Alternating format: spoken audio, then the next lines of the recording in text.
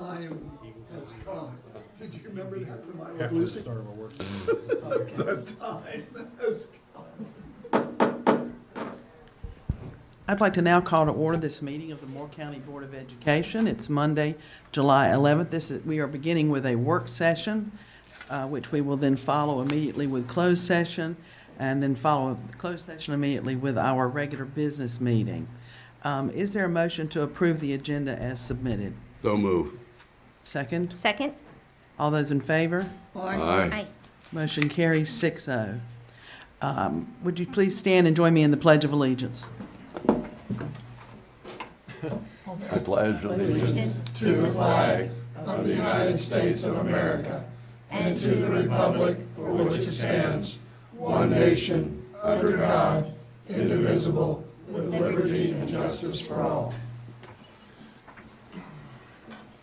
Please join me in a moment of silence.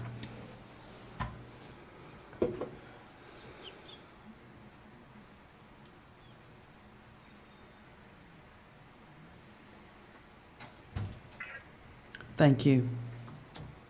Well, on that note, I'll make note that we are being joined today for the first time by Mr. Richard Swartz of Swartz Law. Welcome, Mr. Swartz.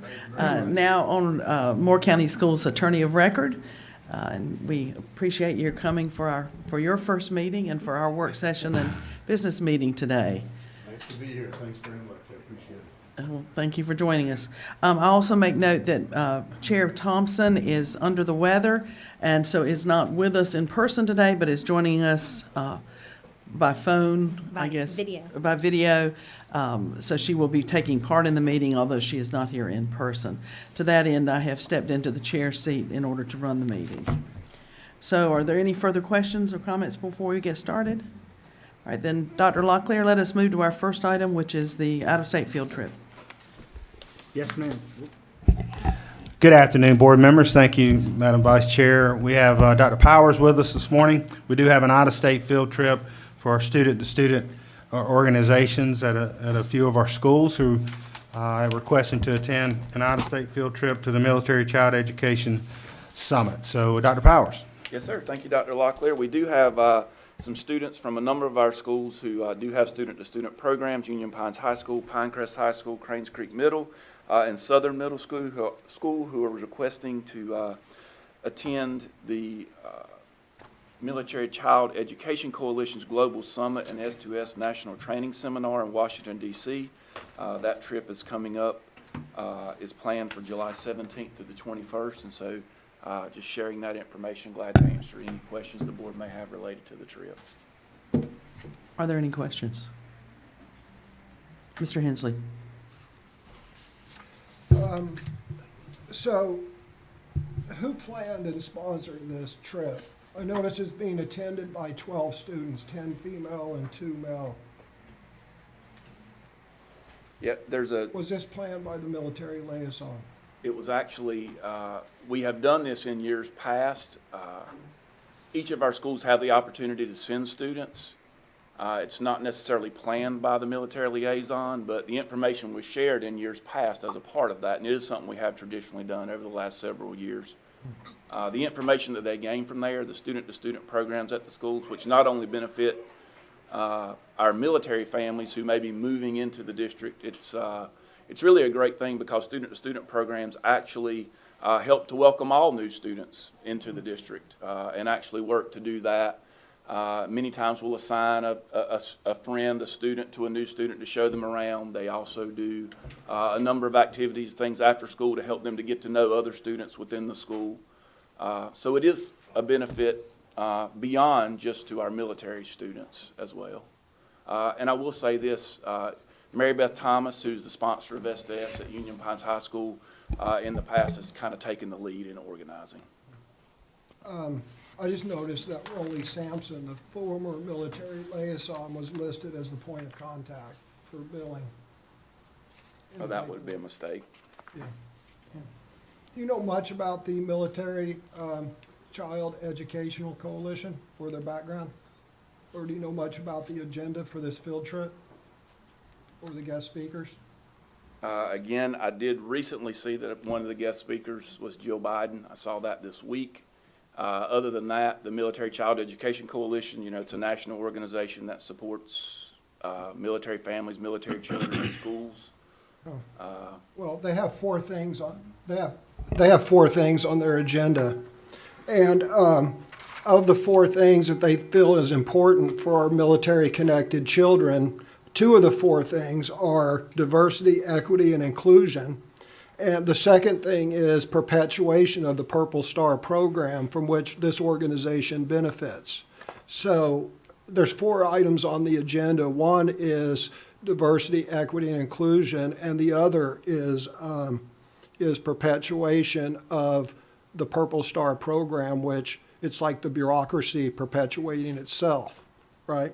It's like that capturing kids' hearts where they give an award, sort of like it. The keynote speakers, one is Troy Stevenson, he, him. Troy Stevenson's bio, these are the keynote speakers that we're sending our military children to, and I'm not sure that this is what their parents signed up for. I mean, I think it was sold to the parents as, oh, tour DC, meet your congressman, get a behind-the-scenes tour. But I think the fact is that they're going to get lectured to by Troy Stevenson, he, him, who is the senior manager for advocacy and government affairs at the Trevor Project. And if you're not familiar with the Trevor Project, that's a major LGBTQ plus advocacy group. And Mr. Trevor also previously served as the executive director of the Golden State Equality and Freedom Oklahoma, both statewide LGBTQ rights organizations. And he served as a field director as 2008 and 2012 Obama presidential campaigns, working in Pennsylvania and primary states. I didn't dig to find this. I went to the Military Child Educational Global Summit page, and of all the things that Troy Stevenson, he, him, could talk about himself, that's his pronouns, is he wanted to brag about being on the Obama campaign and being a leader for LGBTQ rights. And I'm not sure this is what the parents of these military children signed up for. Another speaker, another one of the four keynote speakers is Dr. Pam Cantor. I assume that's a she, her, it doesn't say, but she's a child psychologist, and her whole thing is educational equality and equity. So, again, it goes back to the permission slips of our puberty education, where it makes it sound like they're taking a class on this, but in reality, they're taking a class on this. I'm not sure there was full disclosure as to the type of seminar that Rolly Sampson championed and signed these students up for, because this looks like a big leftist hoo-yah for LGBTQ rights, which I'm not necessarily against. I just don't understand why, of all the things that they could have a global symposium for military child education, LGBTQ rights is the number one thing, and I'm unclear why this Board of Education would be cool with that. Mr. Dennis. The only thing I can say, we need to start making decisions on what's best for the students and forget about all this other stuff. I know that the students benefit greatly from this. They all appreciate it. I've seen the program work for several years. And our students are smart, so they don't have to be worried about somebody selling them something. I am very much in favor of them going to this. And David, if their parents don't want them to go, their parents can opt out. Well, Mr. Dennis, it's unfortunate. Let's not argue about this leftist. I don't even know what a leftist is. Well, that's what I'm trying to explain, Okay. and yes, sir. Yes, sir. Specifically. I'm trying to answer your question. Okay. The problem is like social emotional learning. Social emotional learning is a great concept, and I'm sure when it was passed by the state legislature and signed by the governor, its true principles and the reasons for it is why it was passed, but then it gets usurped.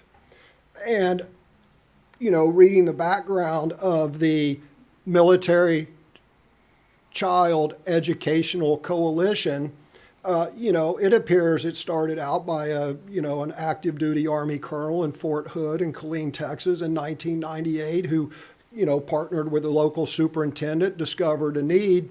But then fast forward 34 years and, 10 years ago, 15 years ago, this same organization was used as a vessel. By the way, I just researched this morning. I took like 20 minutes. The Military Child Educational Coalition was signing people up for Common Core, and we know what a disaster that was. So, 12, 15 years ago, they were leading the charge for Common Core in the name of military children, and now they appear to be leading the charge for LGBTQ rights and equity and equality. So the answer to your question is, yes, our children are smart, but we should not expose them to this stuff that really isn't related to the military children education. If they want to go up there and learn about, the special challenges and this and that of military children, I have no problem with it. But half of the program that these children are going to, and my guess is their parents have no idea, half of the agenda items for this global summit, which, by the way, they're also having it virtually, so the students could sit right here and do it. We could order pizza and they could do it right here. Half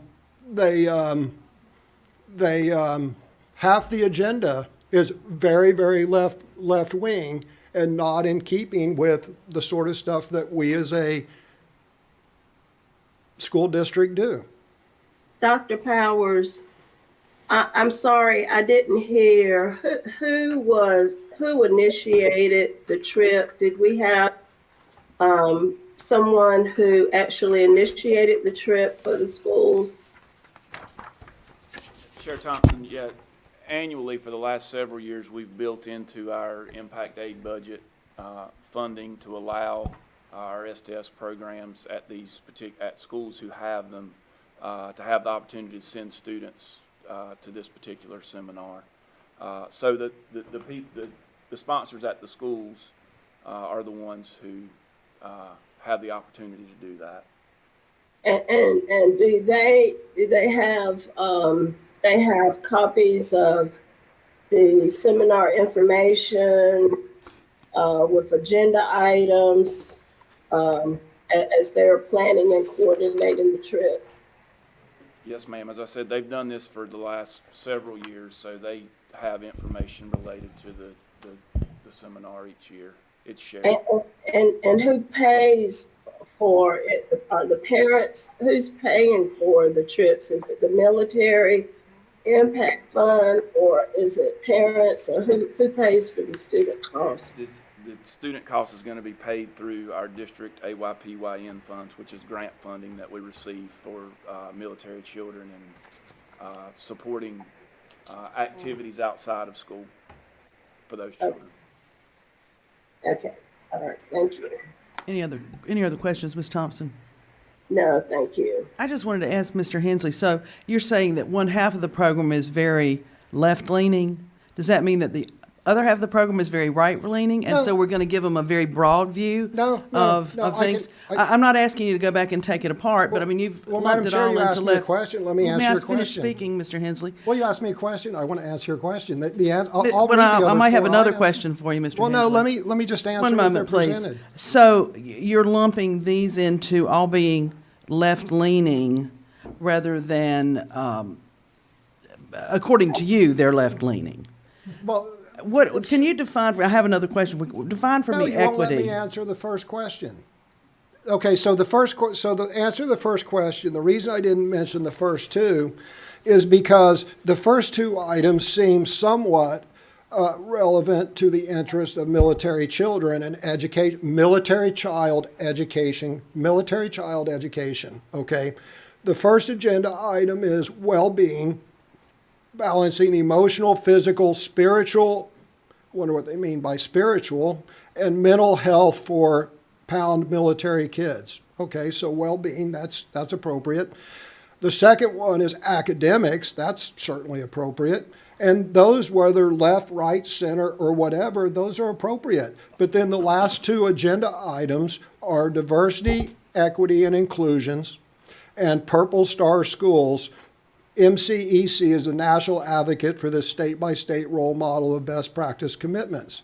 So yes, I contend that one of those items and two of the speakers, have nothing to do with the education of military children, and two of the speakers, by evidence by their own biographies, specifically in this consortium, highlighting the fact that they were a campaign manager for a Democrat president, and also highlighting the fact that they are a leader in the LGBTQ community. Yes, I would assess those two speakers as very left of center. And I would also say that those topics really are not relevant to the education of our children, whether they're military connected or not. And my question is, do the parents know what they have been signed up for? And when Chair Thompson asked that question, Mr. Powers said, oh yeah, we've been doing this for years. Well, that didn't answer Ms. Thompson's question. Ms. Thompson's question was, were they given this agenda, and do they know about this agenda? And the response was, oh yeah, we've been doing that for years. That's not an answer to the question, by the way, Mr. Powers, of were they given this agenda and they don't really know about this agenda. So that's my response to your question. Can I offer some clarification, Madam Vice Chair, or at least a perspective?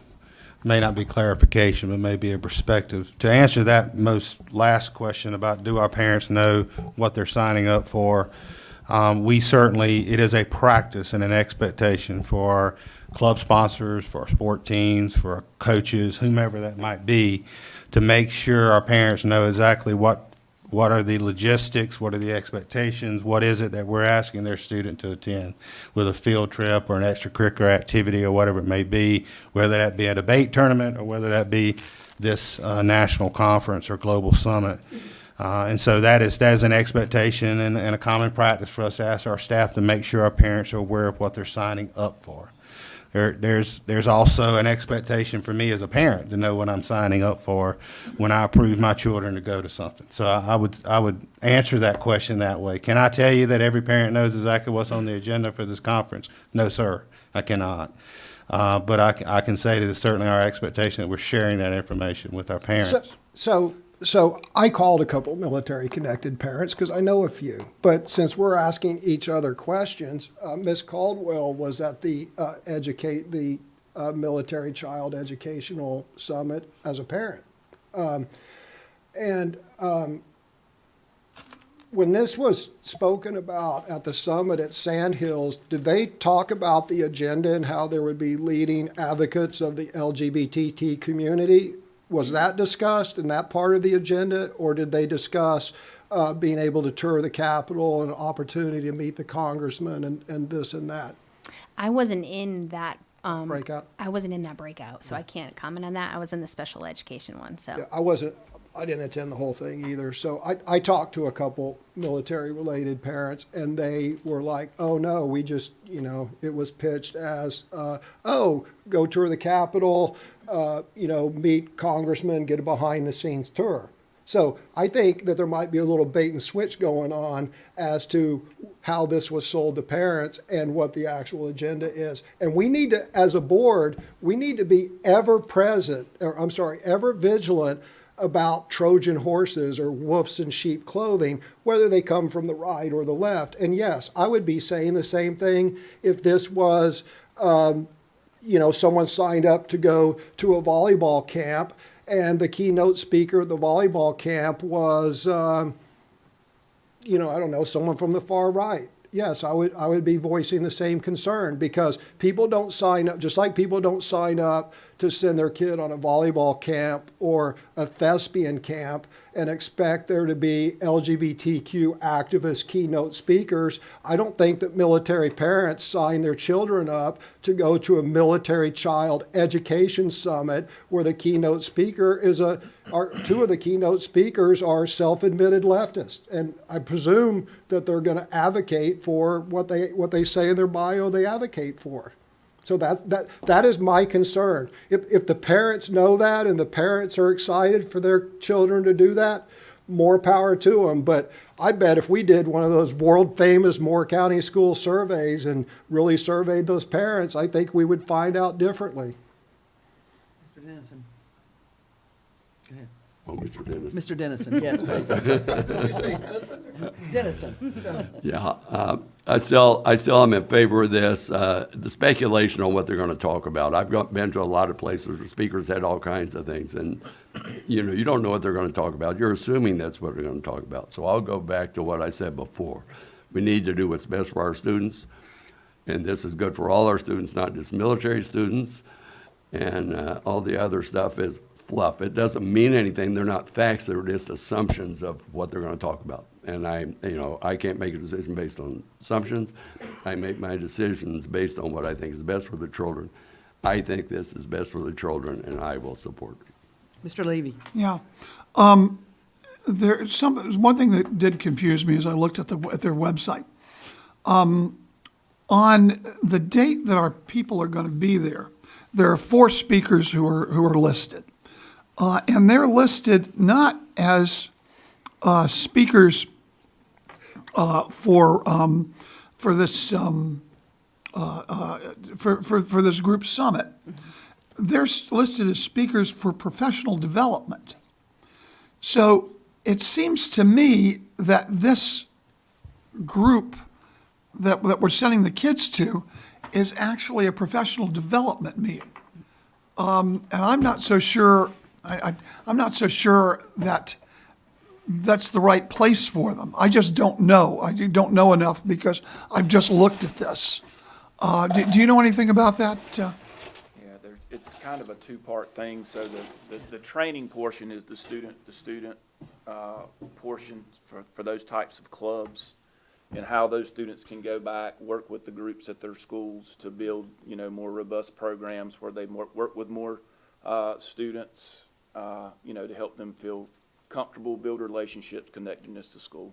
So part of this isn't a seminar or whatever. It's a professional development seminar, Training. right? Part of it's training, yeah. For Part of this adults. training is For professional. adults. Pardon? There's an adult conference with it. So there's a student summit and then there's For adult adults. conference. Right. Yeah. Now, I have a lot of problems with about sponsoring in Moore County taxpayers.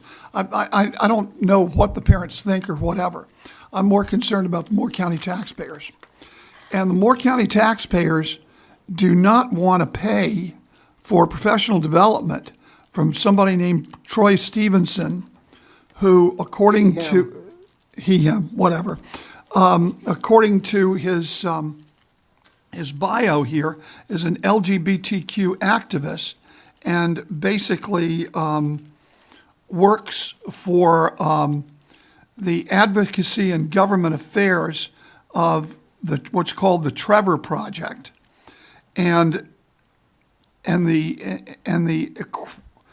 also something having to do with the Garden State, which is New Jersey, Freedom and Oklahoma statewide LGBTQ rights organization and Equality Federation affiliates.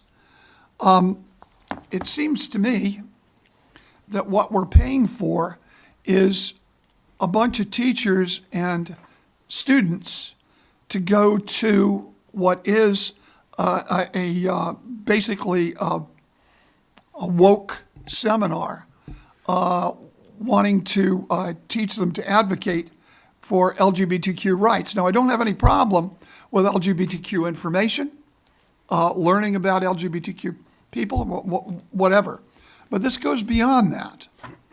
And one of the problems that we've been having, especially in North Carolina, is these professional development seminars, which get into equity and prefer one race over another and the like. And we have now a policy. It's a policy. It's not a regulation. It's a policy against that. And so I'm very, very concerned about this. My belief is that all these kids are ready to go to Washington, and they're going to go next week, right? Am I correct on that? 17th. 17th. Next week. So I don't want to pull the rug out from under a bunch of kids going to Washington because I think they can learn a lot in Washington.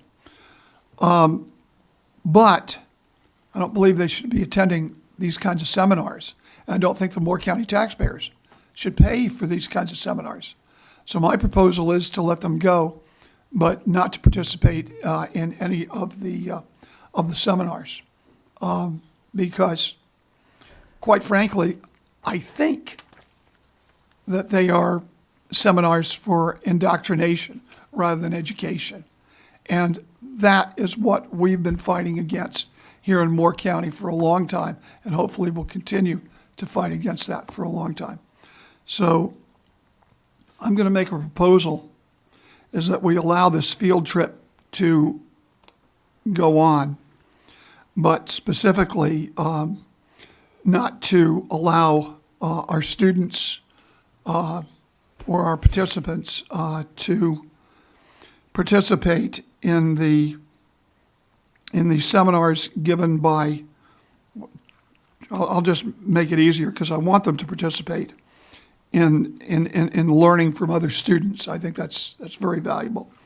Of Troy Stevenson, or is that Dr. Pam Cantor? Is that the person, David? Yes. Or Dr. Pam Cantor? Presumably her, she, or she, her. Whatever. I want to make it happen. So that's my proposal. Libby, can I say something? I've been biting Alva. at the bit over here. I just wanted to, just for the public to know that this isn't local money, it's impact aid money that military students, it's actually for military students, being quite honest with you. And what you guys are looking at on that website is for the adult portion, it's not for the student portion, and none of our teachers, staff, or children are going to that adult portion. They're just doing the student-to-student portion, which has none of those speakers in it. And do we think that Mr. That Mr. Stevenson and Dr. Cantor are going to change their message for the teachers or the students? Well, they're not going to be in there. They're not going to them. They're not seeing those people. They're Well, then- only then- going to the then- student-to-student seminars. They're not going to the adult seminars, which those two people are at. Well, then I guess my proposal would work, because I would just say that they can go, but I just don't want them at those two. And if they're not going to participate in any of the seminars, we'll just say they won't participate. Neither our students nor our teachers will participate in any of the professional development or the other seminars. Does that work? I guess I was just going to say too that, being a military parent, that I'm full aware of what was going to be what was going on there, and I would sign off on what my child was going to go see. So unless the parent just didn't care, then they really don't know. But I mean, you get a packet of what they're going to learn and what they're going to do. It's not just, oh, we're going to go, see you later. I wouldn't send my kid to Washington not knowing anything. So, and a lot of parents actually do go. Am I correct? There's A few four- chaperones, there's I should say. There's 4 adults, and 2 of which are Moore County Schools staff, and then there are also 12 students, so 16 total, 4 adults, 16 12 students. So I'll make that into a form of a motion. That, Well, Wait, you would have to hold- do that hold after. on. This is a work session. Yeah, we aren't taking action on okay, that. I didn't know whether, because in the business session, it doesn't list anything. So I didn't know whether this was an action item or what. But we have to approve it, am I right? And Yes. in order But for them we'll to be go. approving the trip. Okay, yes. all right, so we'll deal with it in the Mr. business Dennison. session. Yeah, I'm not in favor of the proposal. I just vote for the trip. If you're not in favor of it, vote against it. If you want it, vote for it. We don't need to keep beating around the bush about all this stuff that we don't know anything about. So, I would say that that's the point. We don't know anything about it, and that's what makes me nervous. Well, vote In against it, order Bob. No, I don't want to disappoint children, and I know they're looking forward to Washington, and I believe kids can learn a lot from Washington. The problem is, I don't like to send my grandchildren or anybody else's children into something I don't know much about. I got to know about it before I send them. That's just the way I operate. Mr. Hensley, do you have something else you want to yeah, say? so, the website is a little vague. right, it has the pre-conference agenda, which lists in great detail what the conference agenda items are. It lists the keynote speakers and their bios. By the way, I got 100% of this information today because I saw, a field trip. This is exciting, just like our thespians that went up to Indiana and walked away with national championships. How exciting. And I said, oh, military children. Let me look at this. And I said, oh, let me look at this. And like 3 minutes into this, I'm like, no, we need to talk about this. But anyway, this is all on their website, mcec.org or whatever. So they list their pre-conference agenda, which is on Monday or whatever, the 18th, in great detail. They list who their keynote speakers are. They give their bios. All the information I gave was from the bios that that those people chose to include for this conference, right? That's what they chose to highlight. What was very vague, very vague, was the agenda for the students. That was a third link, and it just had like session 1, and then it had session 2. So it had no information. So Dr. Locklear, I would like to see before the business meeting the actual student-to-student agenda, because it's not on the website, and it looks intentionally vague, and I have concerns. And it is a responsibility of this board to make sure to protect the interests of our students and to make sure that our parents are fully informed. And I want to make sure that this isn't a Trojan horse and this isn't a sheep in wolf's clothing, because I have my doubts. And their website, and nothing I've heard here has clarified any doubts that I have. Yes, sir, if that agenda is available, we'll certainly bring that forward and share that with the board if it's available out there. We'll certainly have that. What I will further clarify is really, again, the desired outcome of this is for our students and their sponsors, parents that are going to interact with other students who have these clubs in their schools and grow their own leadership, grow their own skills, so when they come back to our schools, they can continue to lead those clubs in our schools. That's really the core reason for doing this. We've seen benefit from this in the past. Again, this is qualitative feedback, but we definitely want to make sure we're sharing with the board all the information we have available. I have zero doubt that is the view of everybody on this board, but there's multiple views. I'll give you an example. The Washington Post just did a story about educational software, the bloom in educational software. The Washington Post, along with a very left-of-center think tank, and their point, front page article, and it talked about all the educational software that was available. They named PowerSchool, by the way. PowerSchool, what we use. And they listed all this educational software and said one of the reasons it's so low cost is because these software companies, to include Google and the authors of PowerSchool, were selling student data on the back end, right? So the reason I bring that up, that's going to be a discussion at a future point. You might want to read the Washington Post article. But the reason I bring that up is, when I use Facebook, I use it, look, I can communicate with friends. I can get the word out. Well, when Facebook executives look at it, man, we're going to make money off Hensley, right? So I just hope that members of the LGBT community I'm hoping that the executive board of the Military Child Educational Coalition isn't sitting up there, or somebody saying we can use this as a venue to turn these military children into student-to-student ambassadors for the LGBTQ cause. Why else would they have an LGBTQ leading advocate as one of their keynote speakers unless it's someone's intention to turn these student-to-student into LGBTQ activists? And I don't think that's why we are sending our children anywhere, whether it's a volleyball tournament, a thespian competition, or a field trip to a military child education. I don't think that's the reason why we're doing it. But I guarantee you that's someone's view of this summit. Madam All right, Chairman, let's move on get to back the next agenda. onto the agenda.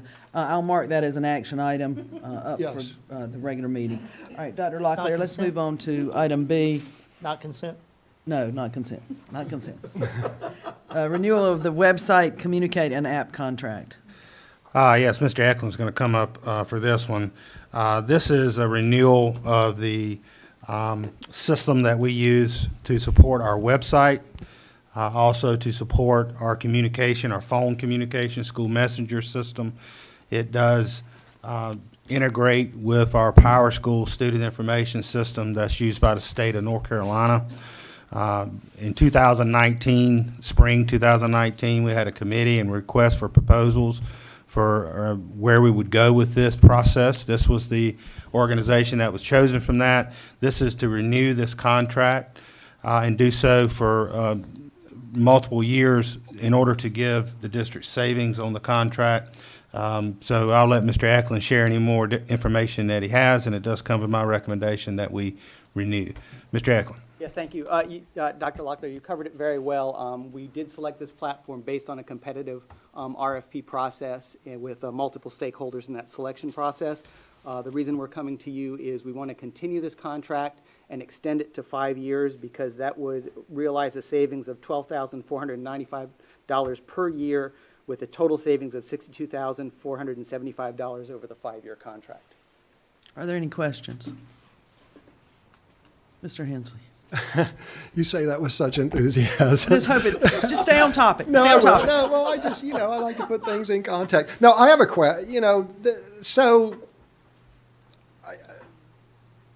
what line item is this in our budget? Comes our local technology funds. Well, I see that part of it, I see that 40,000 out of the 200,000 is coming, 52,000 out of the 202,000 is coming from local funds, which implies the other 150,000 is coming from somewhere else. No, no. It all will come out of our local yearly. It's a yearly expense. cost. Okay. Total to- 202 Okay, is the okay, entire 50,000 a year. cost over the Okay. entire period of the contract. Here's really my question, and it's a topic for another day, but I just, at some point, I would like to have things presented and say, here's an expense item, this ties back to budget line item 234, IT support, and here's where we forecasted and budgeted for this. I assume this was budgeted and forecasted for, right? Yes, we included it in our budget at the $52,000 level, but this Right, became we an get a opportunity. discount, to get a Yeah, discount. to obtain a discount, yes. Okay. Yeah, I think it's a good price for what the software does, just from my reading of it. At some point, I'd just like to see a budget, but that's outside the scope of this. Other questions or specific questions? All right, then, thank you, Mr. Eklund. Thank you. All right, next up, our school facility use application and fee schedule. Thank you, Madam Vice Chair. As Ms. Braff's coming forward, this is for the annual approval of our school facility use application fees and schedule. This is for community organizations, et cetera, that use our school facility, fields, buildings, et cetera, for its fees associated for that, to accommodate for the costs of that use, whether that be the utilities, whether it be the staff that are required to be there, whether that's a supply. So it's not really a moneymaker necessary. It's really about being able to accommodate the cost of the use of those facilities. So I'll let Mr. Baraff note there is an increase this year. Of course, we all know everything costs more, and that's really the basis of that increase. But I'll let Mr. Baraff hit that, and this does come with my recommendation for approval. Mr. Baraff? Thank you, Dr. Locklear. As Dr. Locklear said, the increase in costs as we're observing steeply is the utility fees. Our consumption rates for utilities have gone up steadily, and so this projected impact to this year's facility use request has a 10% increase on the rate for the specific space of a facility to be used at 10%. And as Dr. Locklear said, with the increase of pay to classified staff who at times are required to support the activities at the schools, such as custodians, resource officers, kitchen staff, whoever it may be, those rates are now reflected in increases to those as well. So I've included with this executive summary last year's facility use agreement for comparison, so you can look at the two side by side, and I'm here to respond to any questions that you may have. Are there other questions for Mr. Baraff? Mr. Hensley? Do we sign any long-term contracts with organizations to use our facilities? Such as sports teams and whatnot, traveling teams? Each year, to the best of my knowledge of what each school is doing, is that they're doing them annually. Okay, so there's annual contracts. To the best of my knowledge, there are. Right now, one of the things we are working to do is to centralize the entire process instead of having each school having their processes and bring them under one umbrella. Okay.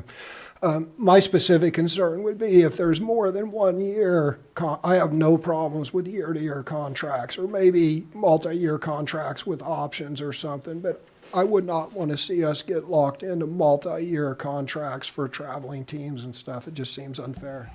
Yeah, I agree with Mr. Braff. Based on my knowledge, it's a year to year, but we'll confirm that, see if there's anything out there different than that, but not to my understanding. Is it year to year, or is it for an individual date or dates? Some cases, it's throughout the year if they have repeat programs they offer Okay, at the school facility. okay. Just Such as curious. the symphony at Pinecrest They that would comes have in, yeah. repeat schedules. All right, other question, Mr. Levy? Yeah, where does the money go to? In other words, you collect it. Where do you put the money? Do we do it as a reimbursement, like there's a custodial fee? Do we reimburse the custodial fund, or where's it going?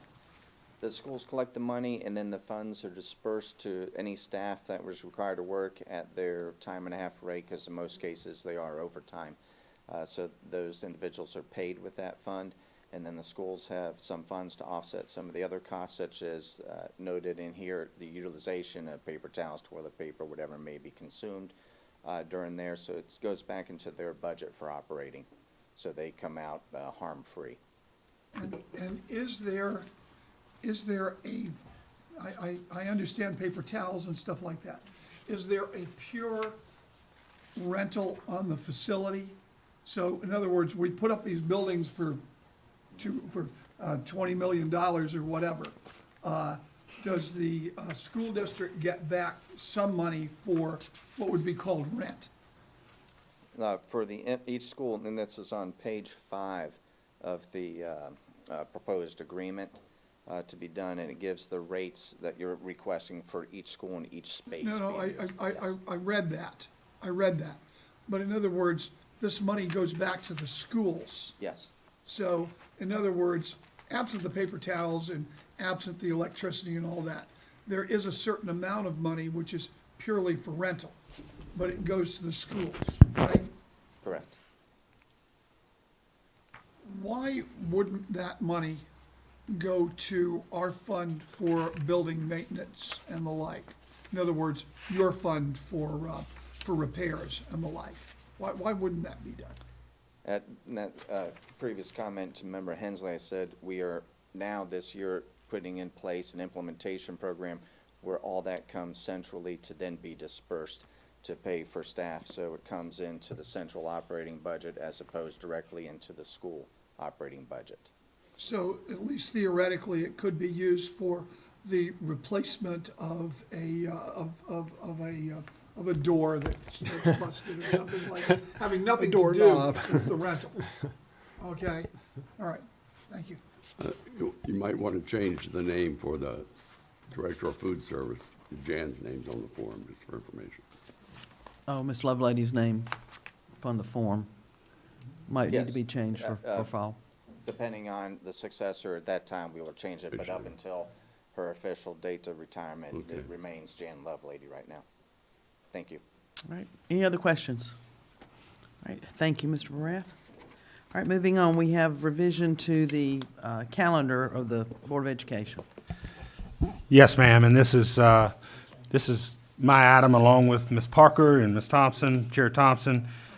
This is just a revision, suggested revisions to our Board of Education calendar beginning in August through July 2024. The impetus of these revisions is that a few months back, our school district calendars were approved for the next 2 years. And so this aligns our board meetings with those school district calendars.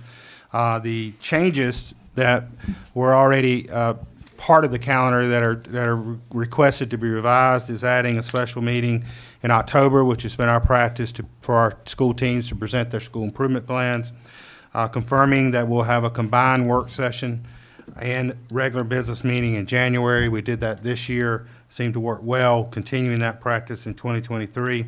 And then changing our dates that were published for April 2023 because of the school district calendar, changing and moving those dates back to a further date in April to accommodate the school district calendar that's been published.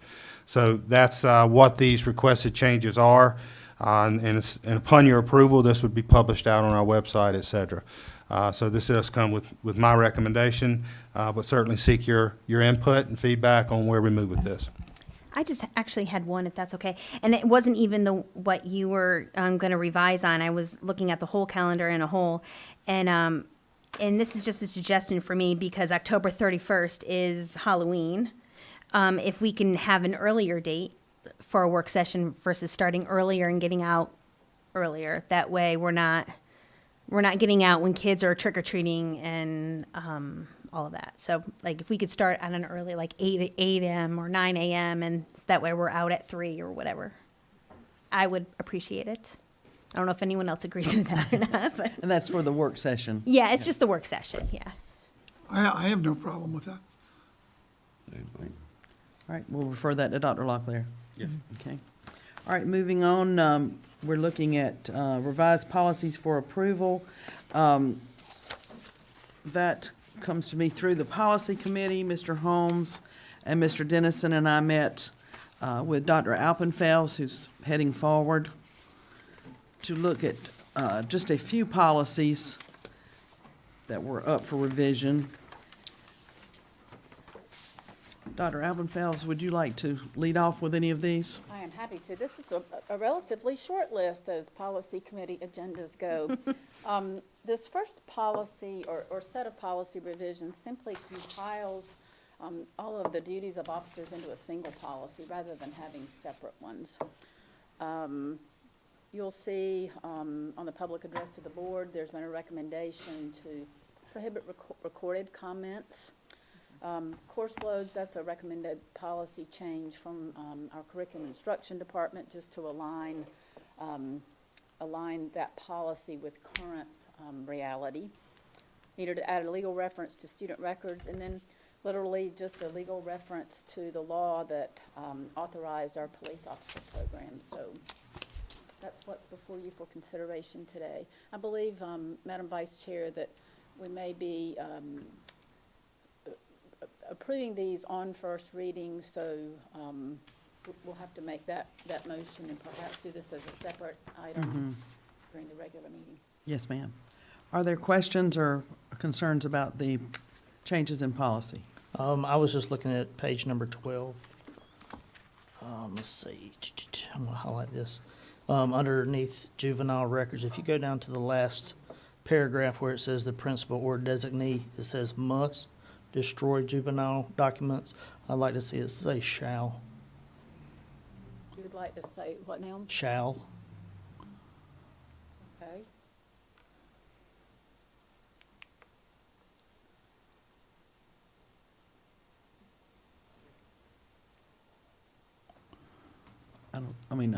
Does it change the meaning at all?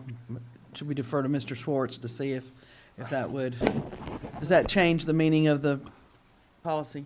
Not in my mind, but I'd be interested to know if Mr. Holmes has a different view since But it that's just his seems to me recommendation. like, there's more authoritative authority.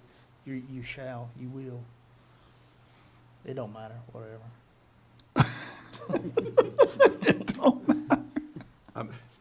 I'm not sure without checking, but I believe that language actually tracks what's in the statute. Must.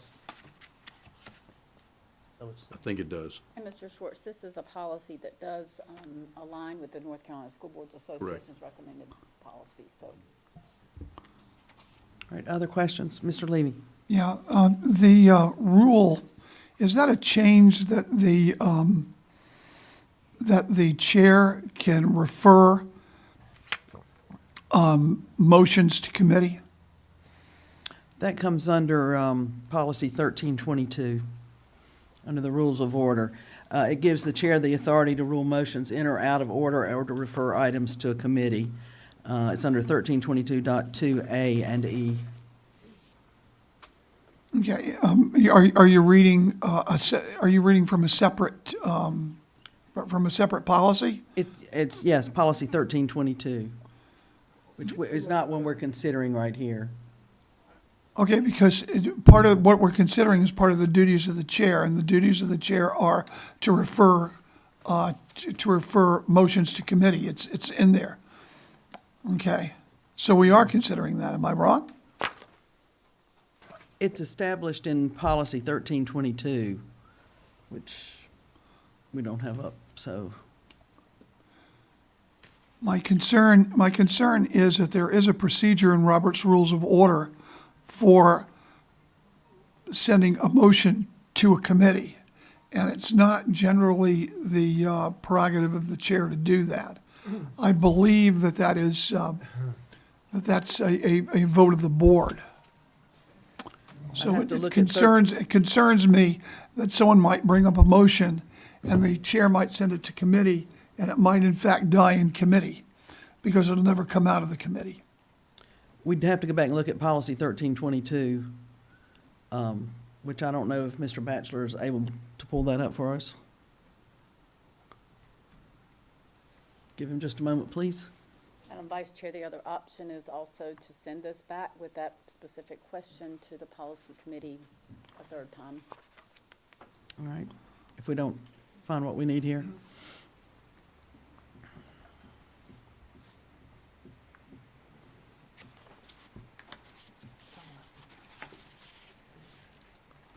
And while he's looking for that, there was also one other thing.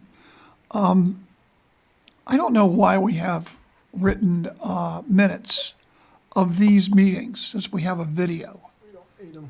And it seems to me that the video, that we should put it in, that the video substitutes for the minutes. Because it's a responsibility of the superintendent under these new policies to get to get the minutes of the meeting. And it just seems to me that if it's actually being done, it's work that's superfluous, because we have the video. I would agree with you there, however, if your video fails, what have you got? Well, no, if your video fails, I'm assuming there's a working video. That's what I'm saying. Obviously, if there's no working video, you have to have minutes. That's obvious. I think that would be something that would have to go back to policy to review. That would not be something we'd be voting on today. All right, so this is I would hope, 1322. Dr. that's up here. Appenfels, that you could do that you could refer that to the committee to see whether we can lift that burden from the superintendent for physical minutes. All right, so if you look at 1322.2, under A, the chairman has the following responsibilities: to rule motions in or out of order, including the right to rule out of order any motions patently offered to or obstruction or dilatory purposes.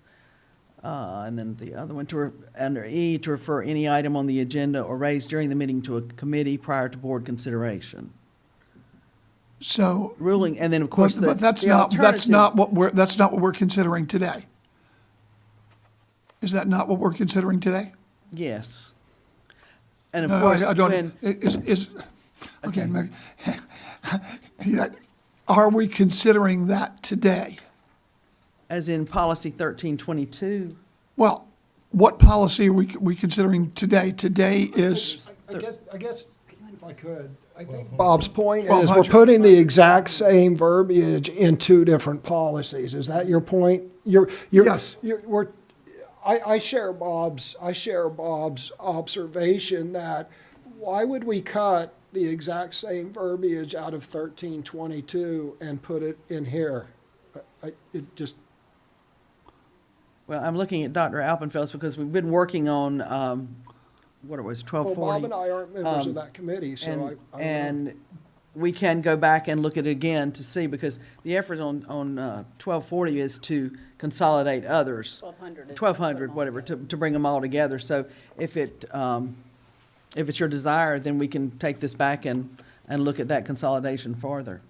I'd like to look at the consolidation farther because I want to bring up that referring to committee is, and other duties of conduct of the meeting should be pursuant to Robert's Rules of Order, as opposed to singling this out as an exception to Robert's Rules of Order, which I think, I'm not saying it would be abused, it just could be abused.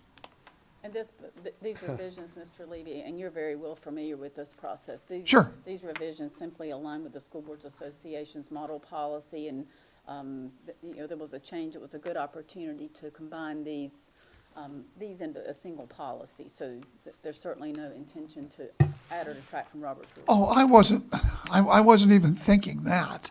I'm just trying to make the thing run smoothly, because we have been working through Robert's Rules of Order, and it does work well, I think, especially since our attorney has the book and tells us if we're not working according to Robert's Rules of Order. So I just think the more we deviate from that, the worse it could be. That's just my opinion. All right, we can pull item number, it's 1240? 1200. 1200, excuse me. I don't know why I had that one. All right, are there other questions? Give us the numbers then, Dr. Alpenfels, of what we're left with. 1326, 5311, 6300, and 7800. All right, are there any questions about any of those policies? Did we resolve the issue about the must going to the shall? I think Mr. Holmes was okay with leaving You it okay as with it must? was. Whichever you want to do. Thank you. We just want to get our must and shalls correct. Yes, definitely. You must do that. All right, if there are no further questions, then we'll move on and we'll pull that one policy. All right, the supplemental consulting contract for legal services. Thank you, Madam Vice Chair. This is coming from me for the board's consideration. As we noted and welcomed Mr. Schwartz today, on June 6th, the board chose Mr. Schwartz Law, as our board attorney moving forward, beginning officially July 1. So we're glad to have him with us today. This is for a supplemental contract to continue the transition as needed with our board attorneys in the past that ended on June 30th, which was Therian and Smith. For any areas that they're continuing on services past June 30th, and to offer the opportunity upon consultation with Mr. Schwartz or from the board, the opportunity and the need, if we needed to reach out for supplemental services to another firm. And so that's what this allows. I think there was also a request from Therian and Smith that this also, by having the supplemental contract for consulting services, also takes care of any confidentiality concerns, et cetera. So that's really the gist of this. As you can see from the contract, it is for 2 years. It notes the fees that we were paying to Therian and Smith prior to the ending of our contract with them on June 30th. And of course, upon the board's direction, this could be ended at any time. So it's just to have that official supplemental agreement with them as we move forward with some transition cases and anything else that we might need. So certainly does come with my recommendation, but certainly open to any questions. Glad Mr. Schwartz is with us. He may be able to respond to any questions as well. So leave that back to you, Madam Vice Chair. Any questions of this, on this, or of Mr. Schwartz? Mr. Levy? Oh, and Ms. Thompson. Ms. Thompson, you want to go ahead? I'll defer to Chair Thompson. I just wanted to add that Mr. Schwartz has reviewed the contract to make sure that everything looked good from his perspective. And again, with some of our legal cases that are open, we don't know how long those will be active. So just to have something in the place for the ongoing transition until we get to a point of just having everything out that's open closed is the purpose of this. All right, Mr. Levy. Yeah. I'm very much opposed to this, and I'm going to explain to you why. There are two reasons to deal with Farrington and Smith. Number one is when the school board, when we're being sued and we go to the School Boards Association and we tender them our defense costs, and say, you pay for our defense. Sometimes they will hire Farrington and Smith. Well, that's fine. That's just like what happens if you're in a car accident and your insurance company hires an attorney to defend you when you're being sued.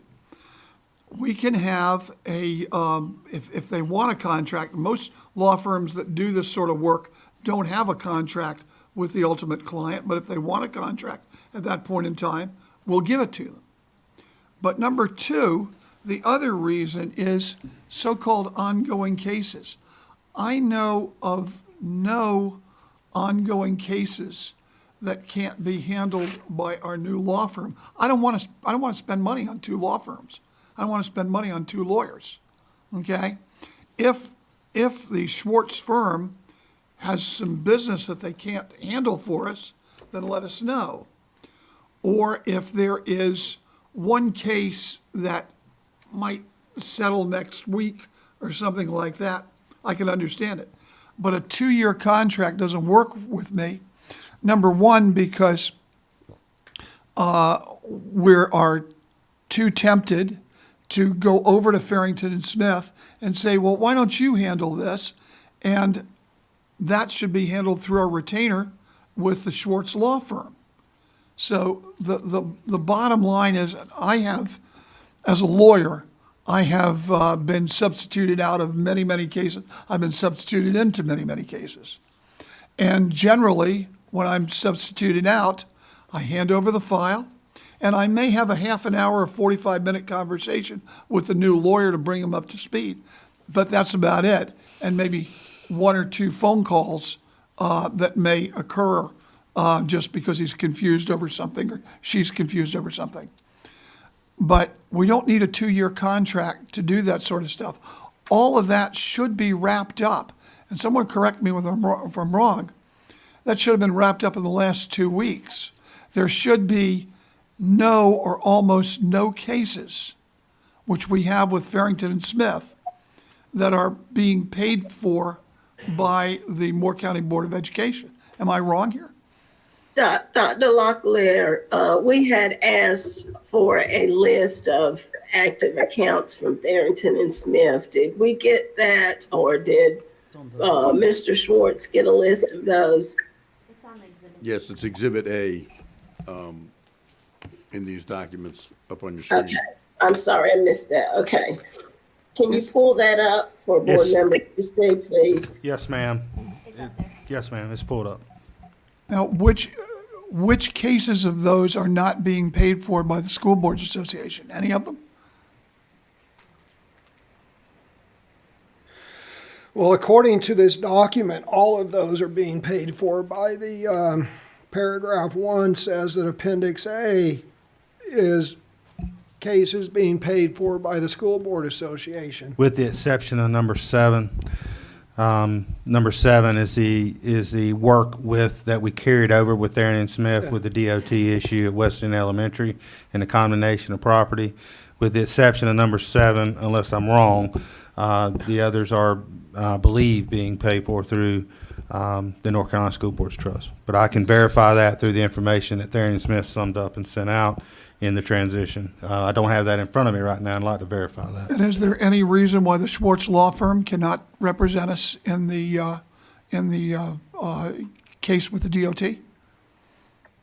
That's pretty far, my understanding is that's pretty far along the line in terms of getting to a conclusion on negotiations. And the thinking, I believe, was that it would be better not to change horses as they're getting so close to the stable. Okay, so why don't we have an agreement to do that case and be done with these people? After all, they said that they don't want to deal with us. So, I don't like to have a lawyer who doesn't want to deal with a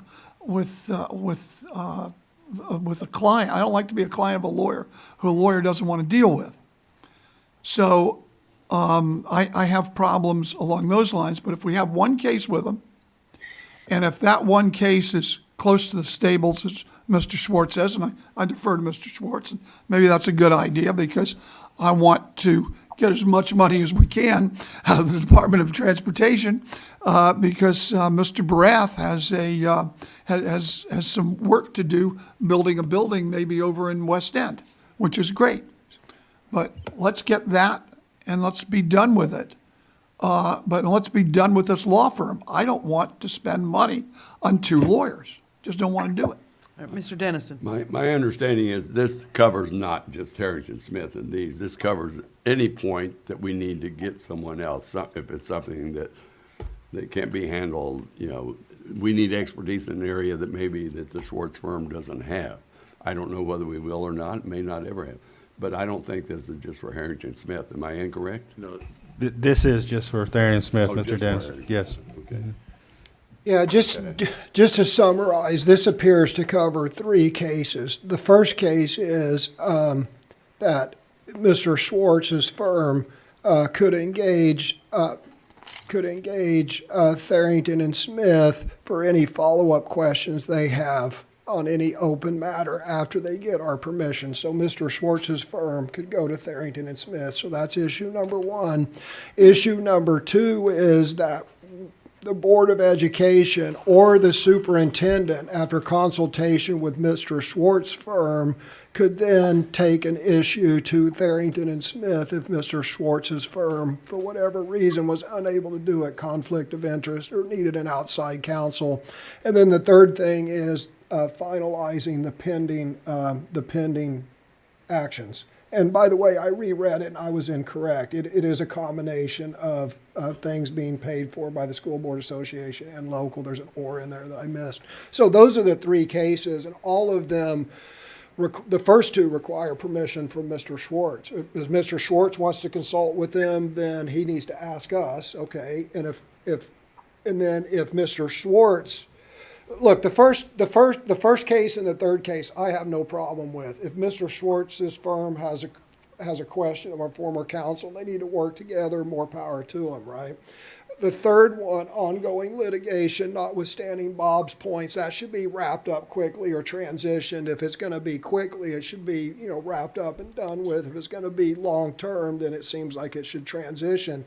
The second one I have heartburn with because it's like a battered spouse syndrome, Once you're divorced, why would the ex-wife go plodding back to the husband, please help me. If Mr. Schwartz's firm is unable to do something, and I think this was the point that Bob was making, either it's outside their area of expertise or, there's a conflict of interest. That's certainly come up where we had to get an outside counsel.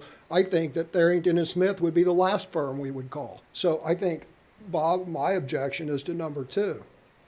But it doesn't mean we have to, but it reserves the right. But they would be the last firm I would call.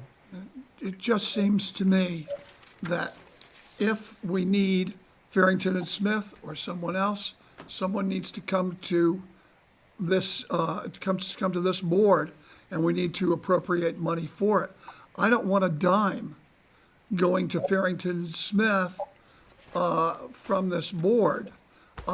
We have a retainer with the Schwartz Law Firm, and no offense to anybody, I want to make sure that they earn all the money that we're giving them, so that we have a certain number of hours with them on a retainer.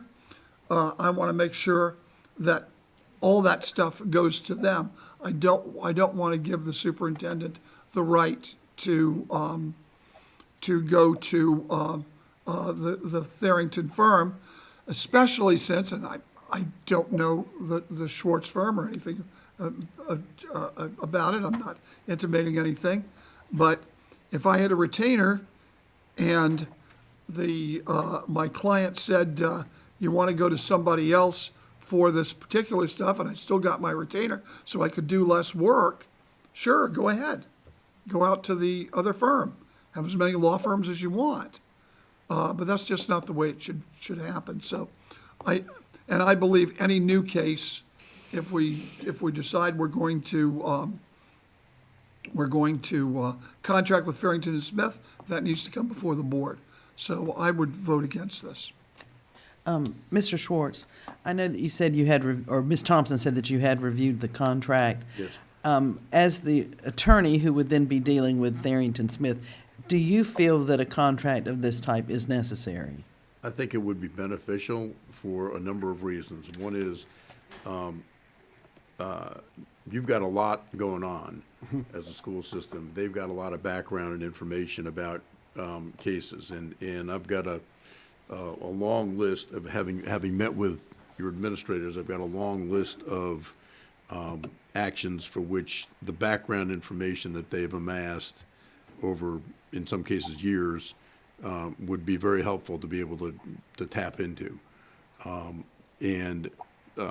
So they're liable to have records or information dealing with a particular case or particular matter that for background purposes would be very helpful for me to be able to access. And they've been, I do want to tell you, they've been extraordinarily cooperative and forthcoming and quick to respond to getting information to us and turning cases over, and very professional about all that. And collegial about it as well, not just professional. So I think that's the biggest part of what this contract is designed or intended to do, other than the carrying forward the matters that are covered by the school board's trust for which they're assigned counsel, or the NCDOT right-of-way matter, which is getting real close to the finish line. So I don't see this contract as, saying use whoever you want, whenever you want.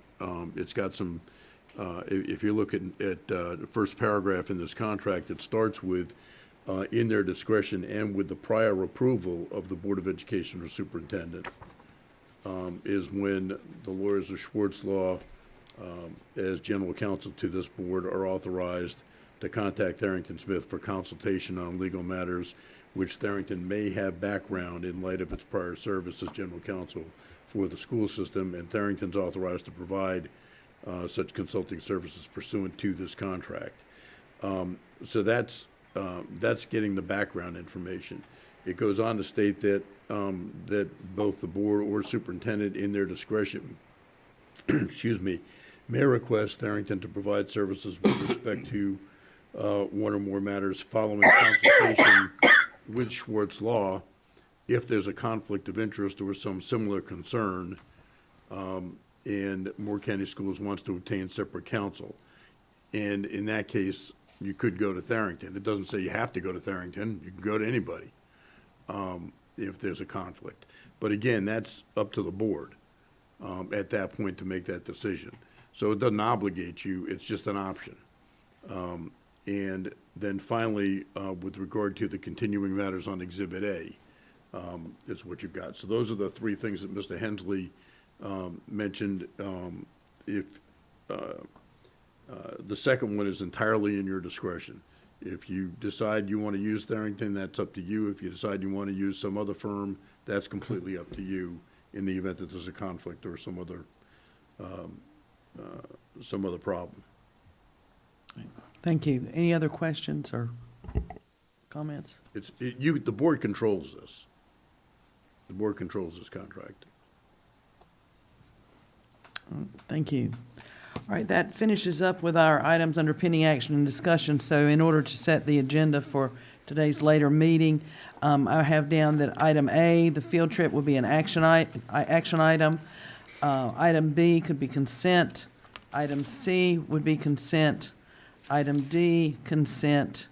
Item E, because we are pulling the one policy that we had some concern over, will also be consent. And then item F would be action. Just one second.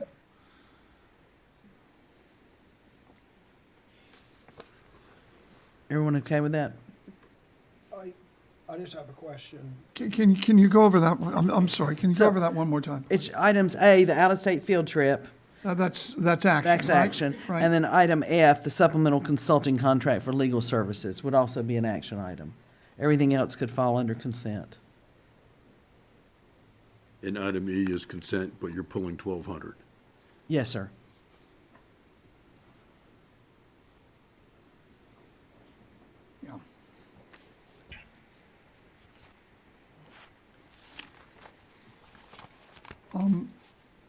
is,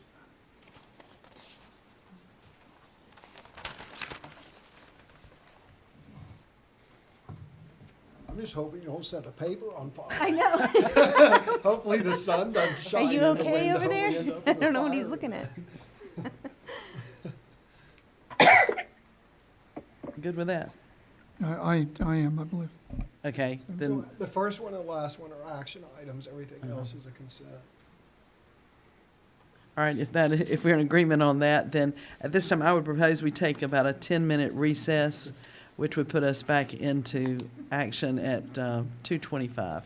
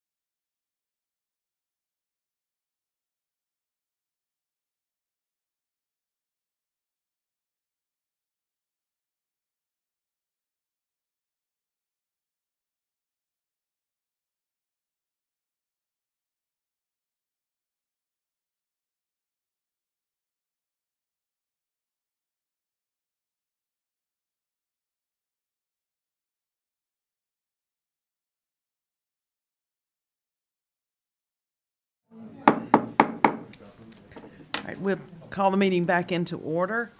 We're moving on into reports, information, and discussion. Dr. Locklear, a budget update.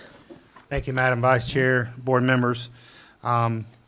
Today, bringing you an update on our FY23 budget.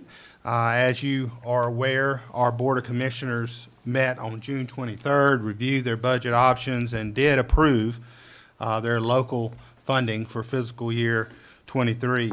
In that funding, Moore County Schools received a net increase in operational funding of $3.45 million. At your tables, I believe we printed you out a copy of the chart I'm going to be walking through today. It's also on the executive summary and linked to the executive summary. But just trying today to give you a brief overview and update on what this funding allocation does for Moore County Schools and do some comparison to what your requested budget was and the impact of the revised state budget that we saw the legislature approve July 1st. So again, it was an overall increase, gross increase of $4,150,000 in the commissioner's budget to Moore County Schools. However, that included an elimination of the digital learning fund. As you may recall, for many years, the Board of Commissioners have allocated a separate digital learning fund to Moore County Schools of $750,000. That's been in a separate funding line. That has been rolled in now to current operations. And so with that, the overall net increase of revenue, that does impact the net increase. The Board of Commissioners did increase our capital outlay funding by $50,000 from $750,000 to $800,000. So that net increase overall was $3,450,000. Additionally, since our Board of Commissioners approved their budget, our state legislature on July 1st, the North Carolina General Assembly approved a revised 22-23 budget. It's currently still sitting with the governor, unless something's happened since we've been in this meeting, for either the governor's veto, approval, or if he lets it sit for the rest of the day, that will become law.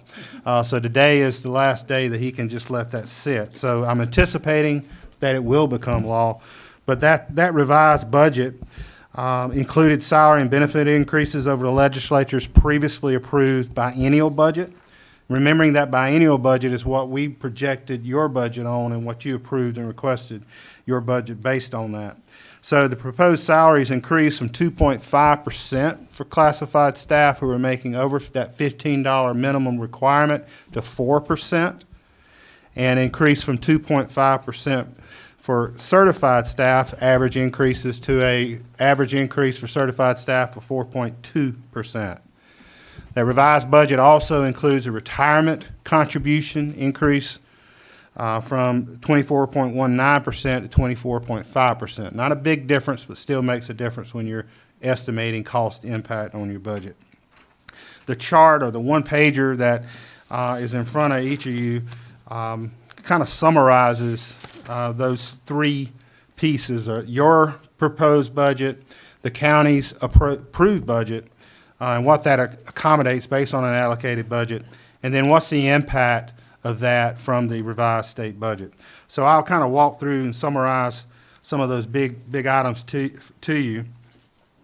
The board's requested budget on your base budget items. That was the certified staff local supplement step, the administrative staff salary increase, the local certified salary pay increase, compressed local classified salary pay increase to $15, and then to accommodate the percent increase above that, charter school flow-through, utility rate increases, inflationary rate increases for supply materials, and then that amount of prior year fixed costs that we've been covering through non-recurring revenue.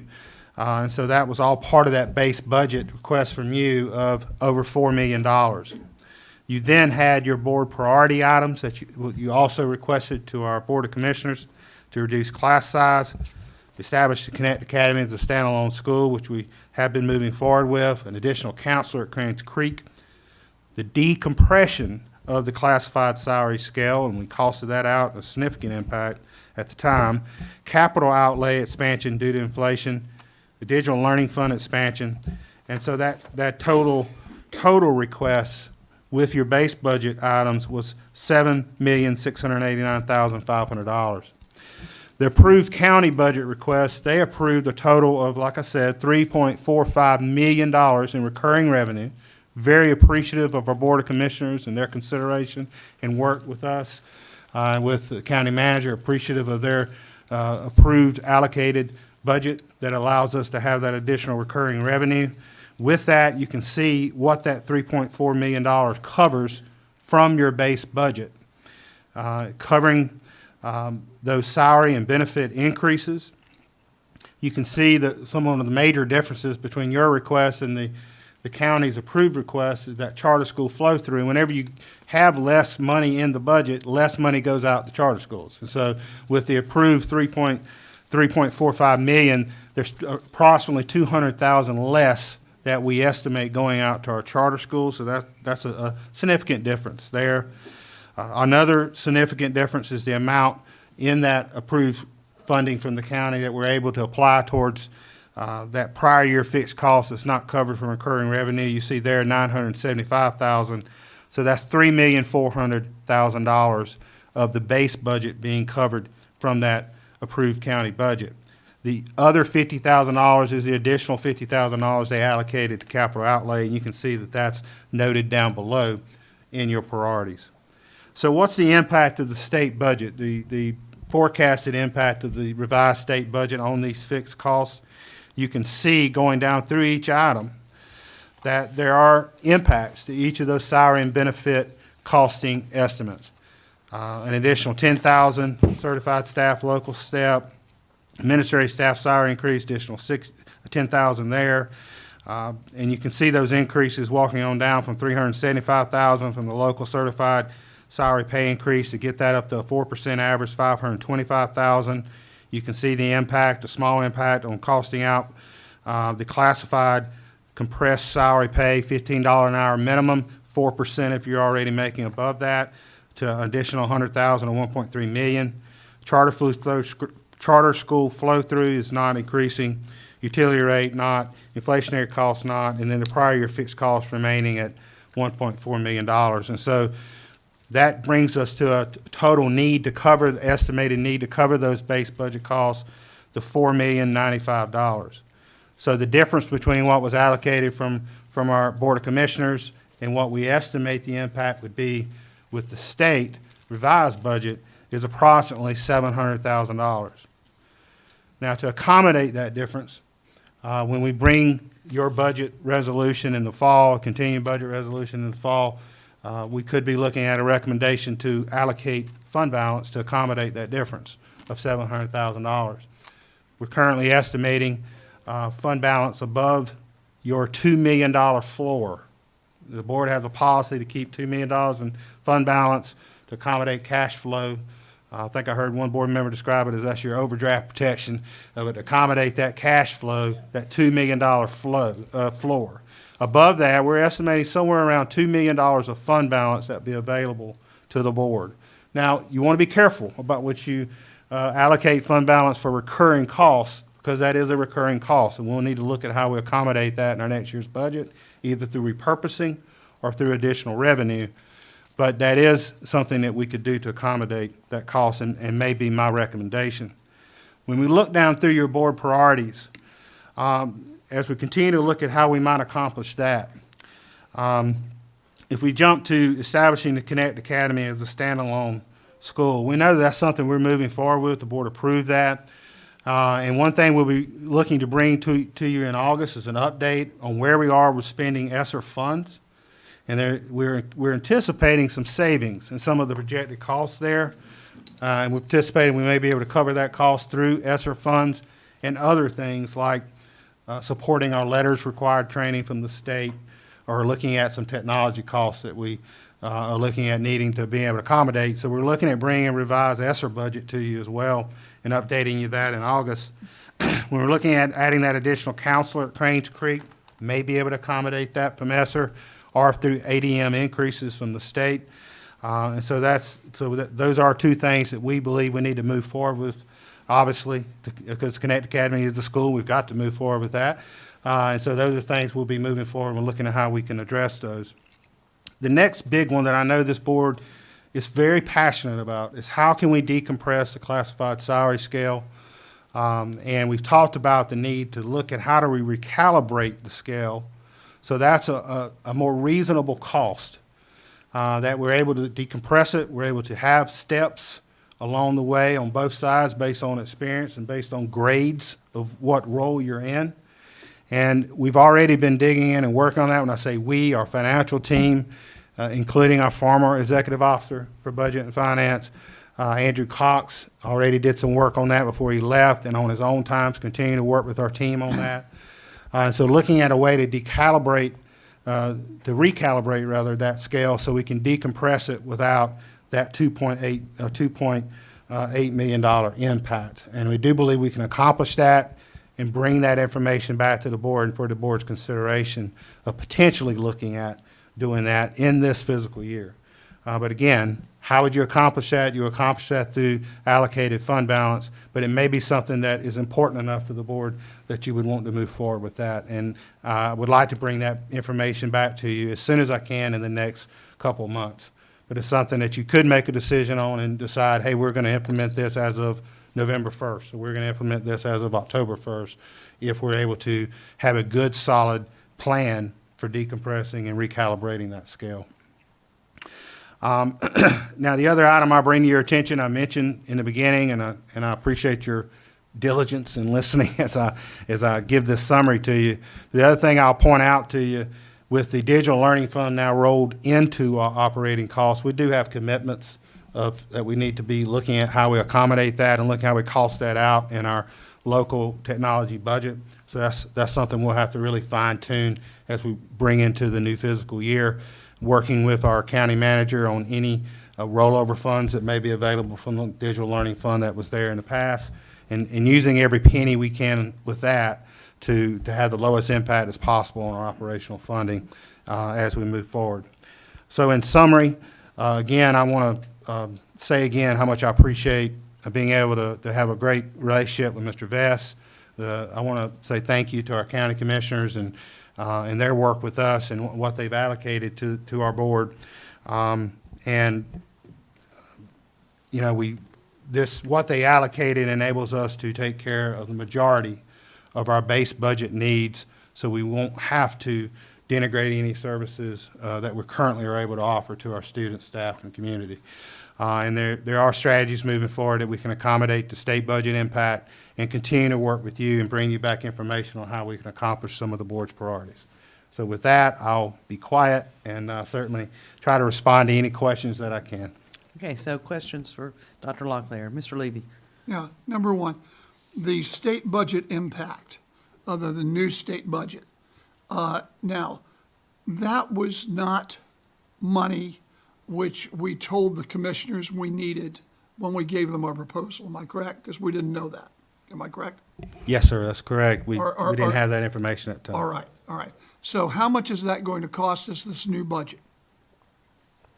Approximately $700,000. Actually, $700,000. Yes, sir. Okay.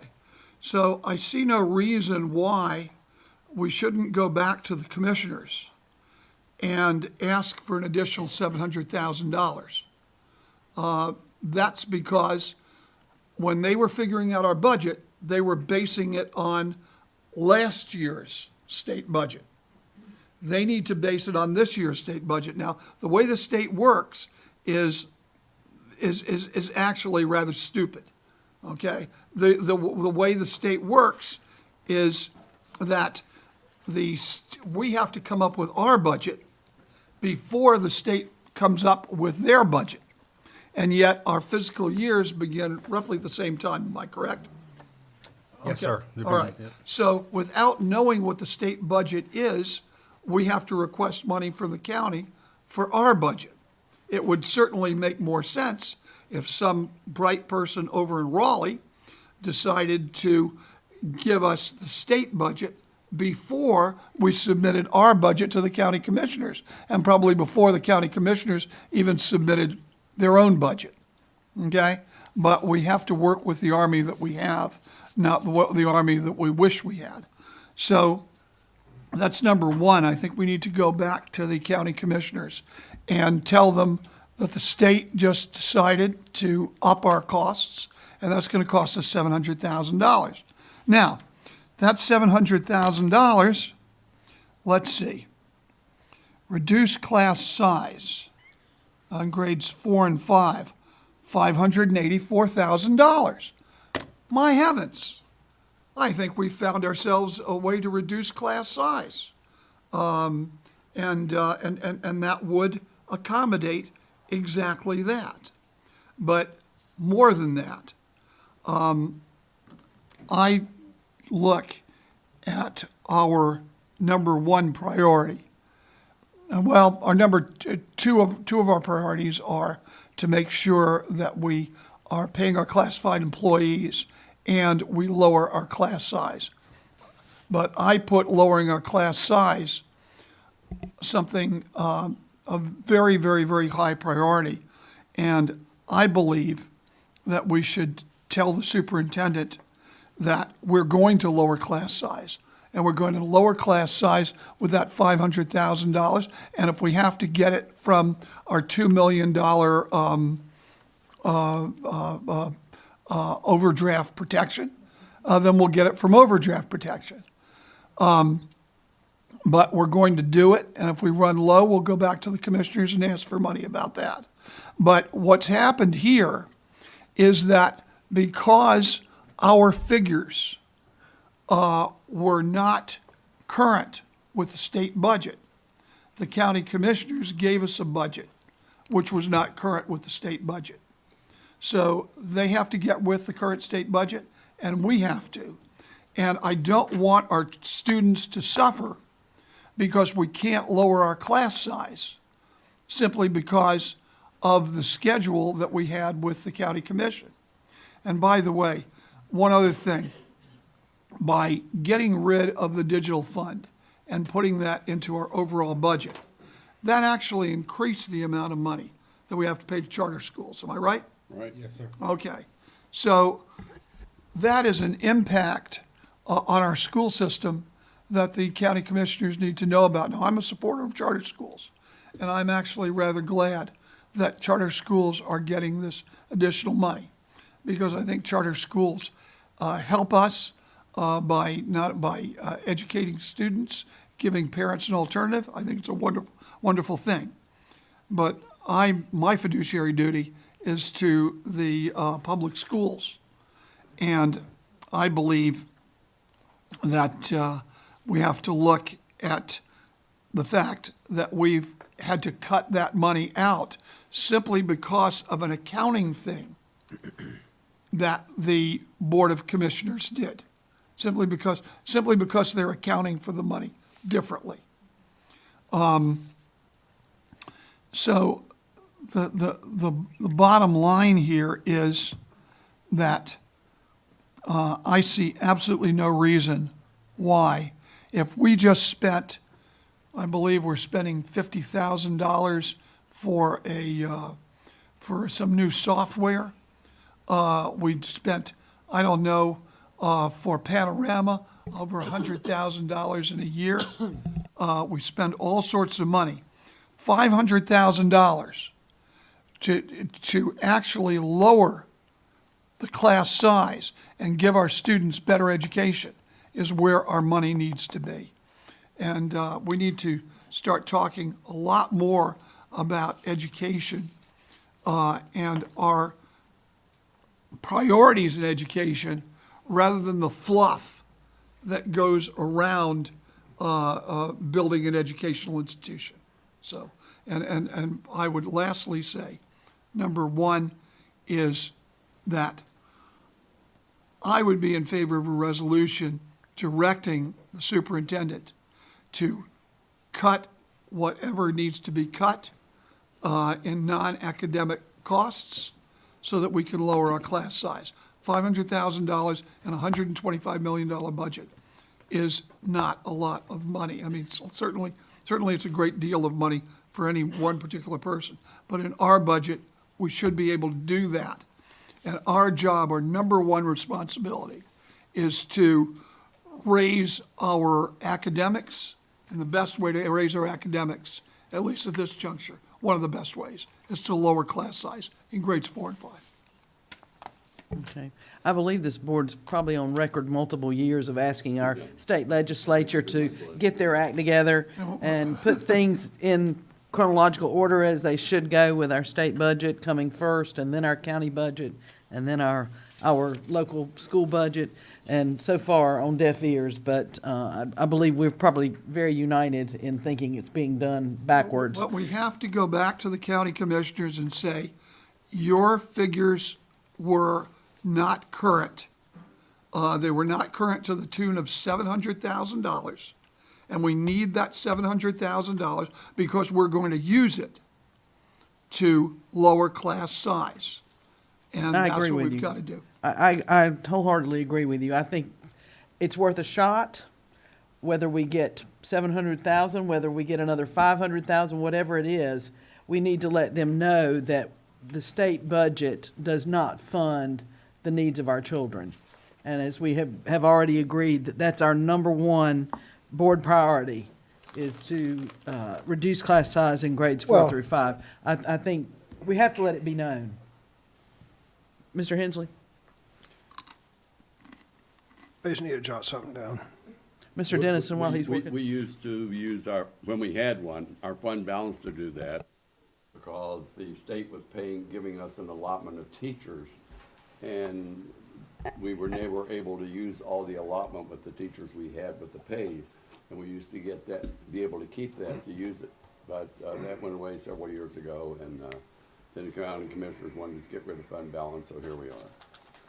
I did have, the year I was chair in 17, I think, we did get additional 1.6 million, I think, from them to cover the state thing, but that was the only time. Mr. Hensley? So I have a couple bullets, but before I start on my bullets, I do want to take issue with one thing that Chair Carter said. I'm not quite there to say that the state doesn't give us all the money we need for education, because we haven't had a bottom-up built position review. So we haven't had a zero-based budget. And part of the problem is, you see up here on the screen, where people say the board priority is, the central office priority is, the board priority is. You notice that's all increase in spending, right? Increase, increase, increase, increase, increase, increase. That's what bureaucracies do. That's what government does. We made a mistake. A correct priority of the board would be something like search for and eliminate unnecessary programs, or reduce the administrative bureaucracy until we reach choose a number, 26-to-1 student to teacher ratio. It is, a lot of this is priority of spending. I hate to pick on Charles, but again, Moore County gets by with zero public information officers. It's a collateral duty of their executive assistant. Moore County schools Moore County, I just use you as an example. Moore County Schools chooses to take 2 or 3 teachers and take that money that could hire 2 or 3 teachers and hire 2 public affairs people. Moore County Schools chooses to take money that could hire a teacher and instead pay for 80% of a military student coordinator, when in fact many of our faculty and staff are military coordinated, and that's their job anyway, is to facilitate all this stuff. So this actually is not even this board.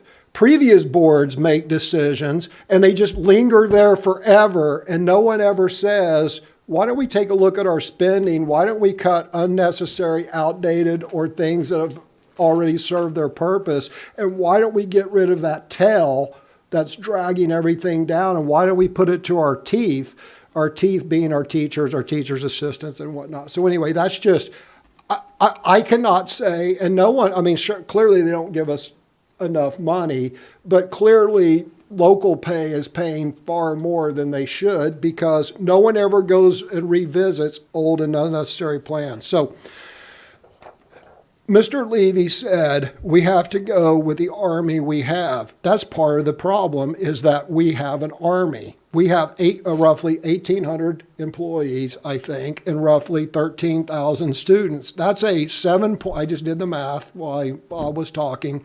That's a 7.2 to 1 student to staff ratio. I don't know if that's above average or below average for well-run school systems in the state of North Carolina. Do those statistics exist, Dr. Locklear? I mean, if we take well-run school districts, let's take the top 5 school districts, 5 best performing school districts, performance being academically performance, what is their staff to student ratio? I'd have to do research on that. Yeah, that's my point, is we need to look at this and see how we're doing. You know, we might have far more, and the other ratio we need to look at is administrators to teachers. I mean, You could do that online, David, yourself. well, I would like for the superintendent to present it and the staff, because they should know where we where we stand. So part of the problem is we have an army and no one benchmarks it to norms outside of Moore County. And how much of that just exists because that's the way we've always done it. My second point is, and this goes to what Dr. Locklear was saying, is look, they're going to look at money. They're going to look at how ESSER funds are going to spend. They're going to see where we can save money so we can do some of these board priorities. Well, I hope we can, but I would contend that if it turns out we can do some or most of these board priorities, we could have done them all along and someone was sandbagging, right? So that's my second point, is if it turns out we can do all these priorities, then the money was really there all along and the county commissioners were correct in not giving us the funds. The third thing is a priority should have been, rather than spin, a board priority should have been, as an example, get rid of administrators until we have get rid of stuff and things and people until we have a 24 to 1 or whatever number student. Everybody wants small class sizes, but nobody wants to give up their military liaison person, or nobody wants to give up this or that, but everybody wants more teachers. Well, you know, there's no free lunch. And then, again, we really need to do a budget up review where the schools start off, we have a principal and an assistant principal, and we have this, and then they justify every single position they have. That comes up, we compare those to state norms, and we do a true bottom-up budget. And Ms. Carter, I'm not saying take, you know, oh my gosh, toilet paper consumption, oh, pencil, I'm not talking about that. I am talking entire groups and programs that you just say, I'm sorry, this is antiquated, we're not going to do this, we're going to focus our efforts on whatever. So that's all I got. Other I comments was just concerning gonna the mention- budget here? Yeah, I was just going to mention something, that my concern with the lowering the class sizes is that right now we're in need of 38 teachers still. So I'm not sure where we're going to come up with more teachers when we're still in need of 38. So cutting back a position right now wouldn't even benefit us, because we're in need of almost 38 teachers. And that's not including counselors and psychiatrists and classified staff. Well, and we That's a lot. talked about that. You know, obviously there's the big resignation. I don't know, my companies haven't particularly felt it. I don't think Moore County Schools hasn't felt it as bad as many other companies, as has been in reports. But we talked about this a bit last month, or I alluded to it, it's my understanding that Moore County Schools was devoting time and effort and resources into minority teacher recruitment. And, you know, the issue is that those teachers don't really exist, because if we want, let's say 14% of our students are are African American, and we put forth recruiting efforts to get 14% African American teachers, right? They may not exist because for whatever reason, only 4% of the teachers are African American. If we took those same time, effort, and resources and just recruited, we want the best teachers, regardless of anything insignificant, such as race, gender, sexual orientation, gender. I don't care. I want the best. If we put our efforts into just recruiting the best teachers we can and had abandoned this affirmative action hiring, maybe those 38 slots would be filled. I can't say that, but I can say that if you spin your wheels trying to do this and you ignore a huge population out here that you could hire from, those positions could have been filled. Well, I also think, though, that if someone's coming to want a job here, I don't think that they're turning them down unless they have a. Oh, yeah, I'm not saying they're not. I'm Yeah. just saying that, the things can be looked at from different perspectives. Isn't it true, Dr. Locklear, didn't we have 60 positions last year which were unfilled? So this is 30, which is like, we're better off? Am I incorrect? Well, our number of vacancies will vary based on when you pull the data. Right. My remembrance is we pulled the data when that question came up, and I think it was around 60 positions, but that includes teaching positions, classified positions, includes all positions. I believe what Ms. Codwell is Just saying counted 'em on there, is 30. she counted the number of teaching positions. Yeah. And it was 38. But you have to keep in mind, we are in July. Yeah. We are still in the recruiting season and the hiring season of bringing new staff on board. So that number is always going to be a little high this time of year. But her concern, Ms. Codwell's concern, all of our concerns, to make sure we're bringing in the best possible staff for our students and to support our staff is a high priority for us. And I want to commend Dr. Appenfels and Ms. Burton, Andre Burton, who assists in that effort. We are always seeking the best possible staff, period, for Moore County schools. And certainly, when we can bring in staff that represent the students we serve, that is awesome. And something we're certainly committed to as well. But we're always seeking the best possible staff that we can find for our folks and our students. Somehow I believe that if we want a lower class size and we've allotted the money to lower class size, we'll find the teachers, and I think the teachers will be there for us to hire. But if we don't allot the money and we just say, well, we can't find the teachers, so abandon that. That's no way to raise our academics. And I do also commend Dr. Alpenfels for her hard work in recruiting teachers. But I believe that we have to dogmatically reduce those class sizes, because when we do, we'll reduce the need for counselors, and I think our disciplinary problems will go down because our teachers will have more time to deal with their individual students and their IEPs, because the more IEPs, the more burdens on teachers. And our job is, if we can burden teachers less with the excess work, they'll have more time to teach the kids. And that's why lowering class size has to be our top number one priority, in addition to the classified staff. I don't want to leave them out, because we can't run a school without good classified staff. So let's come back to your suggestion that we reapproach the commissioners to help us with the demands placed upon us by the state budget that we did not anticipate because we didn't have the state budget prior to creating our budget. And neither did they. I assume when they worked on it, Dr. Locklear, they were working on the same figures we were, which was last year's budget. Am I correct? They were working off our projections, which were based on the approved biennial budget, which got Right, revised okay. on July 1st. Okay, so now there's another approved budget. Okay, yeah. Not quite approved. Not quite approved. If the governor lets it sit for the rest of the day, it will become law. We'll find out Yeah. tonight. We'll find out at the end of business, I guess, today.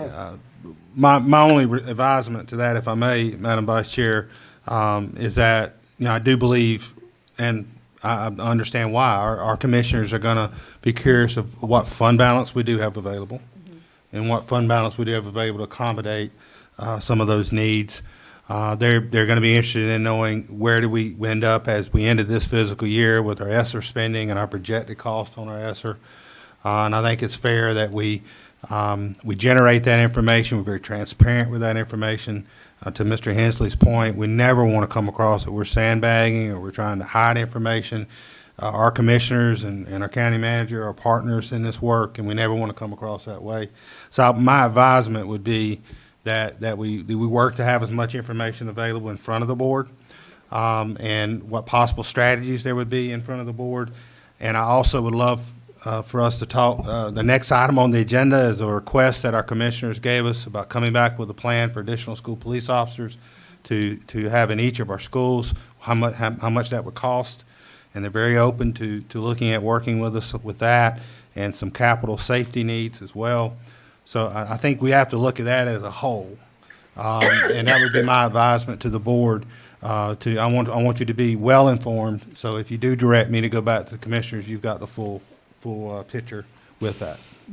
But the only thing Dr. Locklear, I agree, and that was going to be my comment, that if you would follow up and provide us with dollars that are left from ESSER funds, as well as our fund balance, and let's see what those dollars look like before we think about going to county commissioners. We know that I agree with Bob and all board members that we want to reduce class sizes. We've already initiated the Connect Academy, so we just need to see where we are with our own dollars and where we land with those. We may see that we have enough to fund some of these items that we need to. So I would say for you to follow up as you have suggested and bring that that information back. Thanks. The only thing that I would say is that we'll give them all the information that they want, or we have an open book. But the only thing we're talking about is all the figures are the same as what we gave them before, except for the new state budget. And the new state budget has given us some unfunded mandates. Those unfunded mandates are that we're going up with 2%, 2 additional percentage points for our locally paid teachers. Was it 4% instead of 2%? Am I correct? Average increase up to 4.2%. Well, 4.2%, from 2.5%. From 2.5%. So that is, so all of this, plus the increase in the cost of our classified workers, okay, from the state budget. All we're asking for is to compensate for the additional unfunded mandate, which just came down. I assume the governor's going to sign it, which just came down, which will to say just came down today from the governor's office, and so we need that extra money. That's all. It's rather simple. And the other simple part is that we're going to use that money to lower class size in grades 4 and 5, because when you go from, how many kids do we have in grade 3? Is it 17? Or grades 1 and 2 or 17 or something like that? Okay, and then you're going to go up to 32, 33 in grades 4, and maybe higher. It goes up to 35 sometimes in grades in those grades. That's going to be a shock, and it's also an additional burden on our teachers, because we are also advocates for our teachers. I know that the left doesn't think that I am an advocate for the teachers, but I really am. That we've got to lower their burden so they can teach our children, because we have 52% grade level, which I want to discuss a little later more. We have 52% grade level achievement,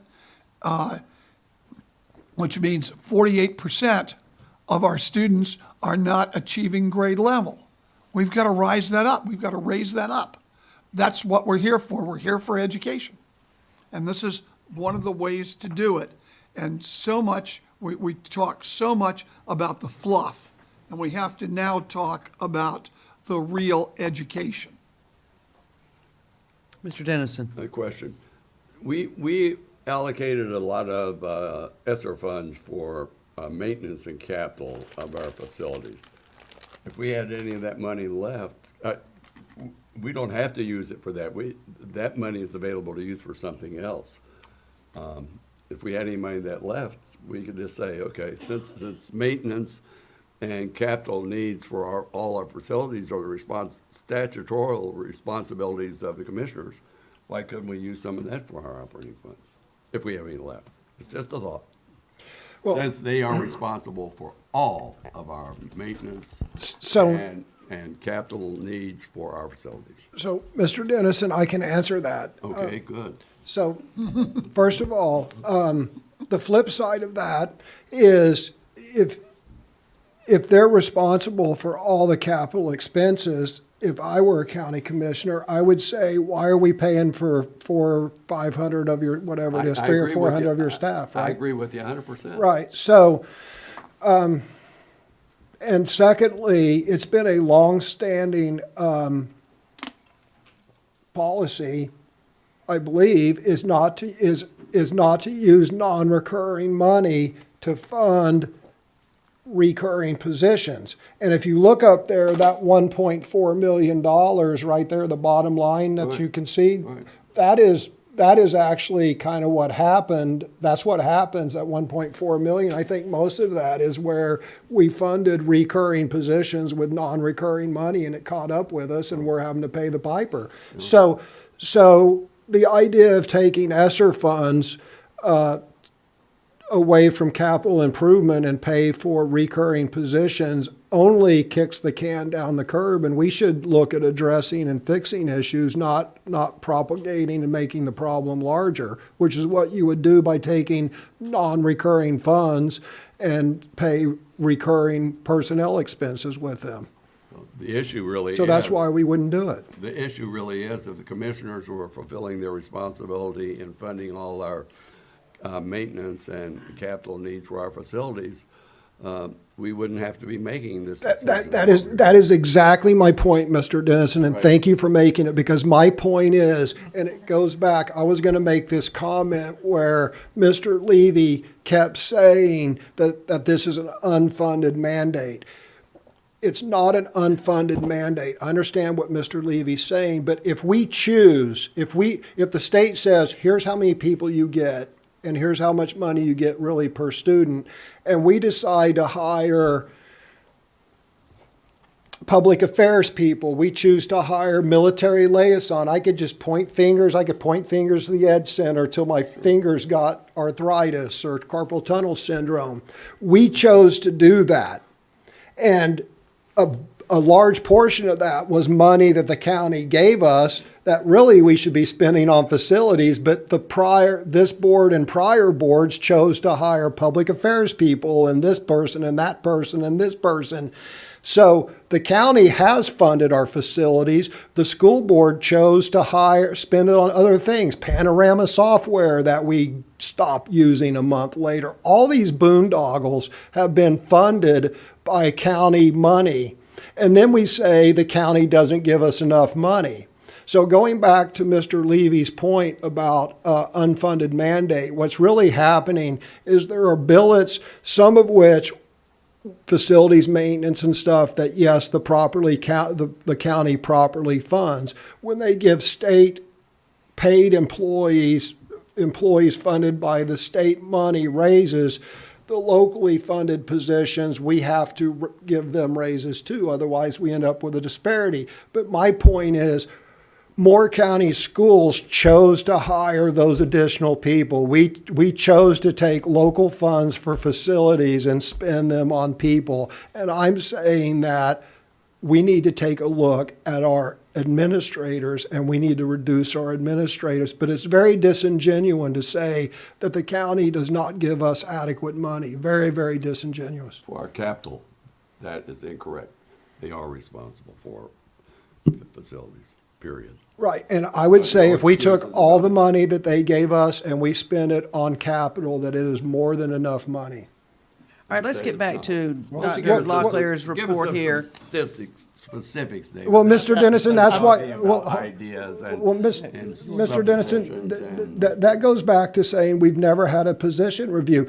Nick Pacerno worked for months to figure out what teachers were paid for what funds, and we didn't have that information available. We don't know the answer to that question. I have a Well, why don't we get it? Mr. Holmes would like Get to the other speak stuff. at this point, and he's not had an opportunity. Mr. I'll Holmes. keep quiet for a little while. I've tried finding this, and I can't. Maybe I'm not looking in the right place. But feeding off of what David was saying and all these extra people that we may not need. I'm looking right here that Pinecrest is looking for a copy room assistant, which begs the question, what do they do? Well, I went to job descriptions and I can't even find what they do or what they're responsible for. There's not one in here, which begs the question, what other positions are being filtered in? I don't know. I mean, we know that, just like with the military liaison, just got bumped up 10%. I mean, that stuff adds up after a while. Just so you know, the copy room liaison is a part-time job that Copy makes. room assistant? It has been a part-time job, and it may be going to full-time. They documented the fact that if they eliminated multiple peoples, and I'm talking about a faculty of 140 or so, from using copiers, they had significantly fewer breakdowns, jams, and misuse of copy machines, so that one lady runs all the copies for the school. I only know that because I've dealt with that situation, but that's what that position is. All right, are there further questions about Dr. Locklear's report to us about the current budget status? Yes, I have one last comment. I think that Mr. Holmes, again, I have never, I've asked for 2 years, Mr. Levy and Mr. Holmes, all three of us asked for almost 2 years to do a bottom-up budget position review. We are assured that, it's cut to the bone. I've heard Ms. Calcutt say that. It's cut to the bone. We couldn't cut a single thing out of our budget. There's no fat to cut. And I would say military liaison, public affairs, and copier room technician. I can't wait to see the list of billets. I wonder where the typing pool is being hidden, because I'm quite sure somewhere in Moore County schools there's a typing pool. There is stuff to be eliminated, and this board, the previous board, just rubber stamping stuff. Nobody on this board has ever seen a complete list of billets and an organizational chart and done a bottom-up budget. Are there comments about Dr. Locklear's report? All right, let us move on. We move on to the update on the commissioner's request concerning school police officers. Dr. Locklear. Thank you, Madam Vice Chair. Dr. Metcalf making his way to the table there.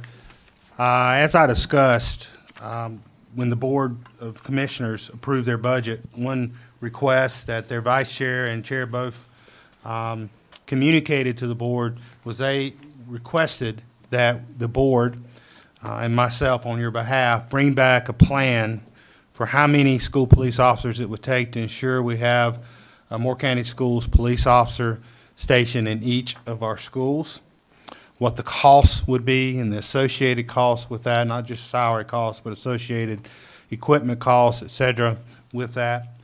They also articulated to us at their meeting on June 23rd, we're not just talking about police officers, Dr. Locklear, we're also asking you to look at your school facilities and are there any safety capital facility needs, whether that be cameras, whether that be additional vestibules or renovations, et cetera, and what those needs may be.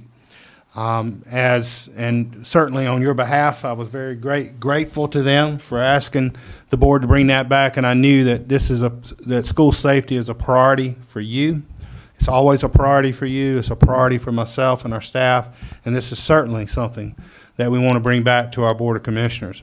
We had already been doing some work and looking at what it would cost to add school police officers, and so this is something we were able to continue to move very quickly. Dr. Metcalf is here. He's worked with Chief Hardy, our police chief from Moore County Schools. Chief Hardy's not with us today. He's at a school safety conference, but Dr. Metcalf has some preliminary information, draft information to share with the board on our status. And really our plan here is that we believe we can bring, on your behalf, a plan to the Board of Commissioners rather quickly on the costing of what it would be to add school police officers to our Moore County Schools Police Force and associated costs of that. And then the second step that we want to make sure we do our due diligence on is doing a school safety audit, if you will, facility audit.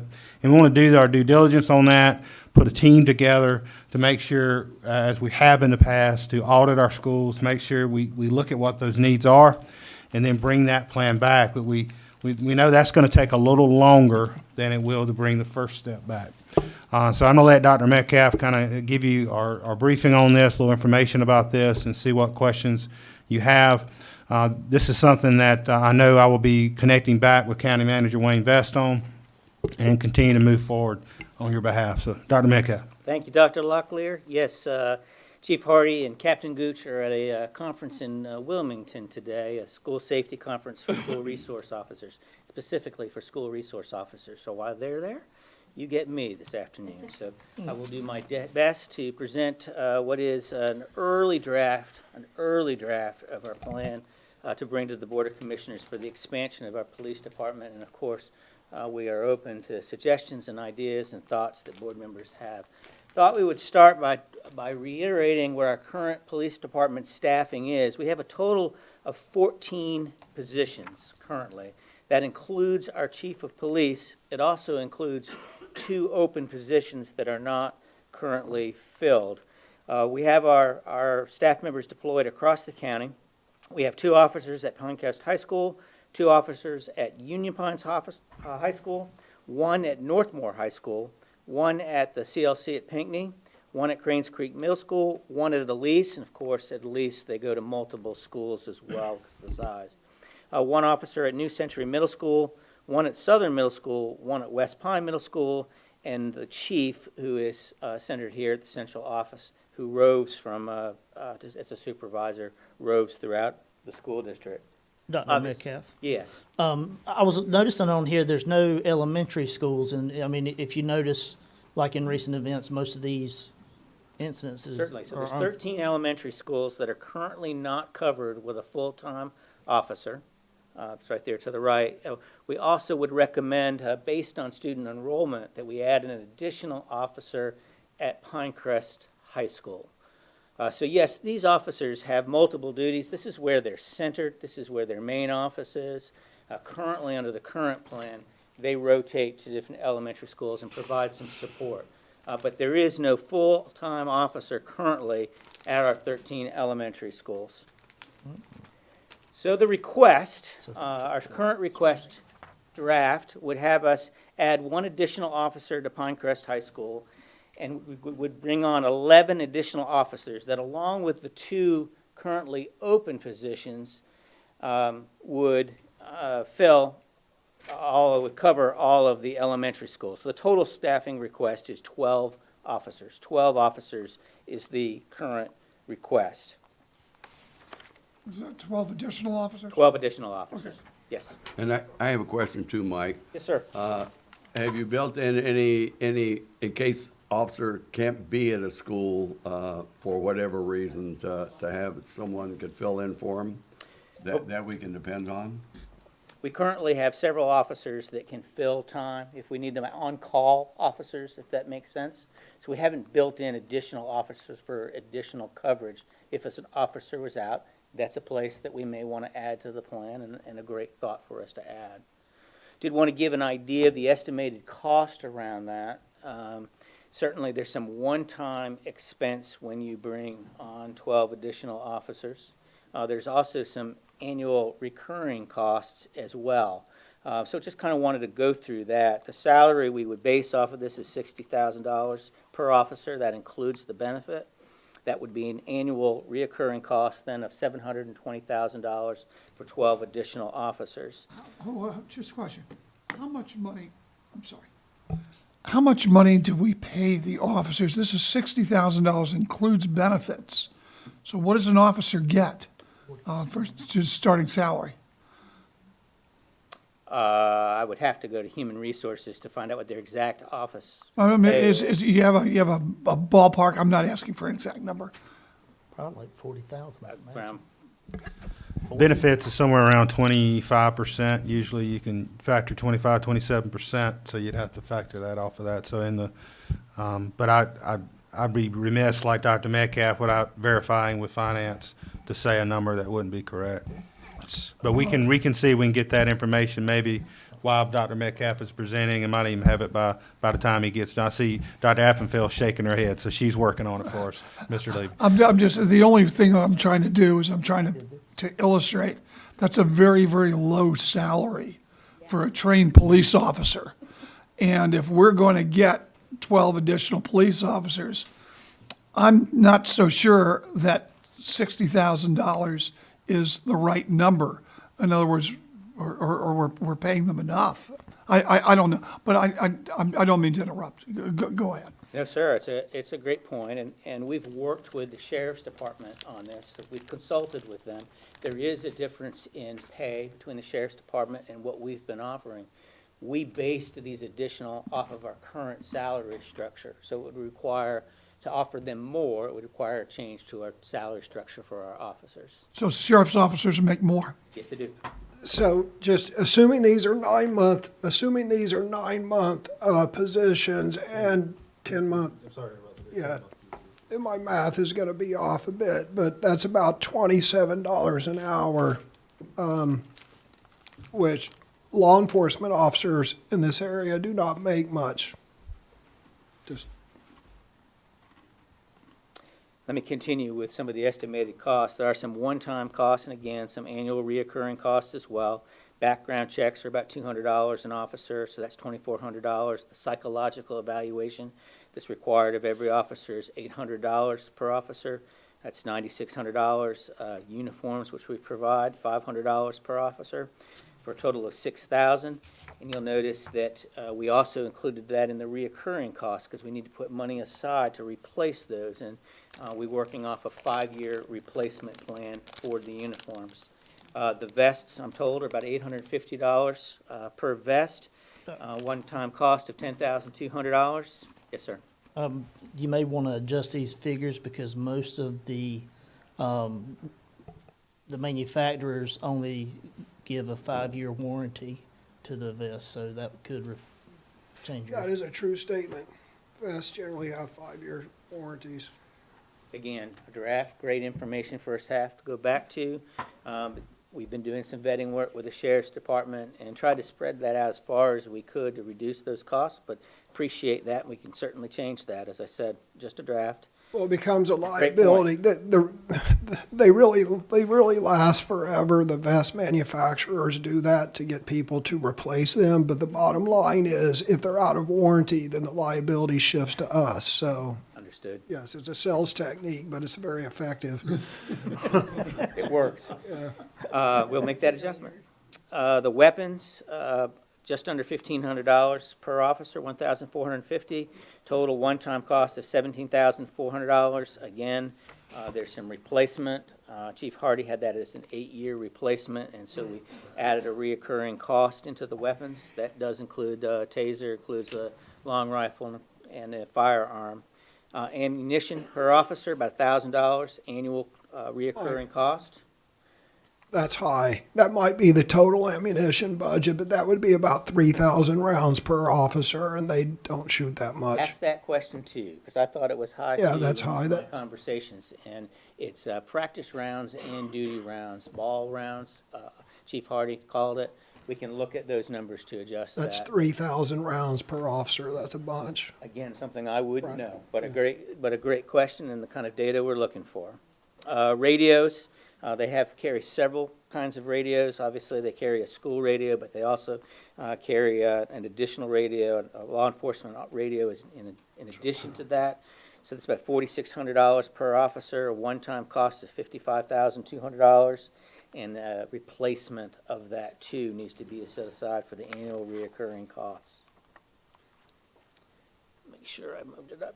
Laptops, worked with Kent on that. There's about $1,500 laptop per officer, $18,000, $3,600 annual reoccurring. We have that on a 5-year replacement cycle, if you will.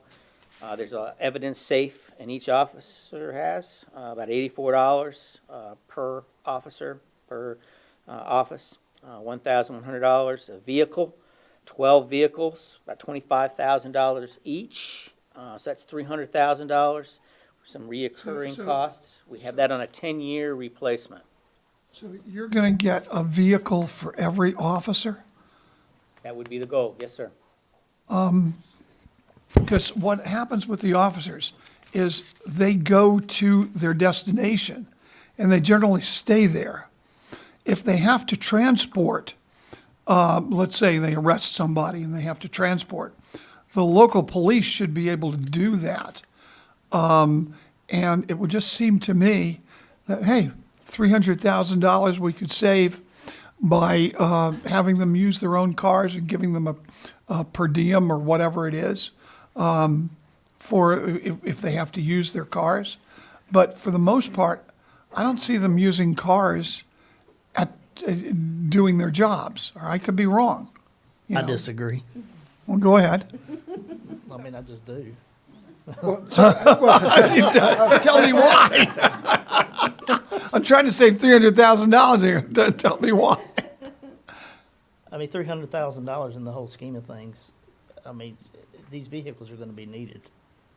I mean, how can you, if this place hired me to be a law enforcement officer, to represent them in a law enforcement capacity, you expect me to drive my personal vehicle? No. That's a liability. Well, No, a I lot of detectives do, and they. Yeah, but they're owned by the agency. We're talking about driving to the car, right? So, What are you? Keep the car yeah, location. I think the disconnect is, what are the cars gonna be used for? And, you know, not hot pursuits, I assume. So are they just using them to go to and from work? What's the justification for the vehicles? The only thing I can think of is they park out front and turn their lights on to direct traffic, you know? Well, I think there's a couple things I would say. I am not Chief Hardy. I'm not a professional law fair. enforcement officer. I can't speak from that perspective. I want to say that off the case. But what I would say is that it enables them to be able to report to different locations, to respond to different things at different locations. Our law enforcement is the law enforcement on our campuses. So having those vehicles, being able to locate them around the campus, being able to help with traffic on campus. And I would say that having that vehicle in front of a school is a deterrent in itself. And having that as a visible deterrent in front of a school lets folks know there's a school police officer in that school. So I think that is important as well. Those would be the couple things I'd pop right off. I am not a professional law enforcement officer, but that's what I would recommend, that I think it is important that they have them. You could cut back and have Pinecrest and Union Pines ride together. I don't think we need to do ride share. Look,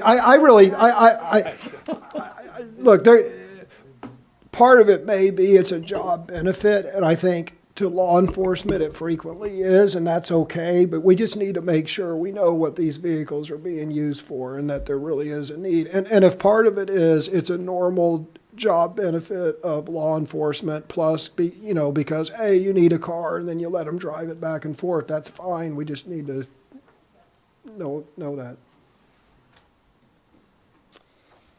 I'll continue. So some additional annual reoccurring costs, the fuel costs, the fuel vehicle maintenance, cell phone costs, $600 per officer, training, and then officer recruitment. We put some one-time cost in for officer recruitment. I think we've already discussed the challenges involved in that.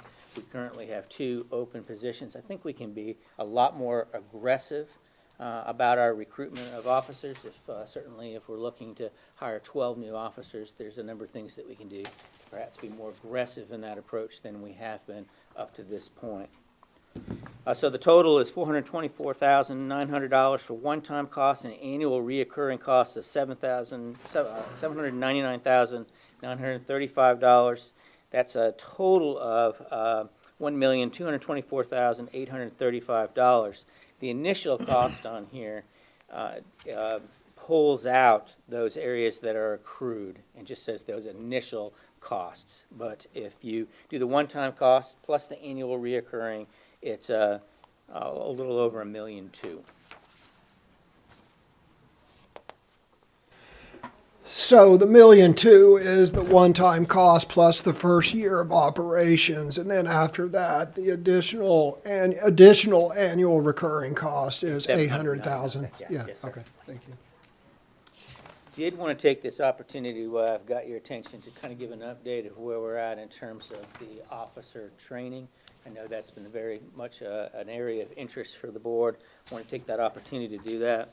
So just quickly, all officers prior to hiring do receive the basic law enforcement training. All officers prior to hiring are certified with the North Carolina Criminal Justice Training and Standards Commission. All officers within the first 12 months of their hire receive their North Carolina School Resource Officer certification. And then annually, they receive in-service training requirements set forth by the North Carolina Criminal Justice Training and Standards Commissions. That can be from hazmat to bloodborne pathogens. There's a number of online face-to-face courses that they're required to take. Also, annually, they receive their firearm, daytime, and night range qualifications. Annually, moving forward, they will do training with a simulator at Samarcam. That is scheduled for our officers on August 18th. So August 18th, they'll receive that. In addition to that, we'll do the simulator training at Sand Hills Community College. That is annually as well and is being scheduled. We have, when I put this together, we had 5 officers had the Narcan training. We now have 7. 2 additional officers have earned that, and that can be deployed at each high school to make sure we have it there. Rapid deployment training, that is scheduled for July, late July, early August of this summer. That will be annually done. Thank you. Live action active shooter response drill training was last completed in 2017. We're looking at that to bring that back, as well as the active shooter emergency tabletop exercises. That takes a lot of coordination with other departments, and so that takes some time to organize, and we're working on that. Threat risk assessment training as well. And then, as you know, we've seen this before, I don't need to click on it, but a number of our officers have specialized training in addition to what we're requiring and what we're working on. So continue to try to develop and expand our officer training as we go forward. The next steps for us is, at the Commissioner's request, one of the things they asked for us to do is do a facility assessment and bring back recommendations for each of our facilities as well. We are putting together a team. Dr. Powers and I will be a part of that team. Chief Hardy, of course, Mr. Barath from an honors operations standpoint, Mr. Eklund from a cameras and technology standpoint would be a part of that team. The Sheriff's Office have been great. We worked with them a number of times in the last several weeks, as we have in the past. They're certainly supportive of these initiatives and these recommendations, and very willing to be a part of this process as well. In addition, we would use the local law enforcement based on school jurisdiction. So when we're at Aberdeen schools, we would invite a representative from the Aberdeen Police Department. When we're in Southern Pines, a representative from Southern Pines and Robbins and so forth. And the school principal will be a part of that. We may expand this as well. We have some other names that Chair Thompson has given us that she has recommended perhaps should be on this committee as well. So we may expand this, but our goal is to get this moving very quickly so we can bring back a recommendation to you and then to the commissioners, as well as our recommendation for the expansion department. So that's our next steps. Dr. Locklear. Thanks, Dr. Metcalf, and already got great feedback Yes. on additional items to look at and potentially revise with that budget. I'm going to be in communication with County Manager Vest as from his side of the equation, what he would, what kind of timeline, what he's thinking for us to come back and have these continued discussions with our commissioners. And as we finalize this, we certainly will be bringing it to you, so you're informed along the way of what we're doing on your behalf to bring this work forward. Something else, Dr. McKee? I do have something else. Thank you, Dr. Appenfeld brought forward the current salary range for school resource officers, 10 months, begins at $31,789 and tops out at $42,847. That's currently doesn't reflect any salary increases with this year's budget. And you don't know you don't know offhand what the sheriffs make? No, we were, I'll get that for you. No, It's on yeah. my list, yes. Well, you don't necessarily have to get it. My reason is to emphasize they're topping out at $42,000 a year. That's terrible. That's something we have to look at from a budgetary standpoint, because for $2,500 a month, which is roughly $31,000 a year. As a matter of fact, you say it's a 10-month. I understand you say it's a 10-month year, but really it's what they get all year, because these guys aren't rich enough to go out to Europe for a month and a half over the summer or something like that. It's almost not enough to live on. You know, it's concerning to me. Thank you. Other comments? I got a couple comments. Mr. Hensley? Thank you. If we could go back a previous slide, I've got a couple questions. I'm sorry, right there. No, right there. Thank you. I did not see trauma medical training on this. Okay. At You mean any stop the level- bleed, stop the bleed training? Well, Yes, sir. At any level, I'd actually propose 2 levels, but I don't see any trauma medical. Yeah, that's, Are we not we're gonna we're do- working on that right now. There's a cost involved in that. We're trying to determine, particularly with the stop to bleed, what kind of equipment we need at each school. We really wanted this safety team to give some input on that, because we'd have them at the table, and that'll then lead to the training piece on that. So that's coming. Okay.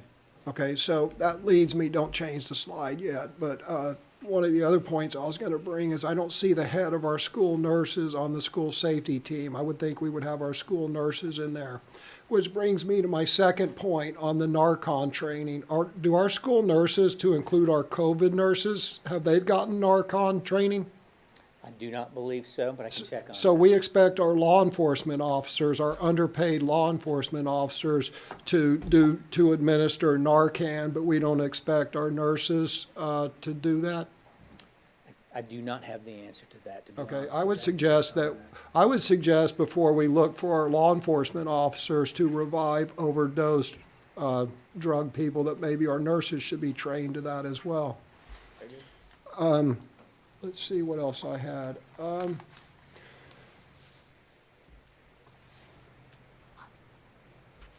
you go to the next slide, please?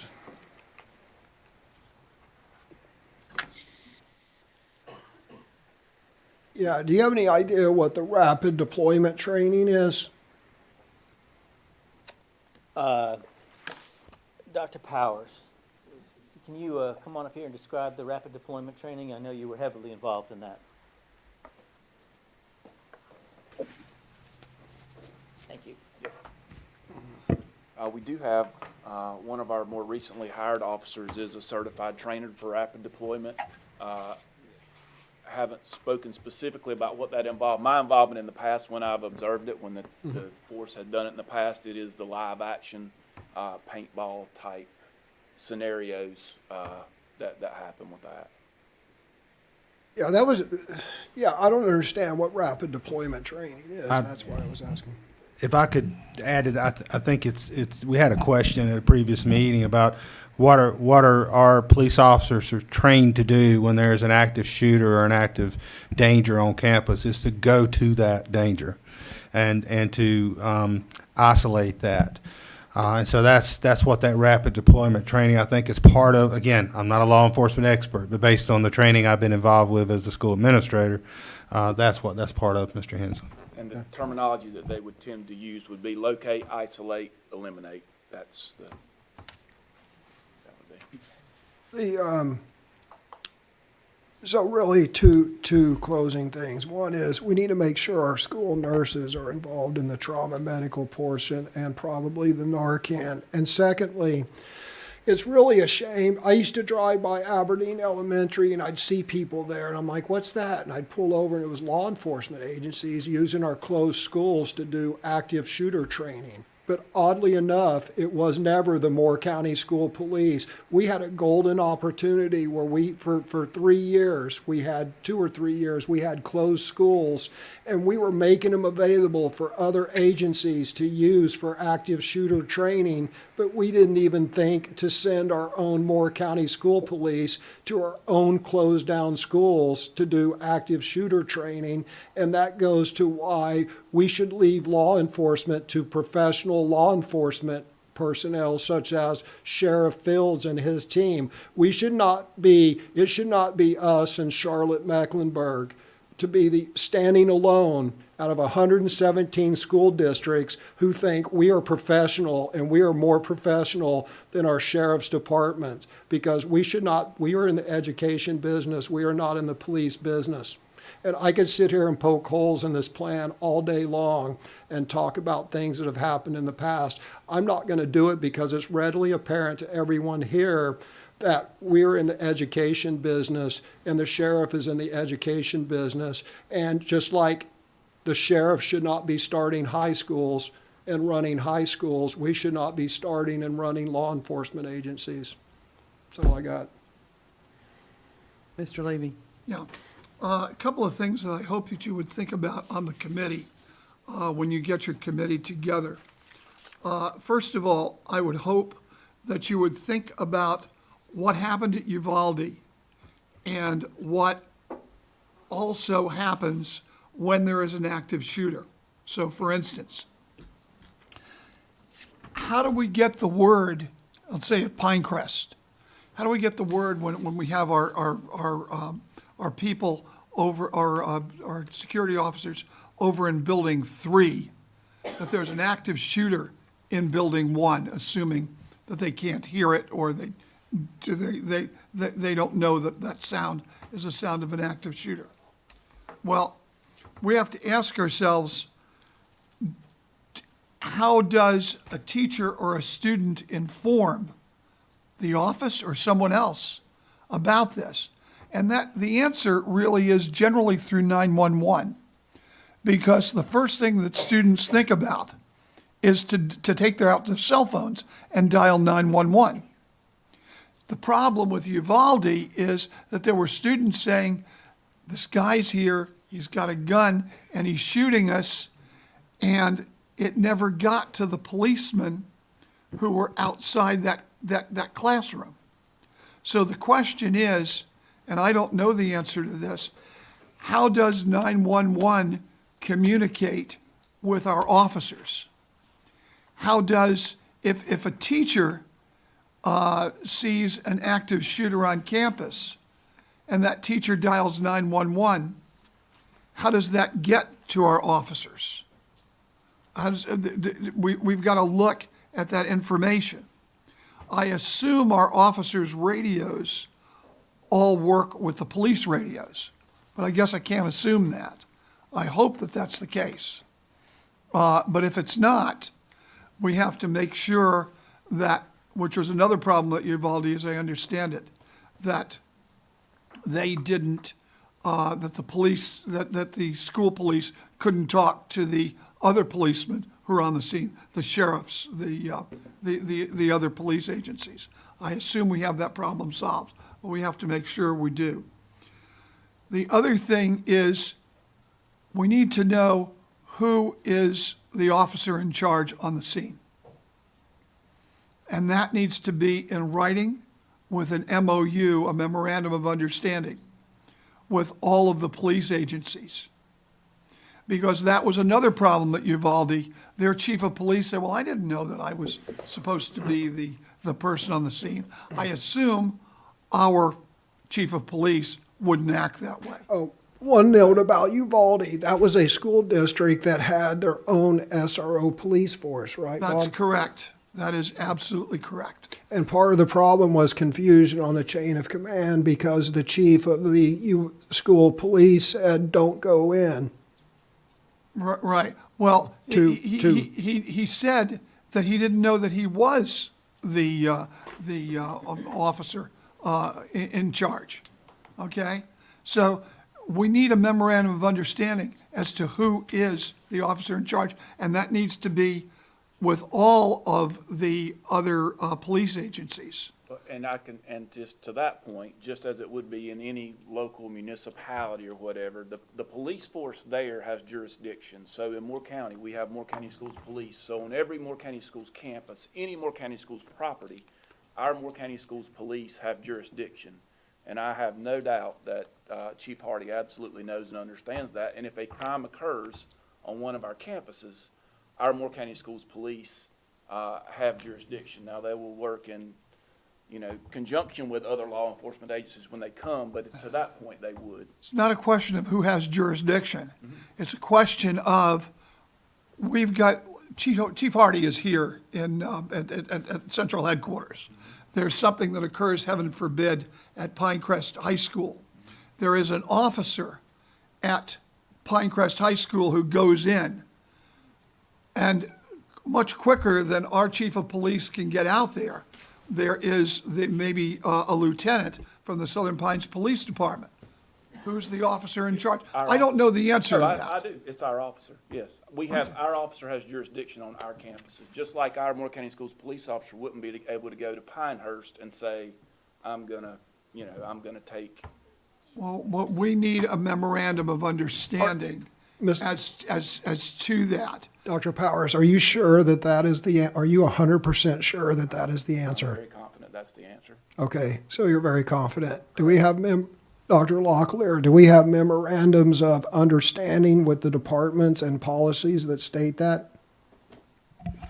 No, not to my knowledge. We don't have memorandums of understanding. We have interagency work and collaboration and cooperation.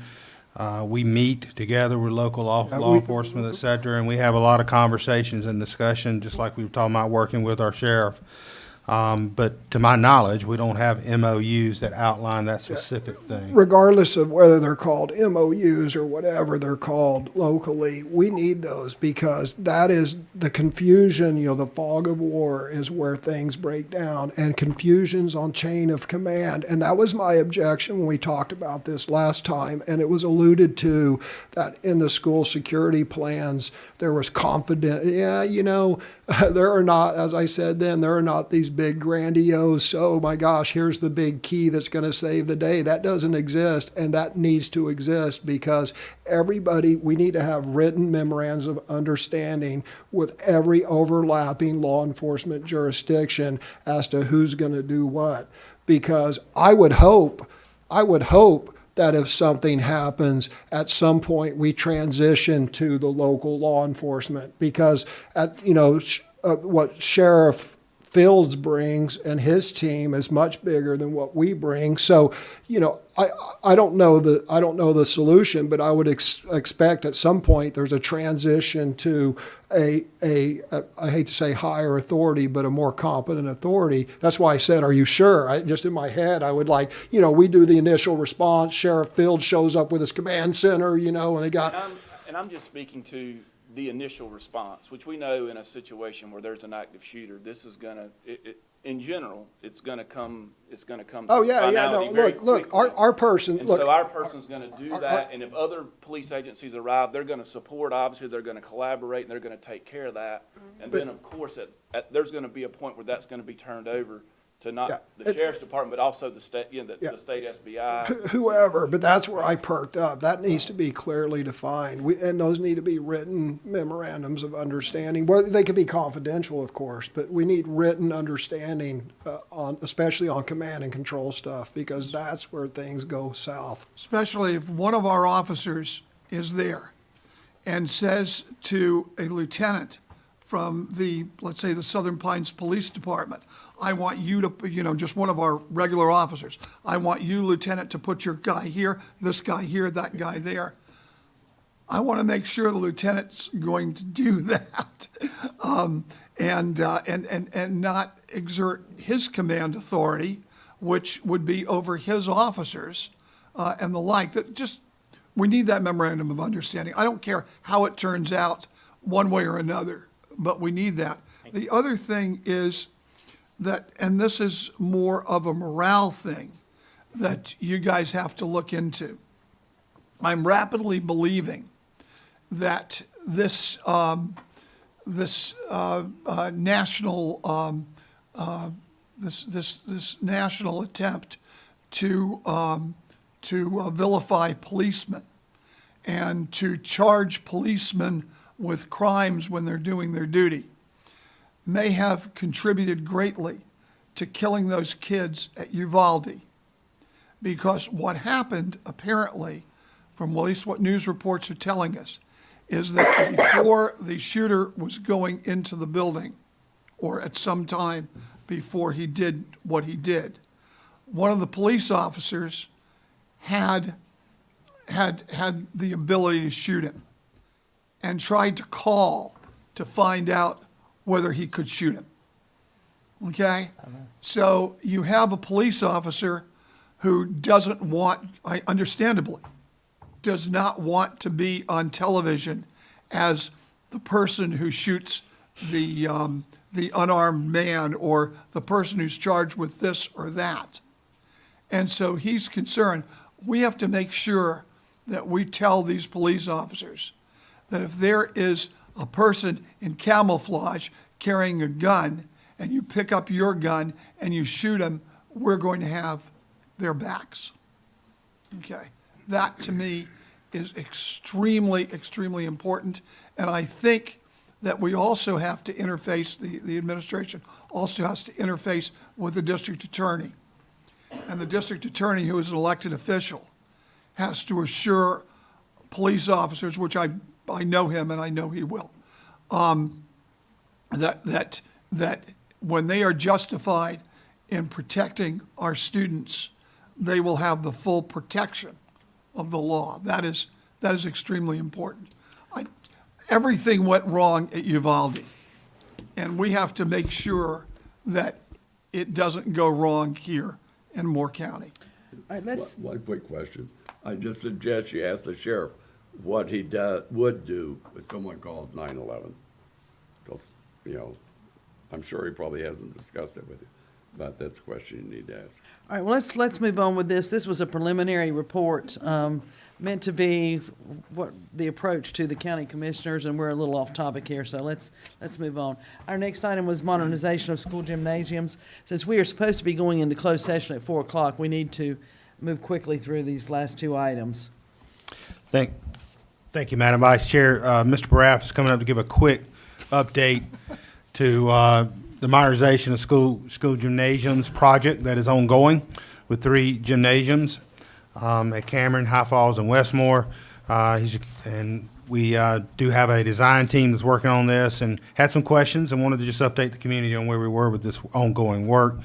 I would also note, with the way we structured our meeting, if we do go over just a couple of minutes, we have that fluidity in the meeting because we didn't post it as starting exactly at 4, but we want to start as close to 4 as possible, of course. So thank you. Just wanted to offer that clarity, Madam Vice Chair. Thank you. Thank you, Dr. Locklear. Board members, so the quick update here is that after the board approval of the contract with the design group in April, they began diving into the archive documents for these old facilities that we did have on file to study them and understand them. And then that was followed up by walkthrough and investigation on each property of these facilities, along with Moore County School maintenance staff, to look and understand more about what's in place, the systems in place, and some of the constraints that they might face along the way. Recently, they completed an analysis of the conditions. We had discussions about various solutions for getting air conditioning systems in place. There's a host of different ways that could be done. In conjunction with that, we looked at building code requirements within the scope of work of what must be brought up to compliance with what they do, so it doesn't become if you give a mouse a cookie and it turns into much, much, much more. and also some preliminary budgeting and schedule for bidding. You will recall in earlier presentations that the original plan for these was to bid each school independently, kind of like we did with the new schools, with the stagger between them to help facilitate trades moving from one to the other to create some more opportunity and interest in the project. There is still the ongoing uncertainty with materials. We are receiving updates that even some materials that we'd hoped would be maybe about a 6-month lead time are turning into 9-month lead times, as well as getting contractors to bid work. The volatility of the market, they've been nervous to give hard pricing. After discussing this with the design team and consideration of these challenges, we all decided that it would be beneficial to the project to, instead of doing each one independently, to package all three together. Throughout this process now of the design and getting ready for bid, we want to drum up interest and keep people advised of it. There's a lot of companies that we work with here at Moore County Schools that do mechanical, electrical, and plumbing work. We're going to reach out and engage with them all throughout this process, let them follow it, let them ask questions of it, maybe even give some input on certain items. And also with the contractors outside that the design team has been working with. And that's inclusive not just the architect, it's their engineers as well. So the revised management plan is looking to have all three schools ready to bid early January 2023. So the original timeline was to have all the projects completed by February 2024. So again, in consideration of everything now, they're going to evaluate that and give me an update as far as a completion date of February 2024 for all three of them. We'll continue, as always, to monitor and advise the board, whether it's in monthly updates or in email notifications of anything that comes up. Right now, where we're at is we're soliciting quotes from agencies to come and test materials. We know these schools have some hazardous containing material that's concealed, roof flashings, might have some things in paneling around the fascias, and paints might have some buried lead paint somewhere in some of this. So we're going to have a testing agency come out, take samples at each project of only the items that we know we will be disturbing out there to have a plan put together to remediate the hazardous material. Again, the priorities remain: install the air conditioning system, replace roof, windows and doors, and renovating the toilet rooms and lighting in the gym as well. Just a quick update, still under 4 o'clock. If any questions or things I could expand on for you, happy to answer at this time. Ready by when? Have it ready for February bid 24. by January 2023. I just wanted to hear that so the public could hear it. Ready to Yes. bid in 2023, completed in February 2024. So I've got a few questions, Madam Chair. Yes, sir. So, so the scope of work is replacing the air conditioner, the roofs, the windows, and redoing the toilets and the restroom facilities and lighting, right? Gutting those areas, correct. Yeah, and what's the approximate cost, estimated cost per school? I just don't I recall. didn't bring the breakdown with me. Overall, it was 8.2, 8.4 million, somewhere around there, if memory serves me. So it's for all about 2 three. million per school. It was a little over 2. Okay. 2.3, 2.4. So,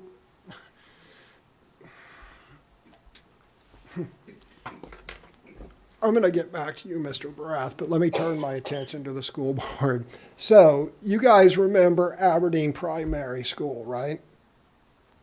Aberdeen Primary that we sold to Ron Jackson.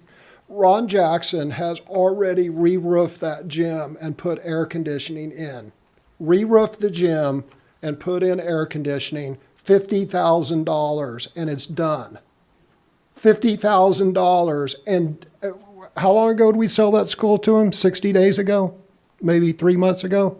I can't remember the exact time, but approximately. Okay, so we sold a crappy school gym to a private individual in private business like myself, who doesn't spend $2 million renovating it, and 2 years, $2 million in 2 years renovating it. He spends $50,000, completely new roof, completely new HVAC. By the way, that's heating too, because, you know, he decided he didn't want to run the boiler, even though he's conceded that was more efficient. $50,000 in 60 days versus 2 years and $2 million. Now, I understand the additional work being done, right? So, I mean, I'm not discounting the cost of putting in windows and the cost of redoing bathrooms. But my God, people, you know, if our goal is to get air conditioning in gyms and fix leaky roofs, why don't we just put air conditioning in the gyms and fix leaky roofs and spend twice as much as Ron Jackson did and spend $100,000 per schools and take twice as long and get it done in 4 months instead of taking $2 million and 2 years. The other thing is, if you just replace the roof, a lot of these costs, and you heard Mr. Barath say it because very knowledgeable, you start redoing bathrooms and redoing windows, then all of a sudden code compliance, and then all of a sudden asbestos abatement and all this stuff that you're disturbing. If we as a board, we need to seriously consider just re-roof. My God, how high would the electric bill have to be for a $1.9 million payback? Those insulated windows are not going to give you a $1.9 million payback. So I think as a board, we need to really think about $50,000 in 60 days versus $2 million and 2 years. My question is, how much would he have charged us to do the same thing? I don't know. Well, I can ask him. You know, Ask him. I'd be curious. You may call him right now? No. No, let's get. Are there other so questions I'll get from I'll Mr. get a bid Barath? right We don't now. have time for that. Well, We're you doing, Right, might. then, we're doing too much stuff here now. I'll get a bid. I tell you what. David just I'll shut up get Dr. Locklear, I get think, has bids a during the comment. break. Okay, call No the- comment. It's just, this is an update on the original plan and timeline, and we know there's some questions coming up, or when are we going to see these things happening at our schools, and we thought it was important that John give an update. And anytime we start going down the road of reviewing what we are doing or aren't doing, we always want to make sure we're doing an apples-to-apples comparison of what we need done. But I can see. yeah. I can see it as not. Look, I can see it as not apples to apples, but again, okay, let's just spend $2 million and where $100,000 will do. All right, let's move on to our final item, discussion of Board Policy Regulation 5410R. This was added at the request of Mr. Levy, but I believe, Mr. Levy, you have said that you do not, are not interested in discussion of this tonight. Madam Chair, I am. Let me get confirmation from Mr. Levy. Well, if a board member wants to discuss it, that's fine. It's my understanding that the superintendent is going to withdraw the regulation, or am I incorrect? Based on questions, and wanted to make sure the board had good time to review the revised regulation for 5410R, which is Media and Technology Selection Procedures, which we spent time over the last couple of months with the Board Policy Committee getting feedback on. Want to make sure everybody had time to look at that. And so based on that, delay the implementation of that new regulation until after the board meets in August, excuse me.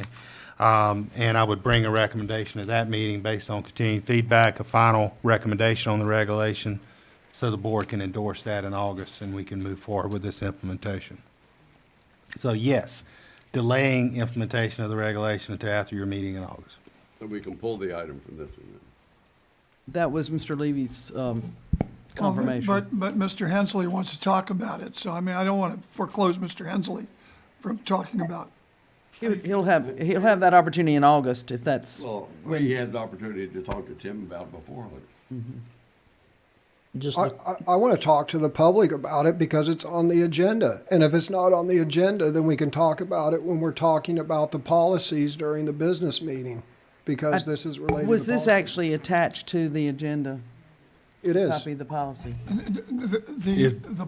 The policy itself was not attached to the agenda. So the public policy have not was- seen this. The regulation is live under our policies. It went live on 1 July, and it is attached to the agenda. Yes, ma'am. these regulations are attached to the agenda. Yep. The board regulation 5410R was attached to the agenda. When it was Madam changed. When it was changed, yes, ma'am. And it is currently out on our website as a regulation to board policy 5410. And certainly, I'm happy to respond to questions. Dr. Metcalf is here to respond to questions, offer clarity. And of course, we also have our board attorney here who can respond to questions if needed. But upon reflection, after getting additional questions, I wanted to make sure the board had ample time to give staff feedback, ask me questions, and us bring back in August a brief presentation of the regulation, and then get your formal endorsement either to move forward with it or to not move forward with it. That was my feedback I wanted to add this afternoon. So does anyone else want to speak to this tonight, or shall we hold it until August? If Mr. Hensley's the only one ready. Dr. Locklear, does that mean that, that you will pull what has been posted, or is that still out there? What does that mean? We would, upon moving forward, we'd pull what's been posted. We'd move forward with our former regulation, and that would be maintained through this next month until we have a chance to get formal endorsement from the board. Mr. Hensley, would you be in agreement then to wait until the full board has had a chance to look at this and come back and examine it more deeply in August? No, because my concern is a staff that thought it was okay to publish this regulation. There are parts about this regulation that should have never seen the light of day from a staff. And there are parts of this regulation that should not be condoned by a governing board. And I just want to go through them. Well, I don't know that all members of the board have had a chance to look at it. Well, they voted for the agenda and it was attached to the agenda. It was it's right there, Ed. It was not attached to the agenda that I had. But you voted for the printed, agenda, and it's on the agenda, and now everyone's claiming they didn't have time. Well, you voted for it was unanimous voting to approve the agenda, and now no one wants it on the agenda. Why? Because it's embarrassing? It's highly embarrassing. I wouldn't want to talk about it I think it comes down to Mr. Hensley, or do you want to discuss the actual procedure, or are you wanting to talk about staff? I want to talk about Moore County School Regulation 5410R, Media Technology and Selection Procedures, which was unilaterally developed and promulgated by the central office and became effective without board consent on 1 July, even though by state law it required board consent. That's all I want to talk about, is why the central office thought this was okay, because it's not. I'm happy to respond to questions, Mr. Levy. It's, when you're saying central office, you're talking about, Mr. Hensley, excuse me. It's me. The regulations and procedures are developed by the superintendent, and I direct staff, and I did work closely with Dr. Metcalf and our school board attorney at the time to work through developing this. It has always been my interpretation and what I've gleaned from board policy and practice. It's my job as superintendent to develop administrative procedures and regulations to implement board policy. That's what I viewed this as doing. Upon getting additional questions, that's why I paused the implementation of it. But I'm happy to respond to questions. Would you do the state law thing first? Sure.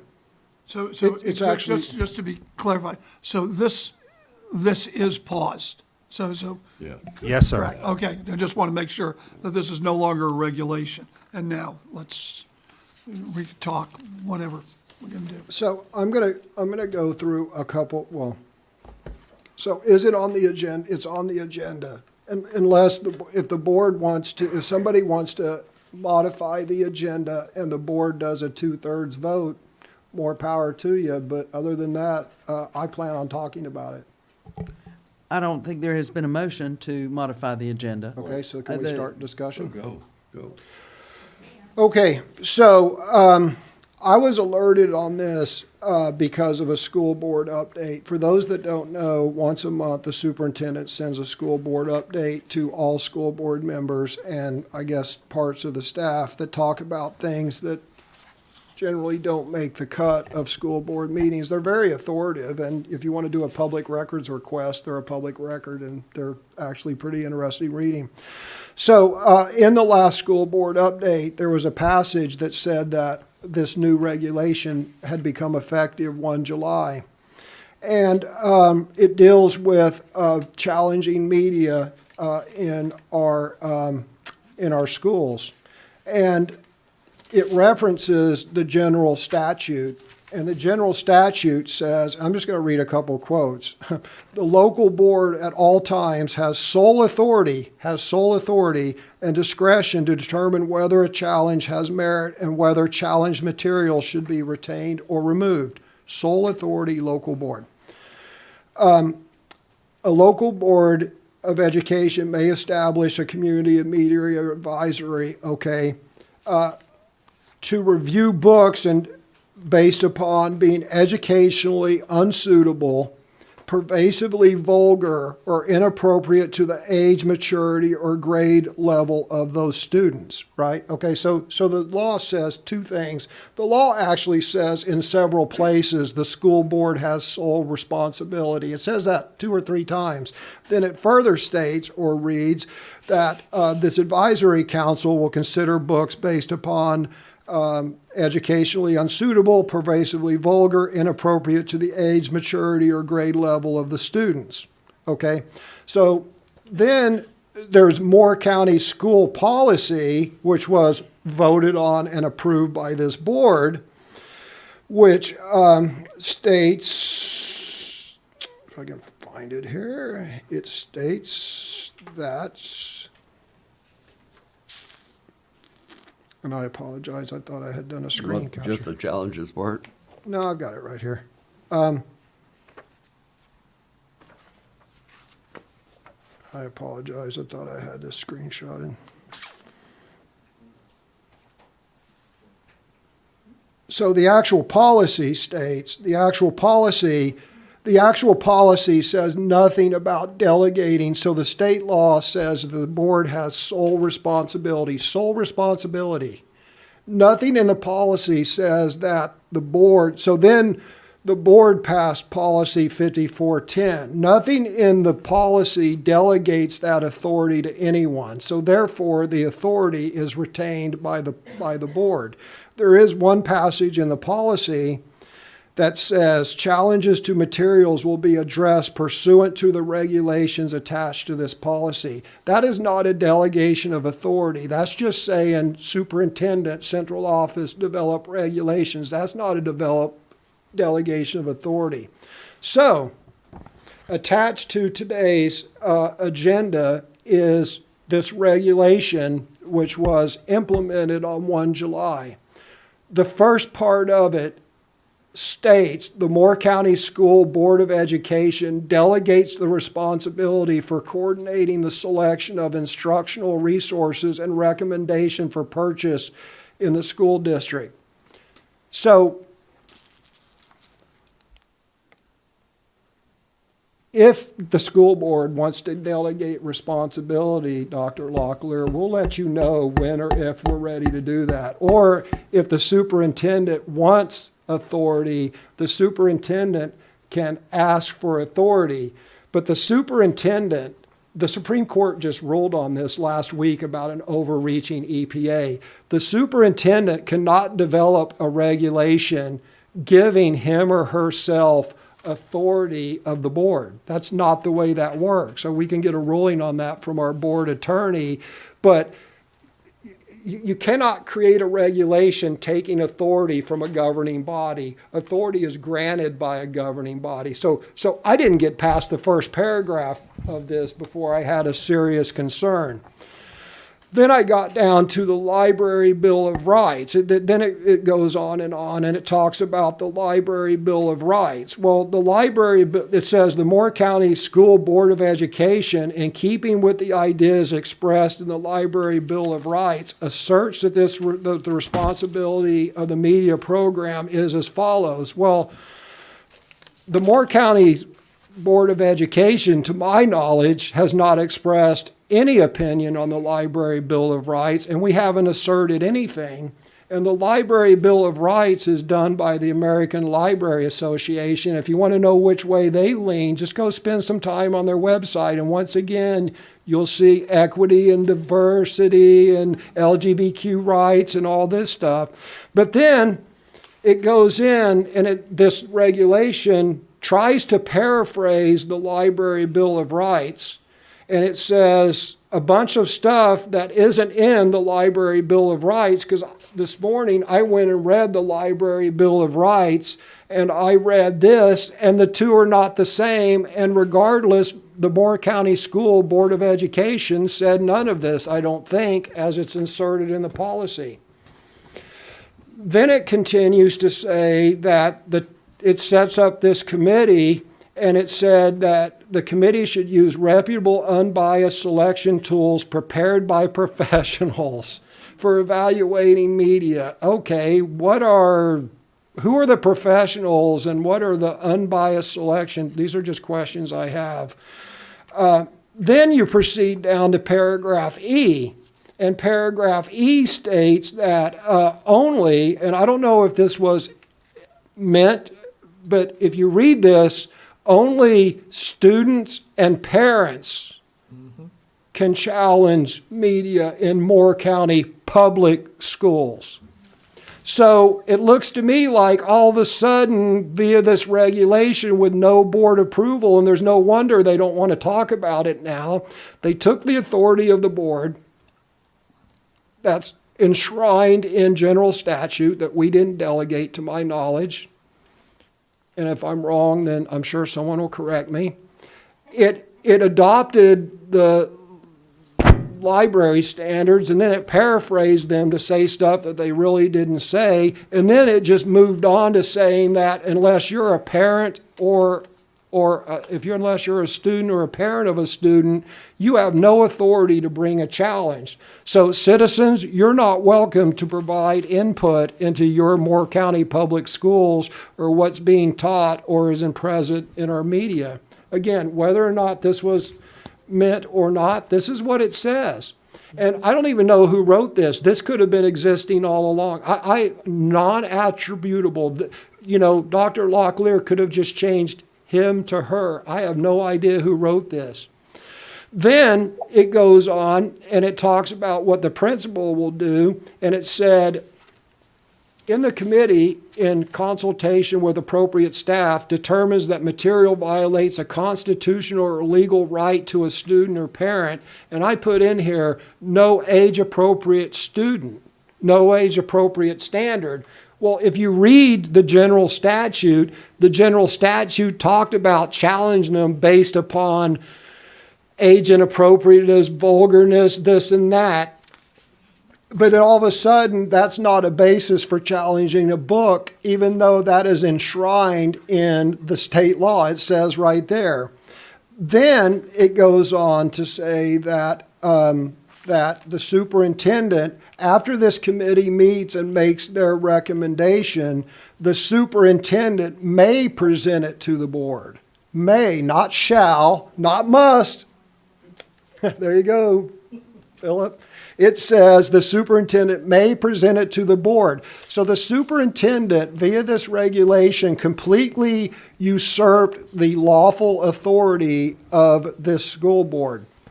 I would further go to our friends at Duke Law School. So if you don't believe me and you don't believe the general statute, then let's just move to our friends at Duke Law Clinic who wrote this little letter to us back on June. By the way, they wrote one of these to me when I was first on the board with Lowell Simon and Alexa Roberts as their client, and they were wrong on most of their points. But anyway, an excerpt from this reads, and their state law gives school boards sole, and by the way, they italicize sole. So I'm reading from the Duke Law Clinic's letter. State law gives school boards sole authority to decide whether challenged material should be removed or retained. North Carolina general statute, blah, blah, blah. Thus, building level staff, including the school principal, lack the authority to make such decisions.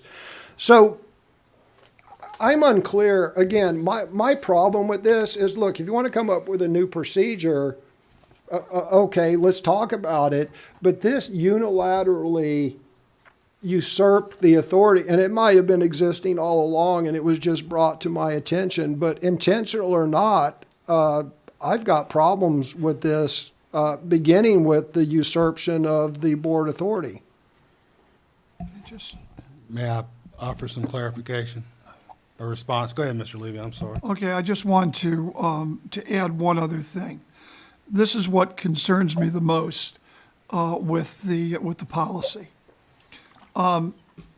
You can't remove a book from a library under this policy because it says the committee shall then make a decision on the retention, removal, or restriction of material if the committee, in consultation, whatever, determines that the material violates the constitutional or other legal rights of a student or parent. Now, a book cannot violate a reader's constitutional right. That's not possible. So it is not possible to remove a book under this. Now, the removal of a book can violate, theoretically, a non-reader's constitutional right. If a person wants to come in later and get the book, he says, I can't get the book, it's a violation of my right to free speech or my right to, my right under the Constitution of the United States. I get that. But no book, no matter how vulgar or whatever, can violate a reader's constitutional right. It's not possible. It's a nonsensical statement. I suppose it can usurp a parent's right to decide what that child should read, but I've no idea if that's even possible here. So it can't be removed. So the only thing B, it says, if an objection is not based on a constitutional right, the committee may decide to accommodate the objection by requiring parental permission for a student to check out the material. So the bottom line is the material can never be removed, and the most you can do is get a parent's permission to have their child read the particular book, which is cumbersome and probably would never be enforced. Because if you've ever been in the stacks of any library, including a school library, if the book is in the stacks, a child's going to pull it. And the most you're going to do is have a bunch of books which the librarian has to keep back in the corner, and then has to keep records. I guess send out permission slips to parents. It's not. It just doesn't work. It is not the way we need to. It is not the way you can do things. But I understand what's being tried to do here. What I think is they're trying to keep as many books in the library as possible and trying to keep the library books from being scrutinized or effectively challenged. And that is just not the way it should be. So this has to be reworked. The bottom line here is that our current regulation, because our current thing is a regulation apparently, is too cumbersome and is extremely expensive. It requires building level committees. It requires, I think, last time we did it, a couple of committees of several different people. And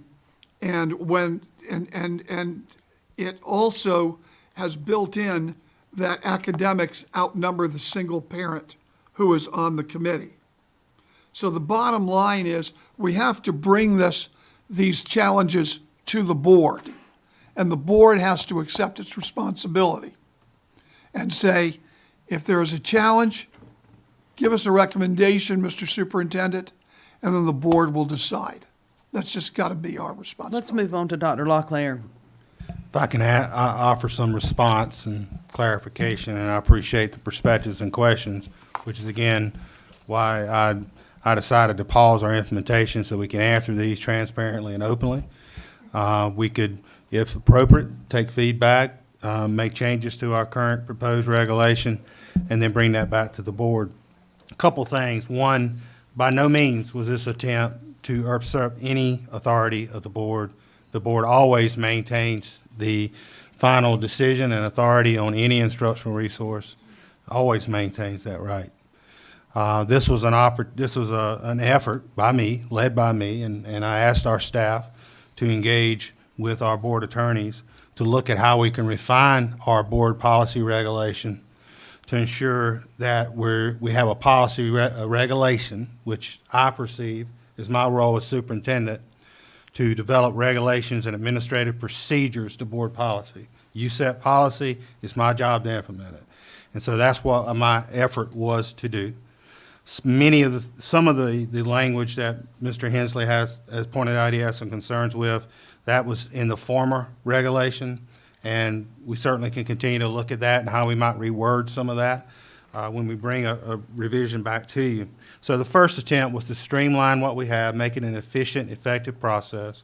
The second thing was to also, in this regulation, make sure we're creating a consistent process for maintaining our selections and having a consistent process to review our instructional resources and media selections, so that when we have a selection that's no longer appropriate based on what general statute has said, or we have a selection that is out of date for whatever reason and no longer fits our the standards from the North Carolina State Department of Public Instruction, we have to revise those selections and keep them up to date. It may be a text or media selection that's no longer used by kids, we take it out.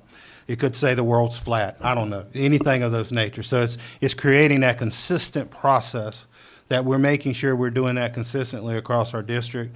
We're doing some work this summer with our media specialists and our curriculum instruction team to have that consistent process set, to have a consistent, as best possible, unbiased resources that our folks are using when we're selecting. We're not doing bulk orders anymore. We're going to look at those books that we're choosing for our media centers, make sure they're appropriate and aligned. So this was part of that process too in revising this regulation.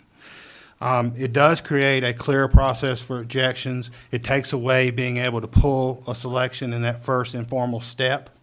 That was something that I felt as superintendent, it would be a better process to allow that informal step to take place, but if a parent or guardian still had concerns, we bring it to our media technology advisor team at the school, let them make that determination. If a parent or guardian still does not agree with that decision, they can process that through the appeals process. The board already has a board policy on appealing an administrative decision, so that sets that process forward and it follows those steps that are in board policy that will eventually can be heard by the board, and then that appeals decision voted on by the whole board.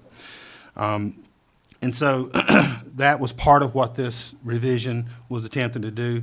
And yes, I did recommend we change the wording from the public to parents or guardians. That was my recommendation. It's my recommendation because I wanted to make sure it was clear that we were protecting that right of our parents and guardians to object and to ask questions and to speak with our school staff about those. And we want to be proactive and responsive to those and make sure that's very clear. Our public, our community always has the right to file a complaint through our board policy complaint policy and express that, and that will work through the board. They always have the opportunity to come and speak to us at public comment and for the board and myself to listen to that. They always have the opportunity to let our board know they have an objection to something or a complaint, and you as a board, as you've done a wonderful job, let me know, and then I'll follow through from that as an administrator with my team to follow through on that concern, question, or complaint, and to be responsive to that parent or community member. And so certainly there was never an attempt or a desire to usurp the authority of the board. Again, my desired outcome was to implement procedures and regulations based on what board policy was, heard some feedback from the board on this regulation and was working through to try to refine that and make it a very clear process. So that was the desired outcome. And we already have heard some feedback and questions. We can continue to work with that and bring that back to the board for your review and potential endorsement in August. So appreciate the opportunity to respond, Madam Vice Chair. All right, with that said, it will be on the agenda at the work session in August. At this time, I'll entertain a motion to enter closed session. Madam Chair, I have a comment. I just have a response. Is it long? No. Because we're about to run out of time. No. We're not on any particular timeline, but to answer your question, no, it's not. It's not long. So, Dr. Locklear, thank you. And again, I did not know, I did not know what the previous regulation was, and I had nothing to compare it with. And as I said, I don't know who wrote what. I just saw what was there, and I'm like, But anyway, this is just what my approach would be. The simpler we can make the process, the better.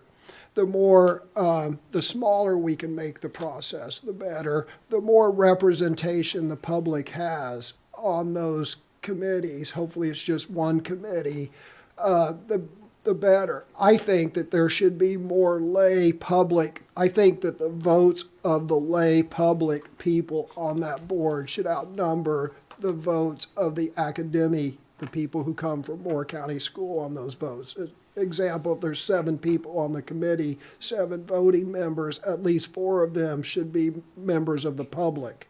And that the public should have more of a say than the people from Moore County Schools. So simplify, more public representation. And again, it was apparently in there before, but a regulation does not take authority from a board. Authority is granted. And you know, if that's what we need to do, then we need to pass a policy delegating our authority, because the general statute could not be more clear that it's our authority. And we also need to make sure that the reasons for challenging books in the regulation align with what the general statutes say, because they don't. Anyway, that's it. Thank you. One last thing. I think I talked to you, Dr. Locklear, before. The word may, the superintendent may bring it to the board, to shall bring it to the board, I think would be better wording. Happy to make that change, yes, sir. And that's always would be my intent, to keep the board well informed. Thank you. Okay, and thank you. And I wanted to make sure that everyone know, I see nothing nefarious here. I want to make sure you understand that. We may object to the policy or feel that we disagree, but no one is going to ever challenge your integrity. So just let you All know right, that. let's have a motion to enter closed session. Madam Vice Chair, I move that the board enter into closed session for the following purposes: to consider the confidential matters as pursuant to General Statute 143, 318, 11, A1 and A6, and GS 115C 319, to consult with the Board of Education's attorney to preserve the attorney-client privilege, and discuss the following litigation matters: JM by and through his parents, MSV, Moore County Board of Education, 22 EDC 01803, and J. Smith Civil LLC, Bridgepoint Civil v. Monteith Construction. Second. All in favor? Aye. All right, we will return.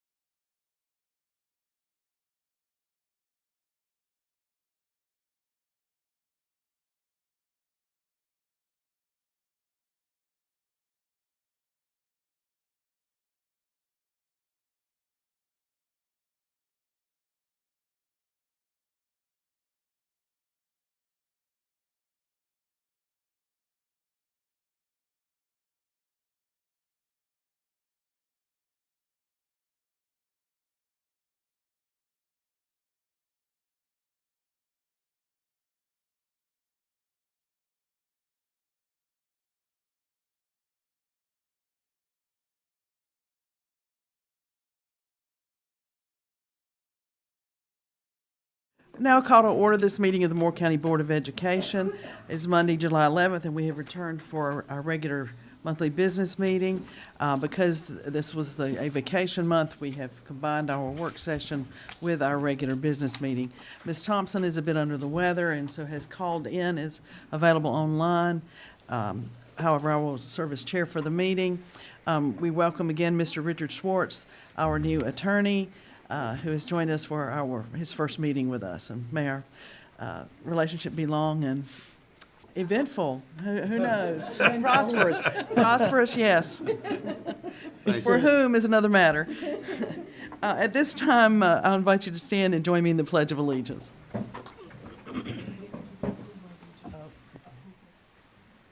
Pledge allegiance to the flag of the United States of America and to the republic for which it stands, one nation, under God, indivisible, with liberty and justice for all. Madam Chair, do we have an approval of? No, the we agenda? don't. We got to come back to that. Let's take a moment of silence, and then we'll return to approve the agenda.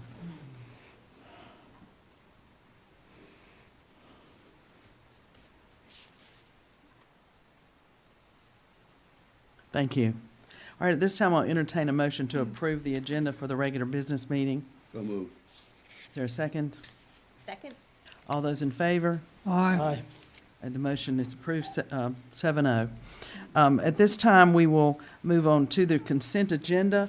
Before we vote on the consent agenda, I will entertain a motion to waive policy as provided in Policy 1510 in order to adopt the policies provided on today's agenda on first reading.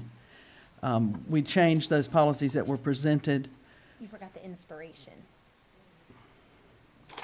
We need to inspire people. Okay. They need to Someone came, inspire so- us. Who is our inspiration? Heather Stewart. Oh, I'm sorry. I had no idea. Tonight we have Heather Stewart ready to inspire us. God, I was just Yay. I'm so sorry. Well, now I'm embarrassed. high expectations. Yeah. Fantastic. Good evening, Madam Chair, Dr. Locklear, board members. My name is Heather Stewart. I'm the Innovation and Special Projects Coordinator. I would like to share a short inspirational story called The Elephant Rope, author unknown. One day, a man was walking through an elephant camp, and he noticed that the elephants weren't being kept in cages or held by the use of chains. All that was holding them back from escaping the camp was a small piece of rope tied to one of their legs. As the man gazed upon the elephants, he was completely confused as to why the elephants didn't use their strength to break the rope and escape the camp. They could easily have done so, but instead, they didn't try to at all. Curious and wanting to know the answer, he asked the trainer nearby why the elephants were just standing there and never tried to escape. The trainer replied, when they are very young and much smaller, we use the same size rope to tie them, and at that age, it's enough to hold them. As they grow up, they are conditioned to believe they cannot break away. They believe the rope can still hold them, so they never try to break free. The only reason that the elephants weren't breaking free and escaping from the camp was that over time, they adopted the belief that it just wasn't possible. The lesson of the story: no matter how much the world tries to hold you back, whatever your struggle may be, always continue with the belief that what you want to achieve is possible. Believing you can reach your goal and become successful is the most important step in achieving it. Believe in yourself. Thank you for allowing me to deliver the inspirational message. Thank you. Thank you. My apologies for skipping over you. All right, so at this time, I would entertain a motion that the Board of Education waive policy as provided in Policy 1510 in order to adopt the policies provided on today's agenda on first reading. Is there such motion? So moved. Second? Second? All those in favor? Aye. Opposed? All right, motion carries. All right, we'll now move to the consent agenda. Is there a motion to approve the consent? That's Ms. Thompson. The consent agenda is presented. She is under the weather. Yes. So moved. All right, is there a second? Second? All right. No one wants to say anything. Motion by Mr. Dennison, second by Ms. Caldwell. All those in favor, say aye. Aye. Opposed? And the motion carries 7-0. At this time, we'll move to public address to the board. I've asked Mr. Levy to manage the public address period. Okay, so at this time, we'll have public address per board policy 1326. Well, everyone is going to have up to 3 minutes to address the board. There will be a clock which will show you that 3 minutes. Please try to be courteous. And so let me call out the people who will be addressing the board. First of all, there'll be Jim Peterson, followed by Keith Clark. So, Mr. Peterson? Hi, my name's Jim Peterson. I just want to cover a couple things. It was good to hear Dr. Locklear talk about these regulations. 'Cause a couple things, when I got a copy of them yesterday or the other day, well, right in here in B5, Our American Heritage, I think one or more board members says we're shouldn't have be proud of our American heritage. So there might be an issue there. Then also under E, occasional objections of some instructional materials that may be voiced by a parent or guardian despite care taken in the selection process.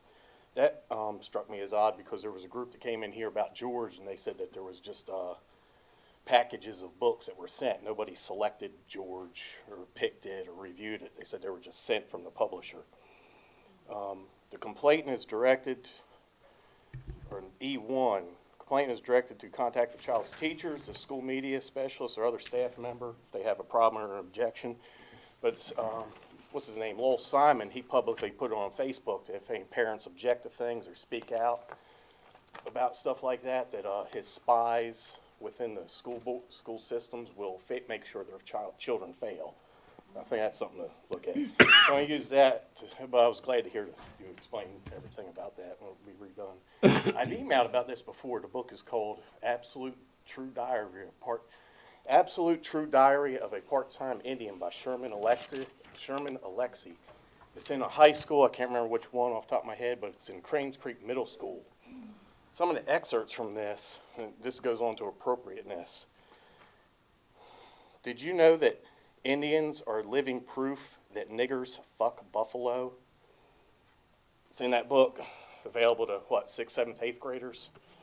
You should also read and draw really good books and cartoons that give you a boner. You should get a boner. You have to get a boner. Does that book give you a boner? I'm rock hard. I'm not going to read the rest of this. I emailed it to you before. Something about this strikes me funny. This field trip, July 18th to 20th, Journey of the Military Child. I'm looking at this, it makes me think of like Black Lives Matter, put a curtain up, but it was really to push communism. And if you spoke out against it, you were racist. This is putting a curtain up for the military child, but there's nothing about these guest speakers. One here is globalist, so with globalists are going to push communism to our military children of our military members, and somebody else is going to speak to the kids about LGBT rights. I don't think this has been advertised to the parents that are signing for the kids to go on these. I think everything should be disclosed to them. Thank you. Thank you. Next is Keith Clark, followed by Pauline Bruno. Good evening, ladies and gentlemen. Your Cindy Parker's giving you my comments that I had prepared. I'm not going to use them. Maybe it means I have to watch the clock a little closer because it was suggestions to you about things you might discuss as you bring up the school safety officer, school resource officer discussion. And what I found was that between you and the staff, all that I suggested you look at got handled. So you all get an A for today. I appreciate that. I will comment on a couple of things that Will said, however.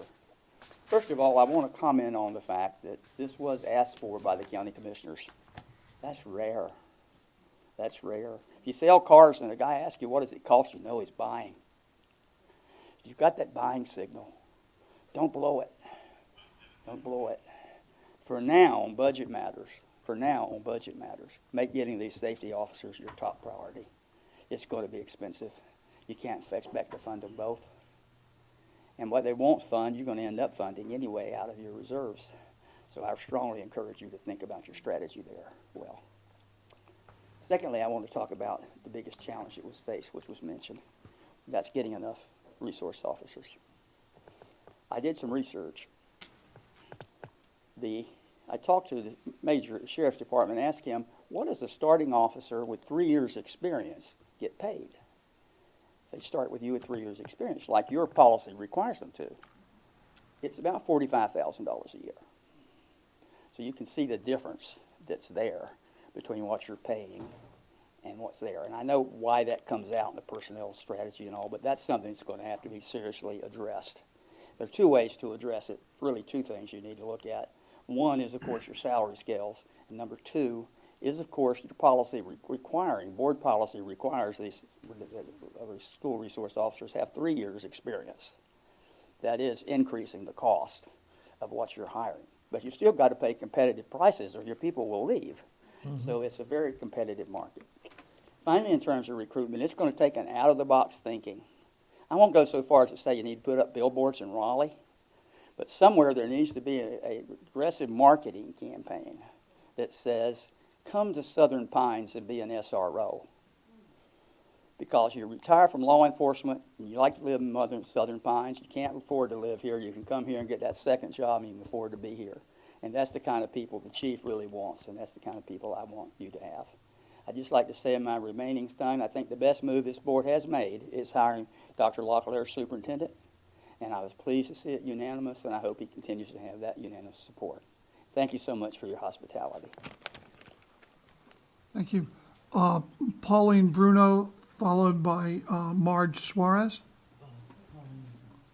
Oh, is Pauline's not speaking? Okay. Then Marge Suarez, followed by Ken Benway. Okay, Bob Levy. Okay, I'm sorry. Did I mispronounced? That's all right. I have to apologize if I'm mispronouncing names. That's okay. I don't have his magnifying glass. Yeah, I think know. I've always, I I've always called you, I know you, I've always called you Marge. Yeah. And I don't think I Marge is pronounced your last name. Okay, no problem, Bob. I'm here just, initially, school safety was a big topic. I'm glad that we're talking about that. And looking into having safety after Uvalde mess that just happened recently. But you can imagine how concerned we are all with when we heard about the policy, board policy regulation issue with the George books and the other books, and Jim has alluded to other books that are out there. When in the end we have failing schools. That should be our focus, your focus, for sure.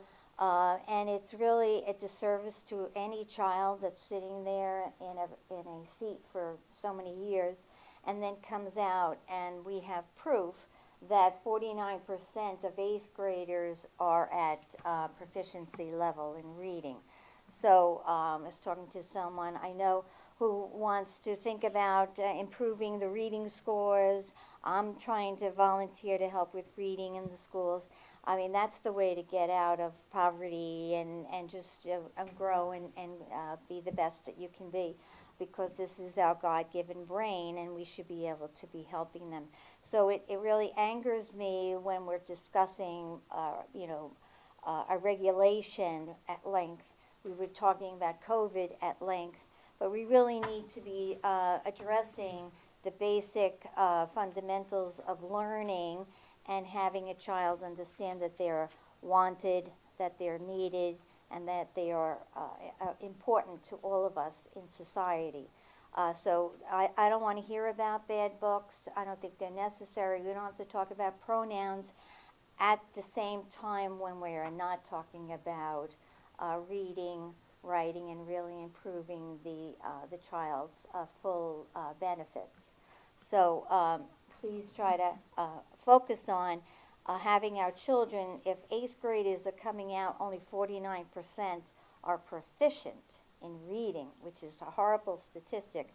let's engage, let's inspire, and let's help to succeed with our children here in Moore County.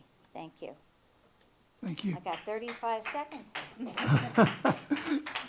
Ken Benway, followed by Vic Allen.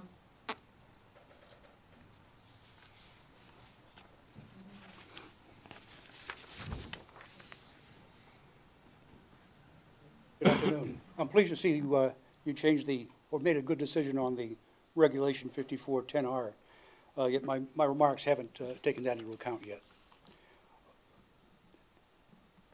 I've read the proposed Regulation 5410R, Media and Technology Selection Procedures.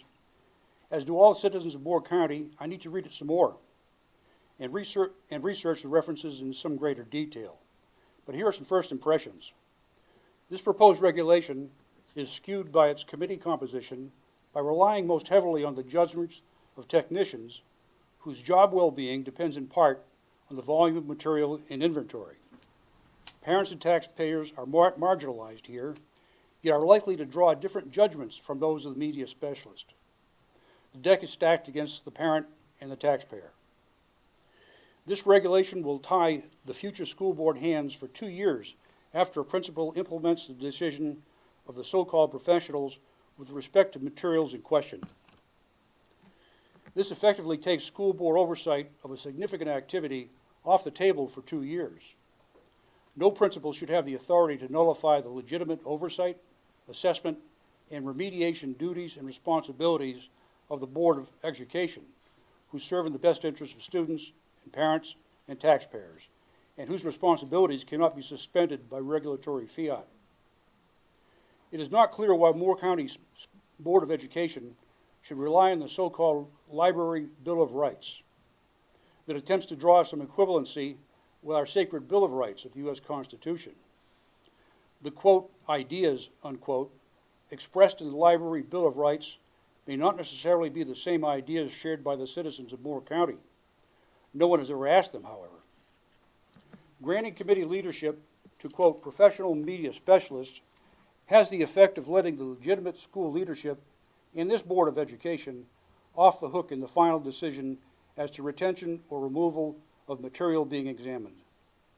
It is time we stopped hiding behind so-called technical experts in committees.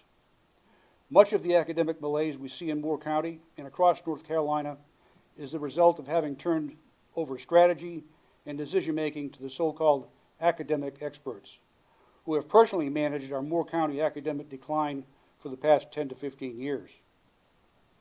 Given the divisive nature of this topic, I urge the school board to hold adoption of this regulation in abeyance, pending a deliberate and thorough examination by the public. If we are sincere about restoring public trust and confidence in Moore County schools, parents and taxpayers should have a chance to examine and comment on this important topic and its processes. Thank you very much. Thank you. Vic Allen, followed by Sammy McNeil.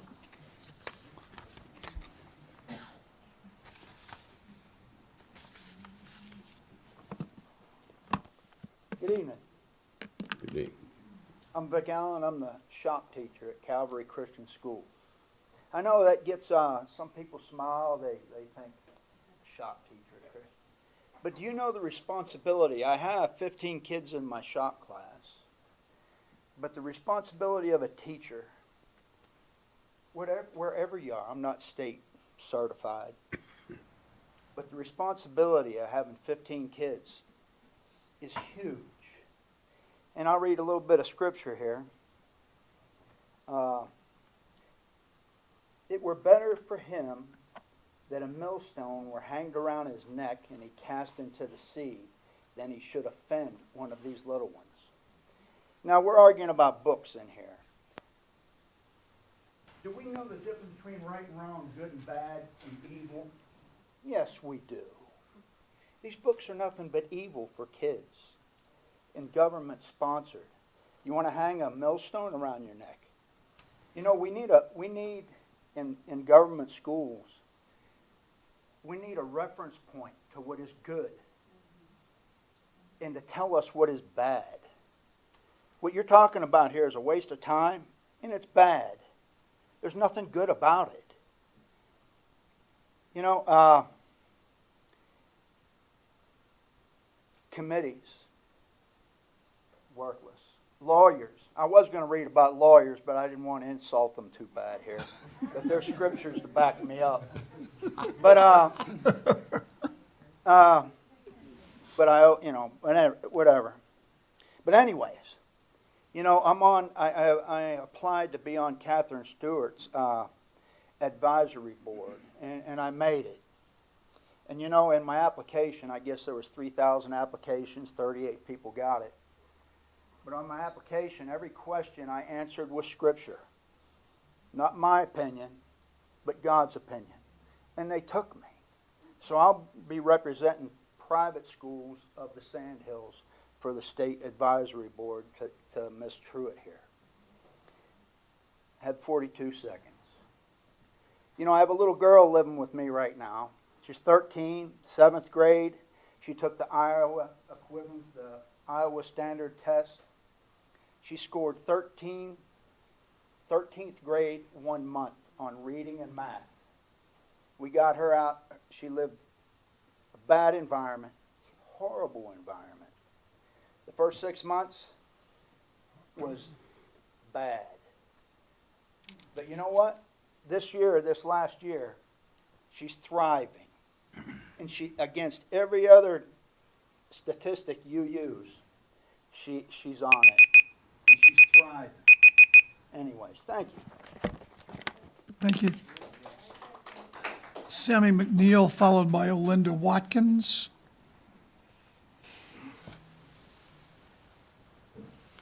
Hello, Mr. Schwartz, good to see you. Been a long time. Has been. How you doing? I'm doing good. Hope you are. Yes, sir. I just come down to tell Mr. Lee we appreciate Mr. Locklear, we appreciate what you've been doing. I haven't heard anything but good things about you, and we're here for you if you need any help from us.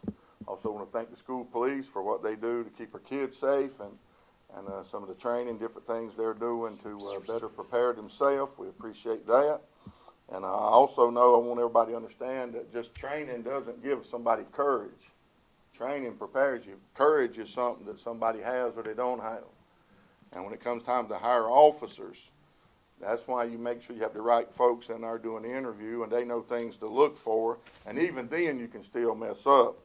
So what I'm getting to is when it comes time to hire your officers, it's important that the chief or the school has some leeway in the salary range, because where you're at now, you're not going to get the top candidates out of school. It used to be I go to BOET, Sandhills Community College, Montgomery County, Randolph County, and I would sit in and even teach classes. I would find candidates. You have one out here, your sergeant, Timmy Bullins. I walked in, he was there, and I said, "What are you doing here, son?" Because he was a mess in school. He'll tell you all this. We was just outside laughing about it. But after the class, I said, if you make it through this program, we're going to hire you. And we did. And look at him now. He's a sergeant with your department. And we knew we had what it takes. But you got to have the right salaries to entice people, right type of packages like Mr. Clark was speaking about. And, you know, it's sad when you look at a 12-month employee. I looked at the chart that you had online. I actually got a copy of it at home. You start him out at $37,216. And after 18 steps, that's a long period of time, he gets up to 44, and you can just ride right up the road to a little town in Biscoe, one of the poorest counties in the state, and they start their officers right out of school with zero experience at $42,000. So to be able to get the good officers, you're going to have to put some things out there, and you've got a lot of perks to offer.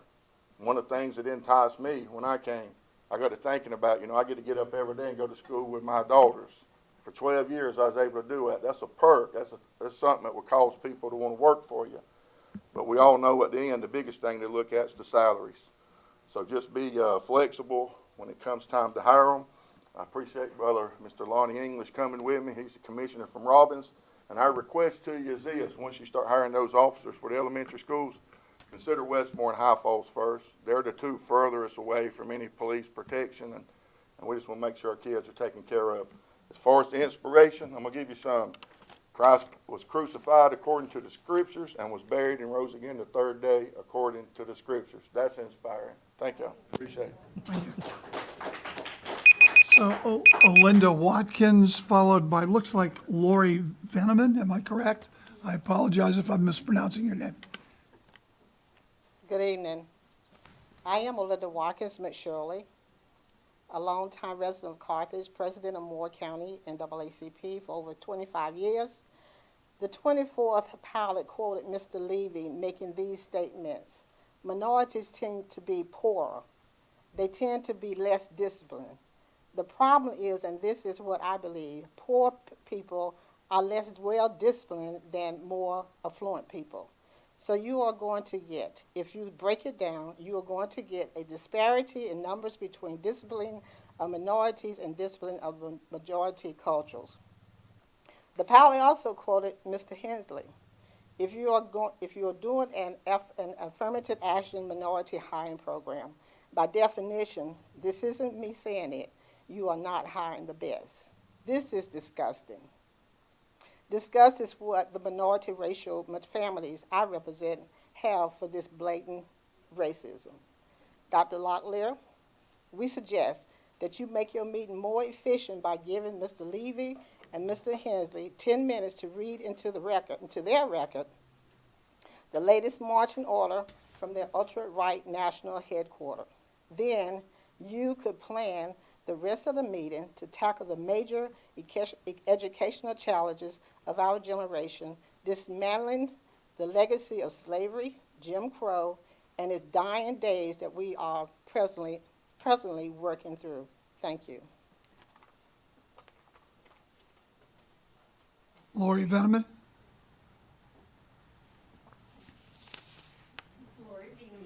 Okay, I apologize once again. Miller.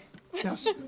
So I am a proud parent of two graduates, well, one graduate from Pinecrest and one currently in Pinecrest. I'm here because I wanted to thank Pinecrest, the teachers, counselors, coaches, administration, especially Stephanie, the staff at Pinecrest, because recently I was looking at college commitments from the last couple years. Our students are not only doing well, but they're getting into prestigious universities, such as University of California, Berkeley, Johns Hopkins University, University of Michigan, Princeton, Duke, University of North Carolina, Chapel Hill, Penn State, University of Southern California, University of Notre Dame, United States Naval Academy, also West Point and the Air Force, Boston College, another Duke, University of North Carolina, Chapel Hill, several of those, Wake Forest, and Vanderbilt. So Pinecrest graduates are not just getting into colleges, but they're also receiving scholarships, and several I know personally are on the dean's list at these colleges. So I'm here to say I like to hear good news and bad news, and Pinecrest is doing a great job. I appreciate everybody over there. Our experience has been nothing but fabulous. I'm super excited. Dr. Locklear, Mr. Levy, I think I might have seen you. Mrs. Caldwell, I definitely saw you. Mr. Holmes, I've seen you. I appreciate you guys getting out in the community and getting involved. You showed up for the Military Family Forum. We had a great time. My daughter had a great day, met all kinds of new friends. They had a terrific experience. I enjoyed it thoroughly.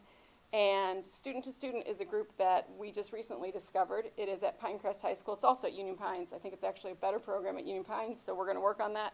But Student to Student is a program that brings military and civilian students together to welcome new students, create a positive environment, and support academic excellence and ease transitions. Transitions are tough on our kids, not just their transitions, but their friends leaving consistently.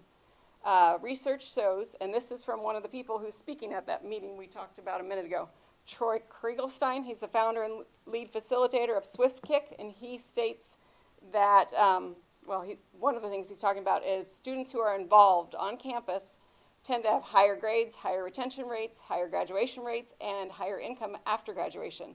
That gentleman is coming to speak to the kids to teach them how to come up with ideas, activities, and games to get to know yourself and others, to get students engaged and connected with the school and on-campus life.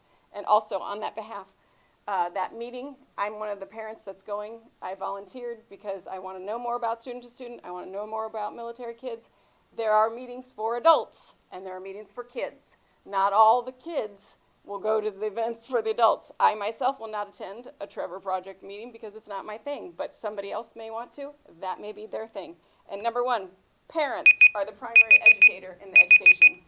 It's parents, get on it. So, thank you. Thank you. That concludes our public address.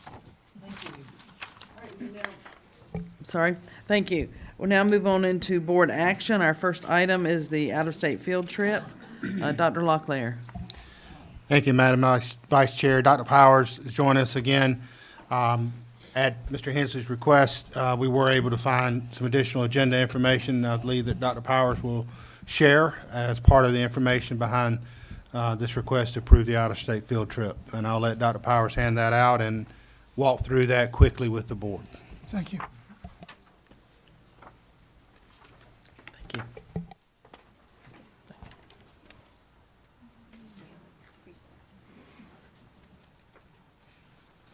Yes, I've also shared a copy of this with Ms. Parker. She'll be linking that to the executive summary, so it will be online as well. So I was able to speak with Ms. Thomas at Union Pines High School, who's kind of spearheading the trip. Was also able to, although at the time she did not, she was able to, she said generally they do receive a more detailed agenda. They had not received it yet. I asked if she could please reach out and receive that. She was able to send me something. The first page that I gave you is the first day, which is generally the day that the adults have their training. So you see on July 18th, you'll see there are 2 sessions, a morning session and an afternoon session. The adults will be part of PD that day. This is the day that the children go out. They have some sightseeing opportunities in Washington, D.C., while the adults are a part of that PD. The second document that I shared with you is kind of a breakdown of day by day. You'll see that the student days are because they have mainly that sightseeing on Monday, Tuesday, and Wednesday. There's a little bit more information, a breakdown of what's available to the students on those 2 days. We'll also share that, although it was pointed out earlier, there was some concern over a couple of the guest speakers. It is my understanding that those speakers, those are optional. The children have choices as to what they go to and what they attend. So depending on their preferences and where they might want to go, they have the opportunity to hear those speakers or not, or to hear something else. But in general, you can see that the sessions are geared more toward, for the students, they're geared toward how do they support student-to-student clubs at their schools? What can they do to grow those? What can they do to help students feel more welcomed, more connected, more involved, and especially in relation to transitioning when you're a new student to school, which is a benefit not only to our military students, but to all of our students as they move, if they're new to our schools. Are there any questions for Dr. Powers? So, Dr. Powers, this Troy Stevenson, not all the kids will go to see him. Is that what it is? My understanding is that the speakers are that's choice. There are a couple of options for what they can do. Okay, because I have a very, very big concern as I look at his biography. He is, it's not that I have no objection to students learning about LGBT issues and the like. I think that's important that we learn.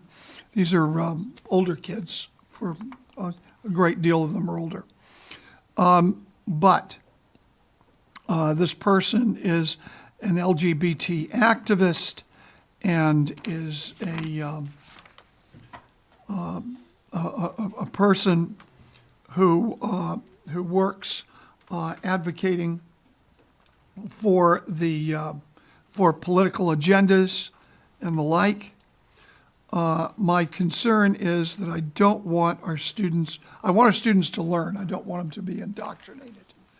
And I don't want anybody coming back saying, well, my kid learned about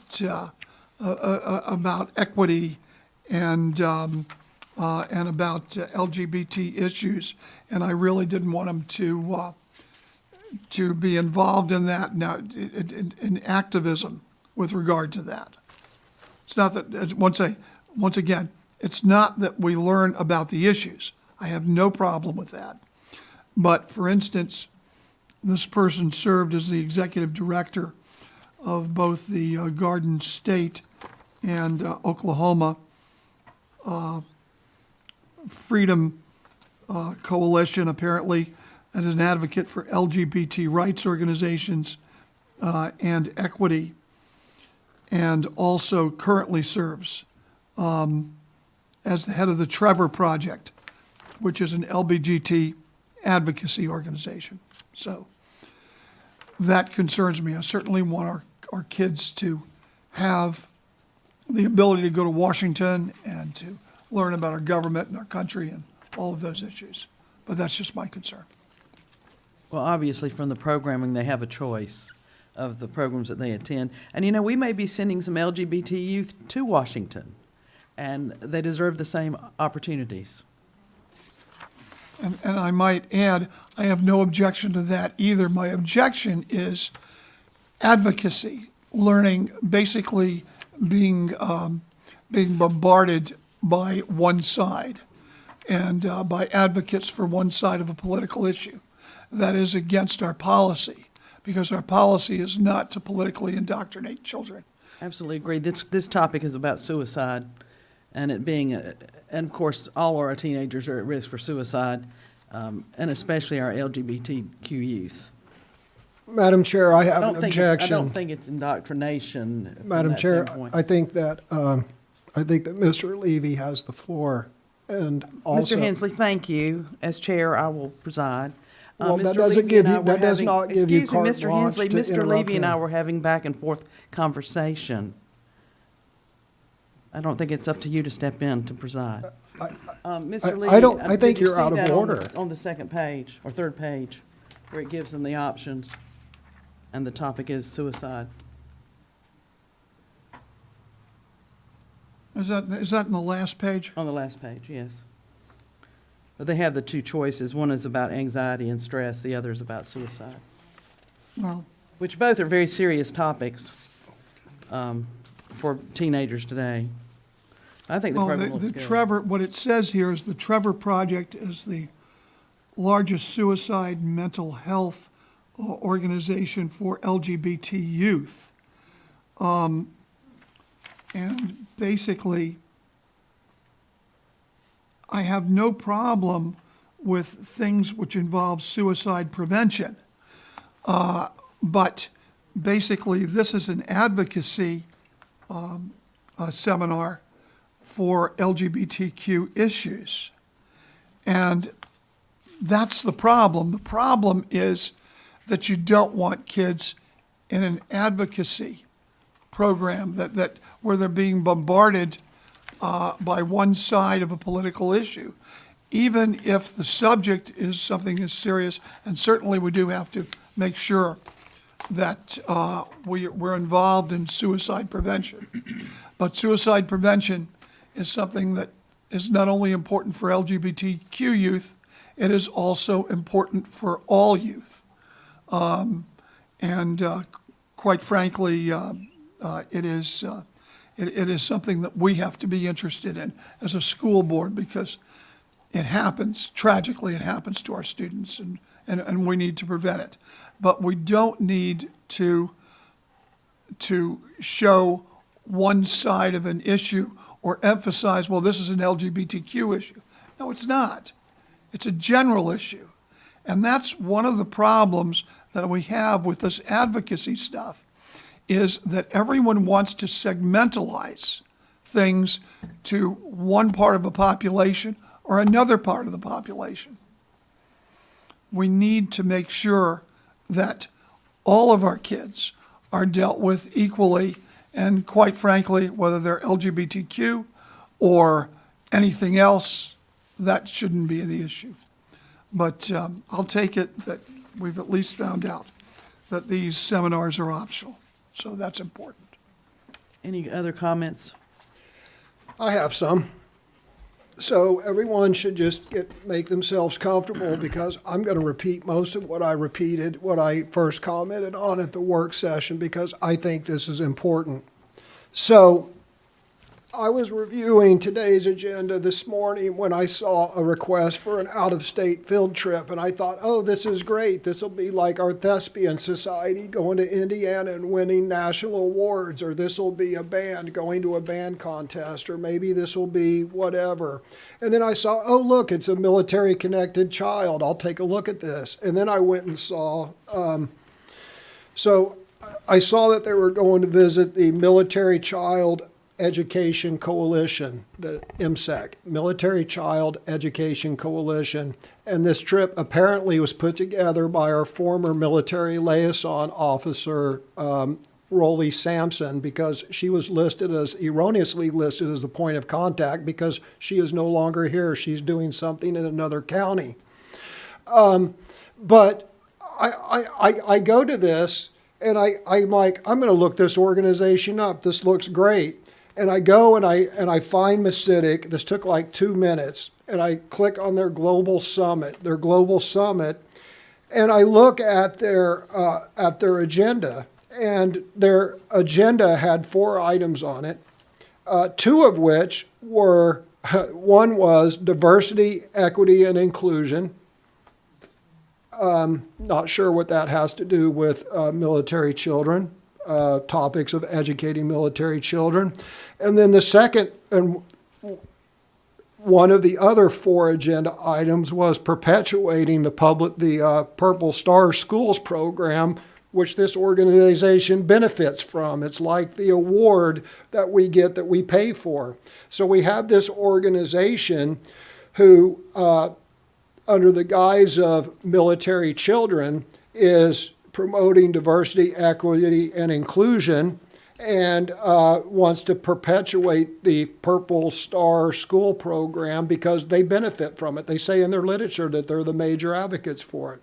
Okay, so then I look up the guest speakers. They have 4 keynote speakers right here, 4 keynote speakers.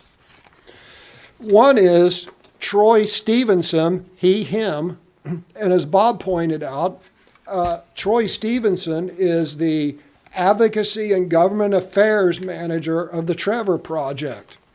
By the way, this is his biography that he posted specifically for this program. This wasn't me going out and finding a biography that he did for something else. This is what he was most proud of and what he thought was most appropriate when introducing himself to military children. So I will say it as if I was he, him, Troy Stevenson. Me, Troy, previously served as the executive director of both the Garden State Equity and Freedom Oklahoma, both statewide LGBTQ rights organizations. So right there, instead of establishing like academic things or this and that, he's establishing that he's an LGBTQ activist. Then he continues, right? And this is what we're sending our military children to.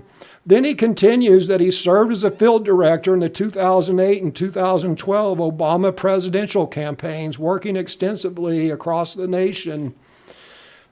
He's an Oklahoma native, as I am. But my point is, oh, look, he's an alumni from the University of Oklahoma, where I went to school. But my point is, of all the things that he could point out, all his great accomplishments, the reason he is here is because he's an LGBTQ activist and because he was a big supporter and campaigner for Obama. Then I flip over to Dr. Pam Cantor. I assume that's her, she, or she, her, it doesn't say.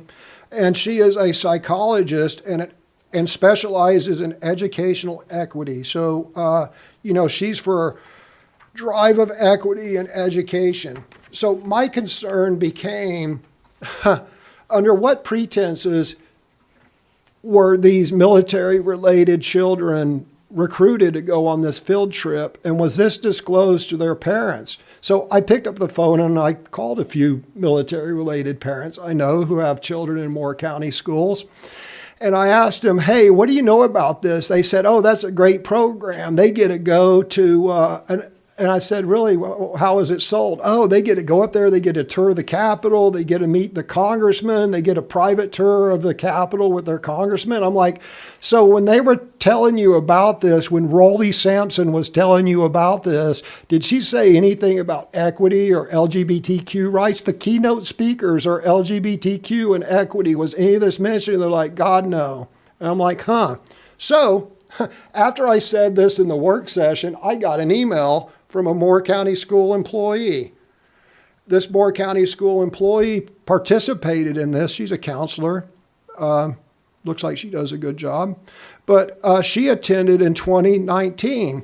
And she said, and this sounded very familiar from what I said this morning when I talked to the military parents, I was proud to accompany our high school and middle school youth as we learned and applied our student-to-student skills when we had a chance to share our questions and concerns with Representative Hudson and a tour of the Capitol. So my point is, we as a board have to be ever vigilant about Trojan horses, things that are not what they appear to be, and we have to be vigilant about sheep and wolf's clothing. It's like social emotional learning. Social emotional learning, when it was looked at and adopted by the state legislature, I'm sure it was a wonderful program, but all of a sudden it gets usurped. And Panorama sells itself as social emotional learning, but Panorama has gone as far, they're advocating for all kinds of wacko. Panorama's recommended survey questions was leading schools to become laundromats. You know, do you wear clean clothes to school? Would you feel better if the school provided laundry services for you? Would you like your laundry picked up? Right? So that's what happens. These people usurp these programs. So I became concerned as to whether, you know, if I sent my daughter to a volleyball program, a volleyball tournament, I wouldn't expect there to be a spontaneous Trump rally there. And if that happened, I would object because I signed my daughter up to go to a volleyball tournament, not a Trump rally. If I signed my son to go on a baseball tournament or a chess club and, you know, it turned out to be, oh, well, that was just an optional LGBTQ rally, I would not be happy because that was not disclosed.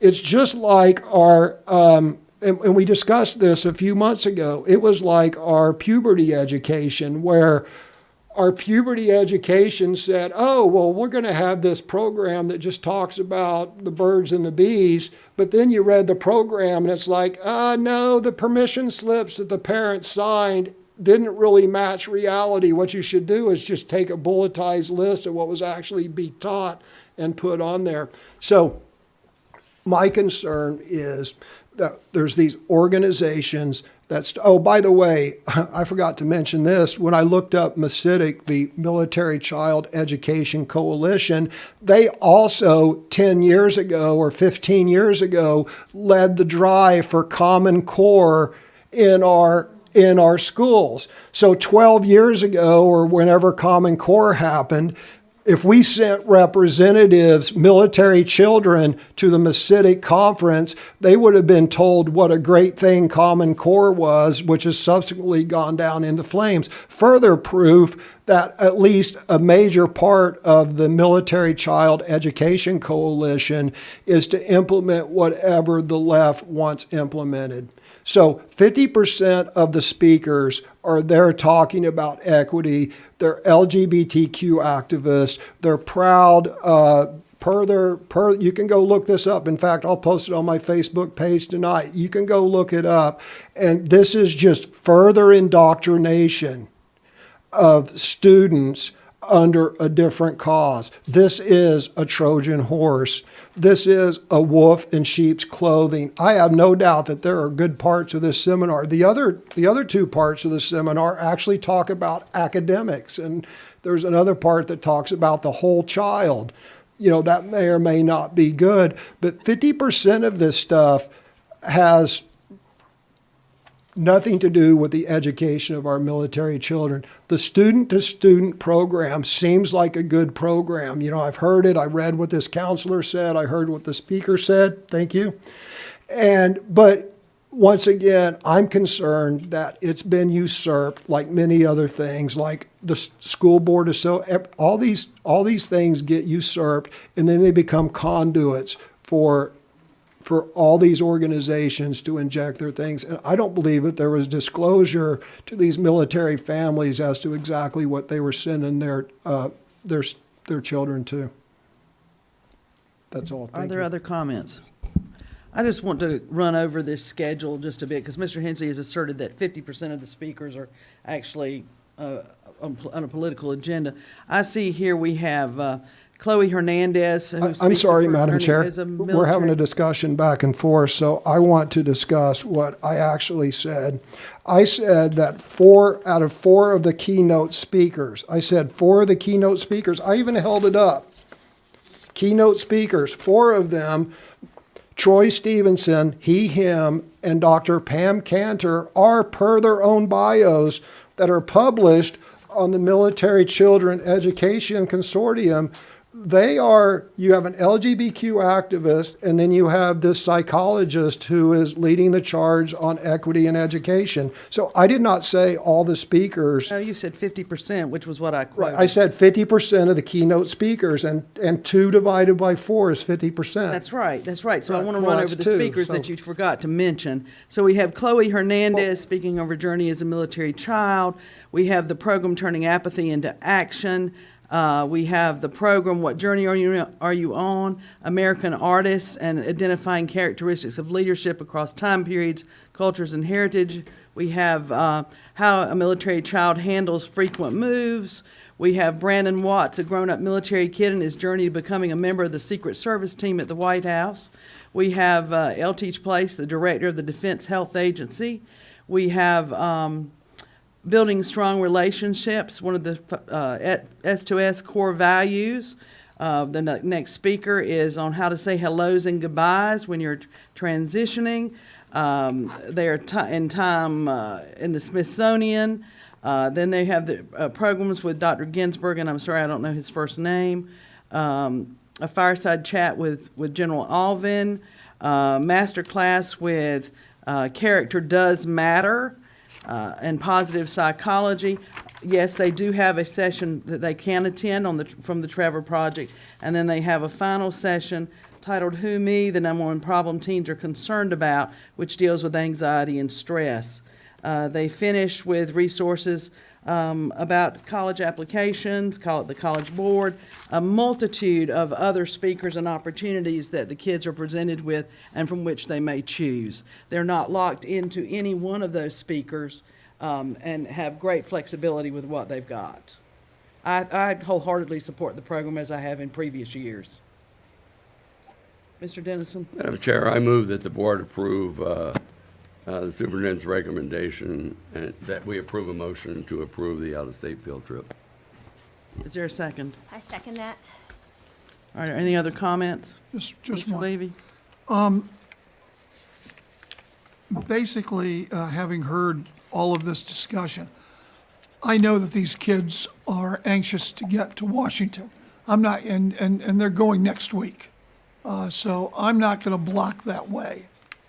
But I do believe that our administration needs to communicate to the parents that some of these speakers will be political activist speakers, such as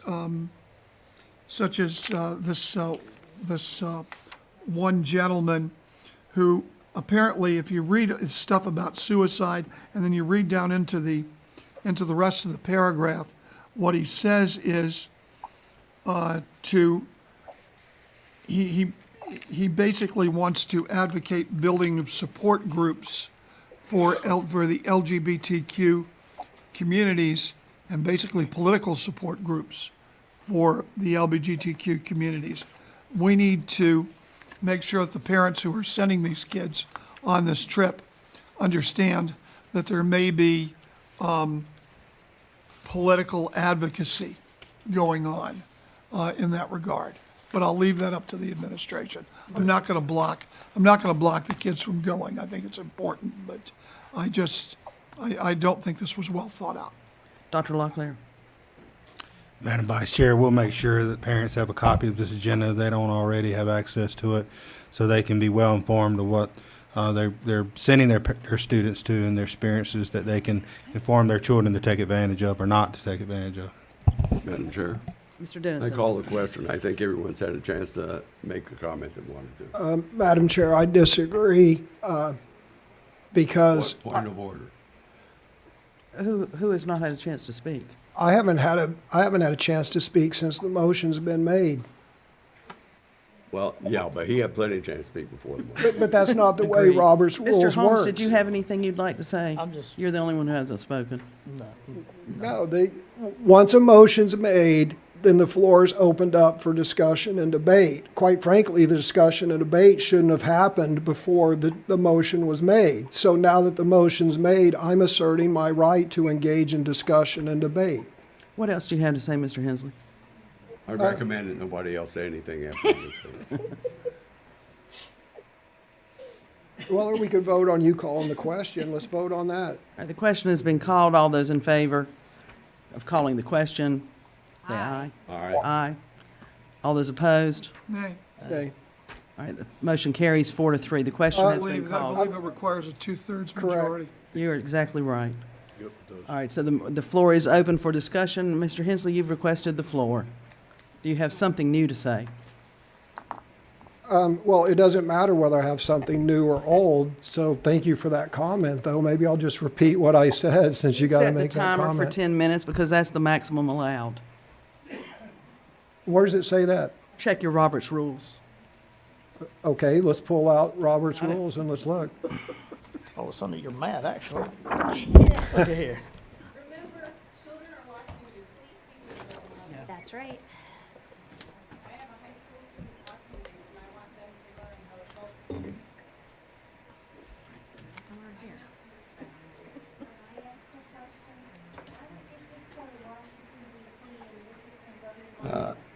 Point of order, Madam Chair. Call order, Madam Chair. Ma'am, No speakers. please reserve comments. Any speaker may speak up to twice a day on a moment up to 10 minutes at a time. Page 34. And that says that under what? This is to limit debate. Oh, I'm sorry, can you pass it down here? I believe Robert's Rule of Orders, and this is the point I was trying to make earlier, severely limits the right of the chair to engage in discussion and debate. That's why I called a point of order earlier, and you just ignored it. You want to stop the timer, because he's not talking about anything? Not yet. Hey, pause it. We can restart it if needed.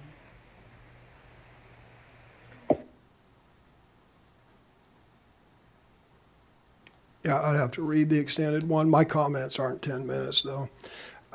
So let me say this. I, like Bob, am happy for the students. I think this is a great opportunity. I think the student-to-student program, and, you know, it develops leadership and character and all that. I think it's great. But the fact of the matter is, I became alarmed at this, and I was very specific as to why I was alarmed, so I don't want this mischaracterized. I was alarmed at this because, as Mr. Levy pointed out, two of the four keynote speakers are self-admitted political activists. And so half of the keynote speakers that our students are going to be listened to are political activists. And I think that the parents need to know that, because the two parents that I spoke about were not aware of that. They thought, oh, there'll be some leadership development classes and the students will be touring DC and meeting their congressmen. So along with Mr. Levy, I think that there needs to be full disclosure, and I appreciate Dr. Locklear's ensuring, as you mentioned, that all the parents are aware of the agenda. And that's really what I wanted to do here is I wanted to alert the public, and especially I wanted to alert the parents that this curriculum may not be what the previous military liaison presented it to be, because the two parents that I spoke with, as reinforced by a counselor within Moore County Schools who emailed me during this meeting, so everyone could do their little public records request to find out who it was and what they said, also highlighted is this whole trip was sold as a trip to DC to meet your congressman and this and that. So we need to ensure, whether it's puberty education or field trips, that there is full disclosure to our parents and or guardians as to what exactly is being presented on these field trips. And then if the parents decide to send their parents, more power to them, and I'm happy for them. But I don't think that happened in this case. In fact, I'm pretty sure it did not. So that's all I have. Thank you. All right, the question has been called. Any further discussion? All right, all those in favor of the approval of the field trip, say aye. Aye. Opposed? All right, the motion carries. 7. All right, we'll move on 7 to, or 6? well, I'm assuming, I thought Ms. Thompson voted yes. Oh, I didn't know she. Move on to the next item, which is the supplemental consulting contract for legal services. Dr. Locklear or Mr. Schwartz? Yes, ma'am. This is from our work session. Again, this is enabled to have a supplemental contract for to continue with the transition of legal services for Therian and Smith with support that they're offering through the transition, and certainly there are some cases that they're continuing to work on with the school board. It also offers the opportunity, in consultation with Mr. Schwartz and with the board's approval and my approval, that we engage with them if needed over the next 2 years is what the length of this contract is. Again, as Mr. Schwartz pointed out in the work session, this is totally at the board's discretion. He did offer some comments as why this would be beneficial. But again, it's totally at the board's discretion. So it does come with my recommendation, but certainly take the board guidance in this measure. Okay, we discussed this fairly thoroughly during the work session. Are there any further comments? Madam Chair, I would. Mr. Schwartz. I would point out it's for up to 2 years, and it has a 30-day opt-out. Thank you. Any further questions? All right, then is there a motion to approve the superintendent's recommendation to approve a contract to provide supplemental legal services with the firm of Therian Smith? So move. Is there a second? I'll second. All right, all those in favor? Aye. Aye. Aye. The motion carries. Excuse me, did you call for the nays? Oh, I'm sorry, no, I didn't. Nay. The motion carries 5-2. All right, that takes us on to superintendent's report. Thank you, Madam Vice Chair, board members. Again, thank you for your engagement today. A little different meeting today, going all day with a work session and into the business meeting. So I appreciate your engagement and appreciate your flexibility as we work through that. I did want to just briefly commend and thank some staff that, during the summer, sometimes folks don't know the work that's going on in our school district. Certainly, we are kind of at the front of that is our summer school and our summer camps and the work that our staff's doing there. So appreciative of their work, our teachers and our staff that are supporting that. But also just wanted to quickly thank our operations team, our human resources team, our finance team that's doing incredible work over the summer to ensure that our physical businesses close out appropriately and we open up the new year with our finance team, our human resources team. I mean, the many employees that they're processing in and getting ready for the beginning of the school year. I really want to appreciate all their hard work led by Dr. Appenfels, our operations team, our transportation team, making sure our routing and our bus drivers are ready, our maintenance team, making sure our school buildings are ready for the opening of the school year, our child nutrition team, feeding our students in summer school, and also making sure they're ready for the start of the year. So I just wanted to say thank you for their service, their dedication. We're very fortunate to have them on our team. So just wanted to mention that. I thought it was timely since we're sitting here in July in the middle of the summer. So I appreciate the opportunity to say thank you. All right, this takes us to board comments. Ms. Caldwell?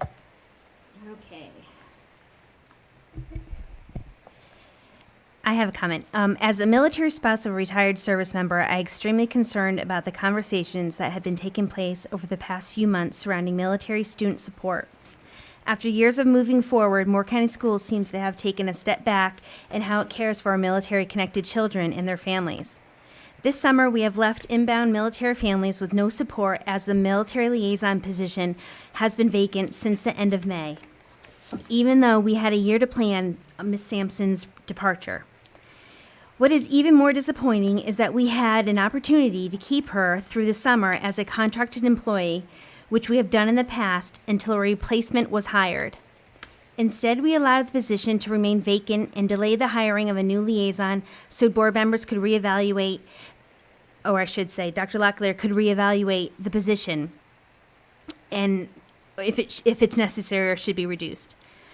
What is frustrating to me is that the position was something military families in Moore County Schools spent years of advocating for. The money used to fund this position is directly connected to those families through impact aid. In the 10 years prior to having a military liaison, Moore County was never able to successfully maximize our impact aid or APIN program. 5 years after our first liaison was hired, Moore County Schools has more than tripled its impact aid funding, maximizing our APIN funding and increased our military family life counsel support program. I was skipping some stuff. No other military liaison in the state of North Carolina supervised their district APIN and impact aid programs as they are full-time employees. Their duties focus solely on military support. Moore County Schools has one of the fastest growing military student populations in North Carolina and currently ranks 5th in the state behind Cumberland, Onslow, Wake, and Harnett County. Military families deserve support, and this position is much needed. I encourage military families to engage and be vocal. I cannot stress enough the importance of how quickly military support can and will go away if we don't stand up for a military child. As it has been said a few times, that this position will be gone next summer due to the election. Thank you. Thank you. Mr. Hensley? Yeah, I didn't have any prepared comments, but I want to talk about something that was on this morning's agenda that's not on this afternoon's agenda. And ma'am, it goes to your comment about high school students watching, right? And this is a very important lesson for everyone. On today's agenda at you might as well start the 10-minute clock. That way, if the chair invokes this rule, then I can. You don't have to set the clock on these. It won't be 10 minutes though. But anyway, Mr. Levy, anyway, there was a regulation. So there was a regulation that was being implemented, and it turns out that it was an older regulation that was updated. And the regulation usurped the power of the school board. And specifically, it dealt with challenges of media or textbooks in Moore County schools. And the general statute is very, very, very clear when it states that school boards have sole authority. And it says that 2 or 3 times in the general statute, sole authority. And then we have a policy, Moore County School Board has a policy passed by the school board, previous school boards, that talks about challenging media. And nowhere in there does it say that we delegate our authority to the bureaucracy. And I'm sorry to put it that way because I really don't mean to call your people bureaucracy, but that's what it is. And the Supreme Court just ruled on this within the last 2 weeks, where the Supreme Court ruled that the EPA, the Environmental Protection Agency, is not Congress, and they cannot just usurp the power of Congress, nor can Congress make a law that says, oh, just take our authority. It can't be done. The Supreme Court ruled on this.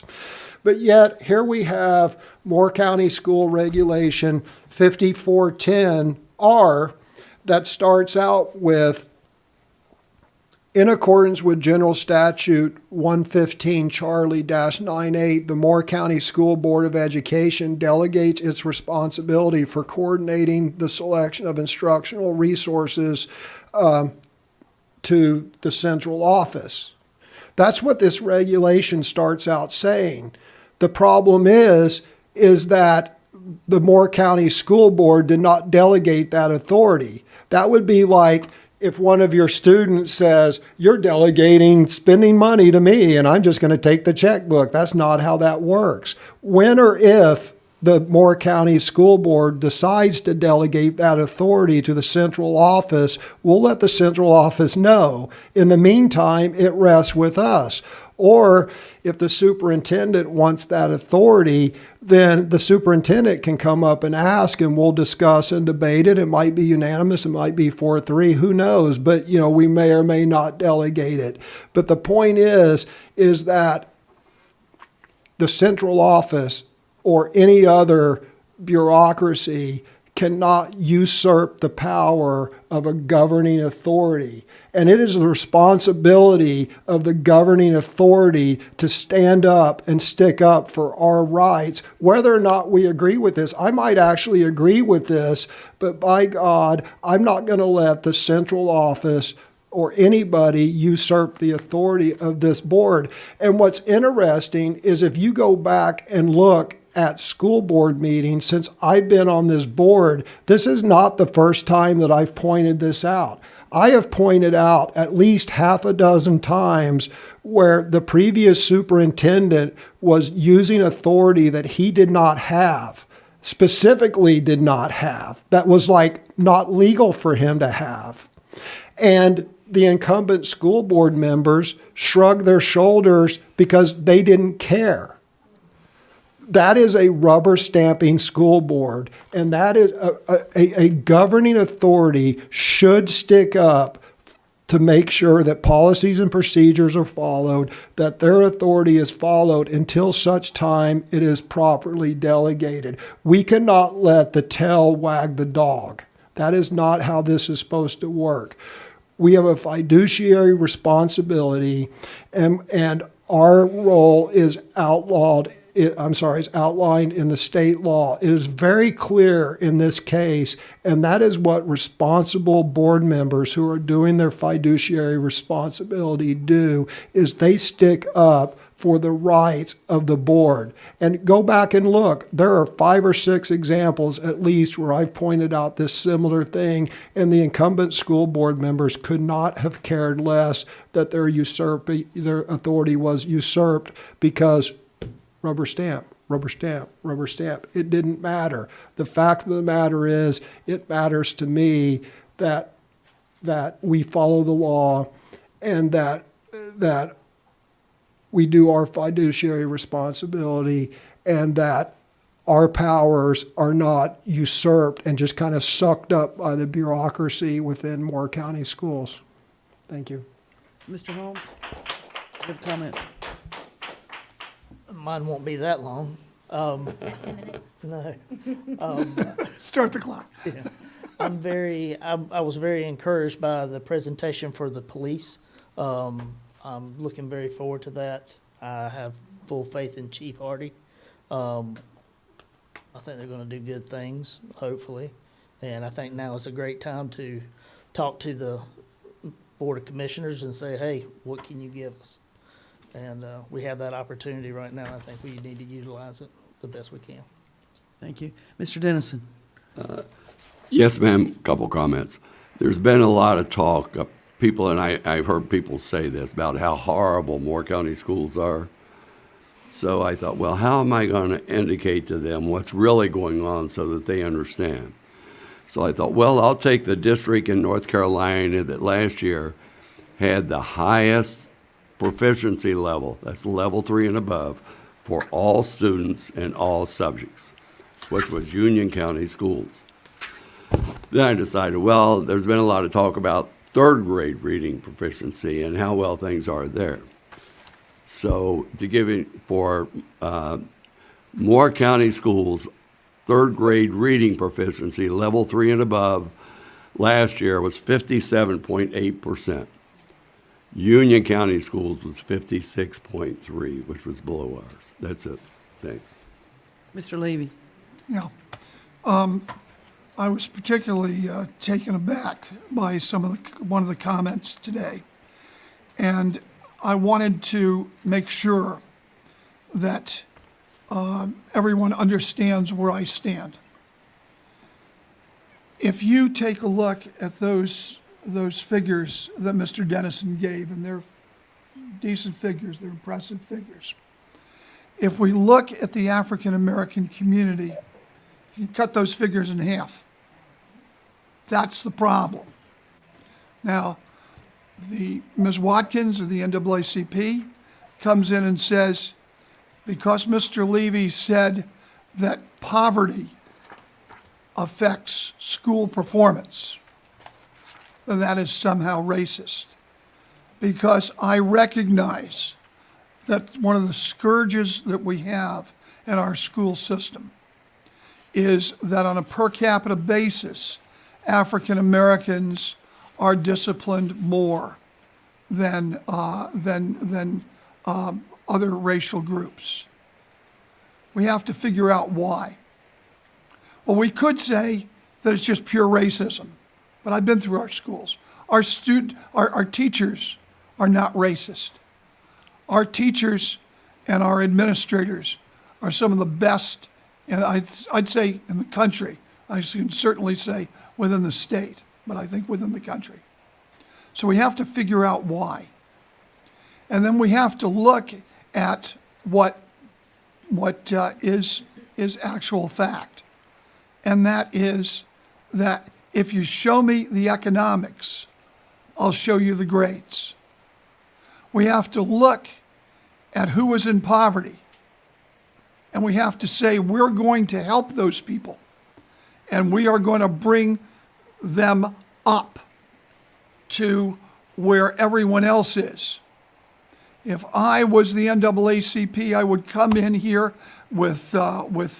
in force and say, why are African American students only at half the grade level performance that other students are at? Where are the resources? My good friend Abdul Ali talks about he talks about something that he didn't coin. It's a phrase he didn't coin, but he talks about the soft racism of low expectations. And we have to make sure that you don't go around calling people racist, because it doesn't do you any good. It doesn't solve any problems. We have to look at what the problems are, and we have to solve those problems. And we have to recognize that both African Americans and whites and Hispanic Americans and Asian Pacific Islanders, there's some poor in all, and they all need special help. And we need to be able to give them that help. And toward that end, I have been an advocate, and especially during the work session, and I'm an advocate here, that we lower class sizes in grades 4 and 5. In grades 1 through 3, we have about a 1:17 ratio. And then the kid gets into grades 4 and 5, and he gets 35 kids in a class. We need that money to lower class size. And I hope that this board will make sure that we do lower that class size, even if we have to cut out some other things, some other fluff. Because in a $125 million budget, we can find $600,000 to lower class size in grades 4 through 5. We can do it. And if you want to know what is going to help all students, and especially African American students, it's to lower class size, because we're not going to stop when we lower class sizes in grades 4 and 5. We're going to lower class sizes in the upper grades too.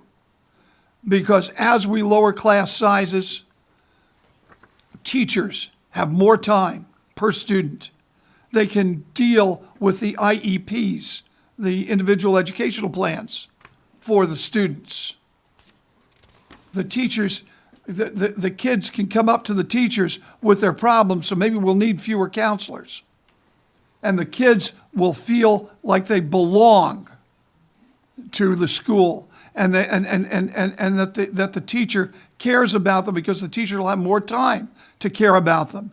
And quite frankly, that takes care of some of the problems, including suicide, because kids feel deserted. They feel like they're just a number. They don't feel that they belong. So the bottom line here is that I believe the best friend that the African American students have is sitting right here. And I will continue to advocate in that manner. And I will continue to recognize that poverty does affect performance, and we're going to work to overcome that barrier. It's just a barrier. It doesn't mean that kids can't be the best and the poorest kid can't be the valedictorian, and we will have valedictorians. They can't be the valedictorian of the school. And we at the school board have to make sure that we provide the resources for that. And the community needs to come here and demand that we provide the resources. That's how together we're going to conquer racism. Thank you. Thank you. I have to set the timer on you next time. Yes, ma'am. I was looking for that tone, actually. I'd like to, Ms. Thompson, do you have final comments? No, ma'am, I'm okay. Thank you. We certainly do. I'm looking up like you're up there. We certainly do hope you'll be feeling better. Thank you for joining us online. I want to echo Mr. Holmes's sentiments about the progress made with the request from the commissioners to supplement our school resource officer program. I feel like big steps have been made tonight, or not tonight because they were done previously, but I appreciate this early efforts to keep our children safe. Best wishes to our student-to-student group as they head off, and a welcome home to our group from Northmore. Can you tell us what they exactly won? Well, I was off the top of my head. I wasn't ready for that question, but they won top honors as a group. It's called the Thesbys in Indiana. That's kind of like I forget what the Hollywood Hollywood deal is, but it's a top international awards for high school drama. We won best group and also won best duo. So it was pretty impressive work by our Northmore Mustangs. Very proud of them. That deserves a hand. They did great work. Thank you. At this time, I'll entertain a motion to adjourn. Sure. Madam Chair, move the meeting. Mr. Schwartz. If I may? Yes, sir. Two things. First, thank you very much for welcoming me so warmly tonight. It's going to be an interesting ride, and I'll look forward to it. And within the last hour, the governor has signed the budget into law, and he also announced that the state of emergency is going to end on August 15th. Thank you for that news. So Dr. Locklear, we No want math. our $800,000 that the governor just signed into law and gave us an unfunded mandate. Mr. Dennison, would you like to make the motion? Move the meeting be adjourned. Is there a second? Second. Motion by Mr. Dennison, second by Mr. Holmes. All in favor? Aye. Opposed? Thank you.